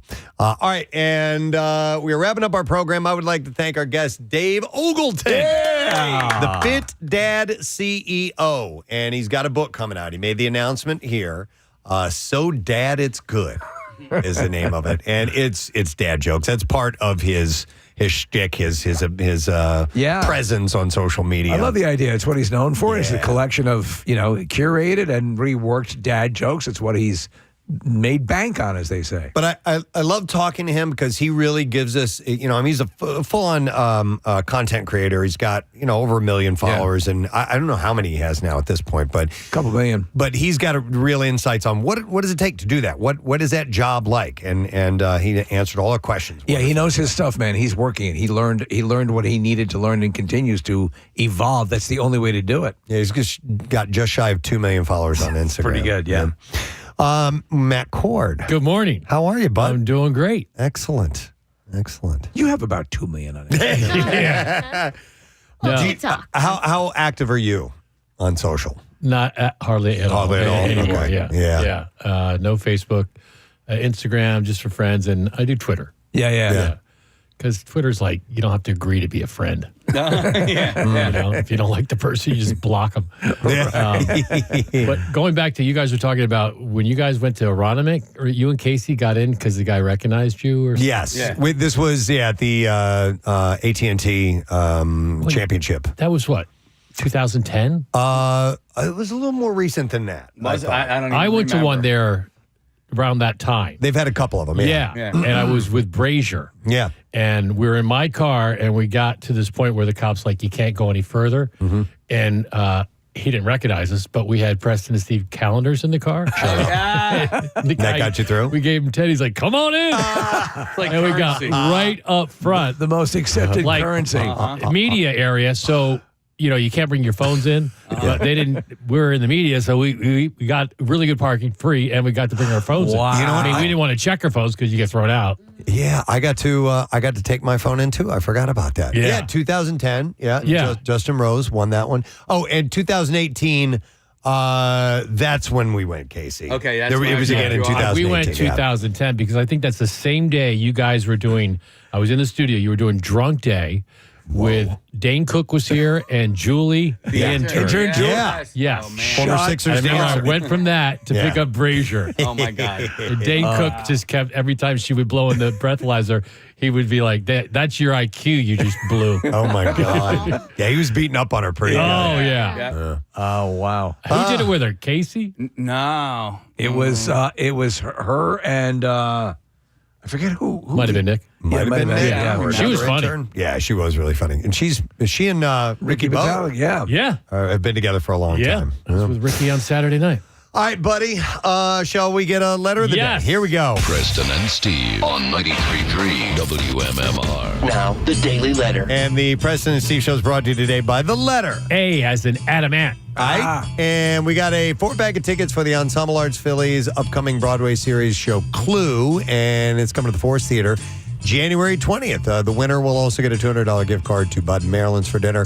And Clue is an ultimate whodunit that will leave you dying of laughter and keep you guessing until the final twist. Get your tickets today for shows running from January 20th to 25th at ensembleartsphilly.com. Marissa pulled up pictures. Looks like Nick was the one that was drinking that day with Julia. He was wearing a bikini, so I assumed he was drinking with her. No. Don't really know. What's happening on the show today? All right, 11:40, lame ass trivia. Tickets for Triumph. Yeah. Also, Thursday means D student trivia at 1:40. We have tickets for Motley Crue, Tesla, and Extreme. And our blocks today, we're going with ELO. All right. Tool, because it's Adam Jones's birthday. Okay. Love Tool. And Skinnerd, it would have been Ronnie Van Zant's birthday. I think it would have been like 78. Yeah. And Vinyl Cut, Bob Dylan, Highway 61. Oh, Visited. classic. Yeah. I'm not quite sure what song to play off it, but Do you take suggestions on what should be played? Yeah. Off of vinyl? Yeah, Okay. People yeah. can text in and I love let that. know. You guys saw that movie, right? Yeah, Complete Unknown. Yeah. I thought it was great. Listen, I like some of the Dylan hits. I can only take so much of them, but I loved that movie. Me and too. It made me decide to go and to listen. I couldn't listen to his entire library because it's huge. Right. But I listened to a big chunk of Dylan just to refamiliarize myself with And it. you can't listen to him today in concert because he doesn't. He doesn't do anything. Yeah, he it's doesn't. a whole different No. experience. My buddy Lou's a huge Dylan fan, and we went to a concert years ago, maybe like 10 years ago, and he's got a guitar on stage right next to his piano. And he goes, he never touches the guitar. Really? Yeah, he won't play guitar. Huh. It's like Yeah. Neil Young. Yeah. What do you mean? Same thing. He had like these instruments set up and Yeah. wouldn't touch them. Yeah, and then he sang Tangled Up in Blue, and I didn't know it was Tangled Up in Blue until he said Tangled Up in Blue. Same thing happened to me. That is Yeah. the big Dylan conundrum is that he's a legend. And by the way, you'll occasionally get a great show where you're recognizing every third song, and it's amazing. But a lot of times, he's exactly that, Matt. You go through an entire song. What was that? Steve, my dad and I would go to every show he would play in Philly, and we had to stop because he's not even playing his own music anymore. Yeah. He's playing like Sinatra. And Richard now they're like Marx. crooner stuff. Richard Is he Marx. playing Richard Marx? Well, this will sound like Dylan. Right there, waiting for you.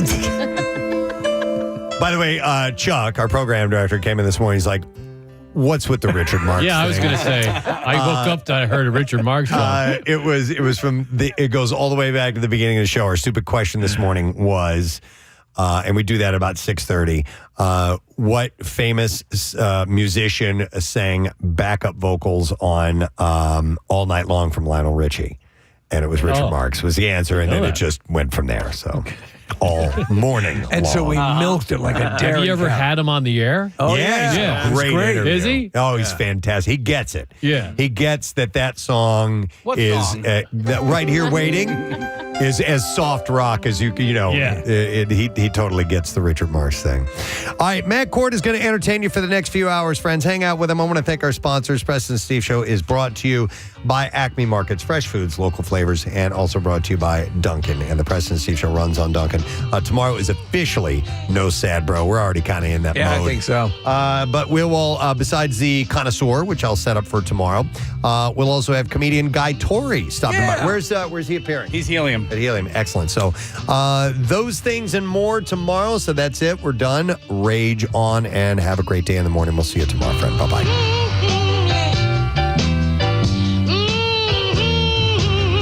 Preston and Steve on 93.3 WMMR. Generated a very successful line of T-shirts. Yes, it did. I think because we were saying pen medicine and it wasn't like, oh, we went to the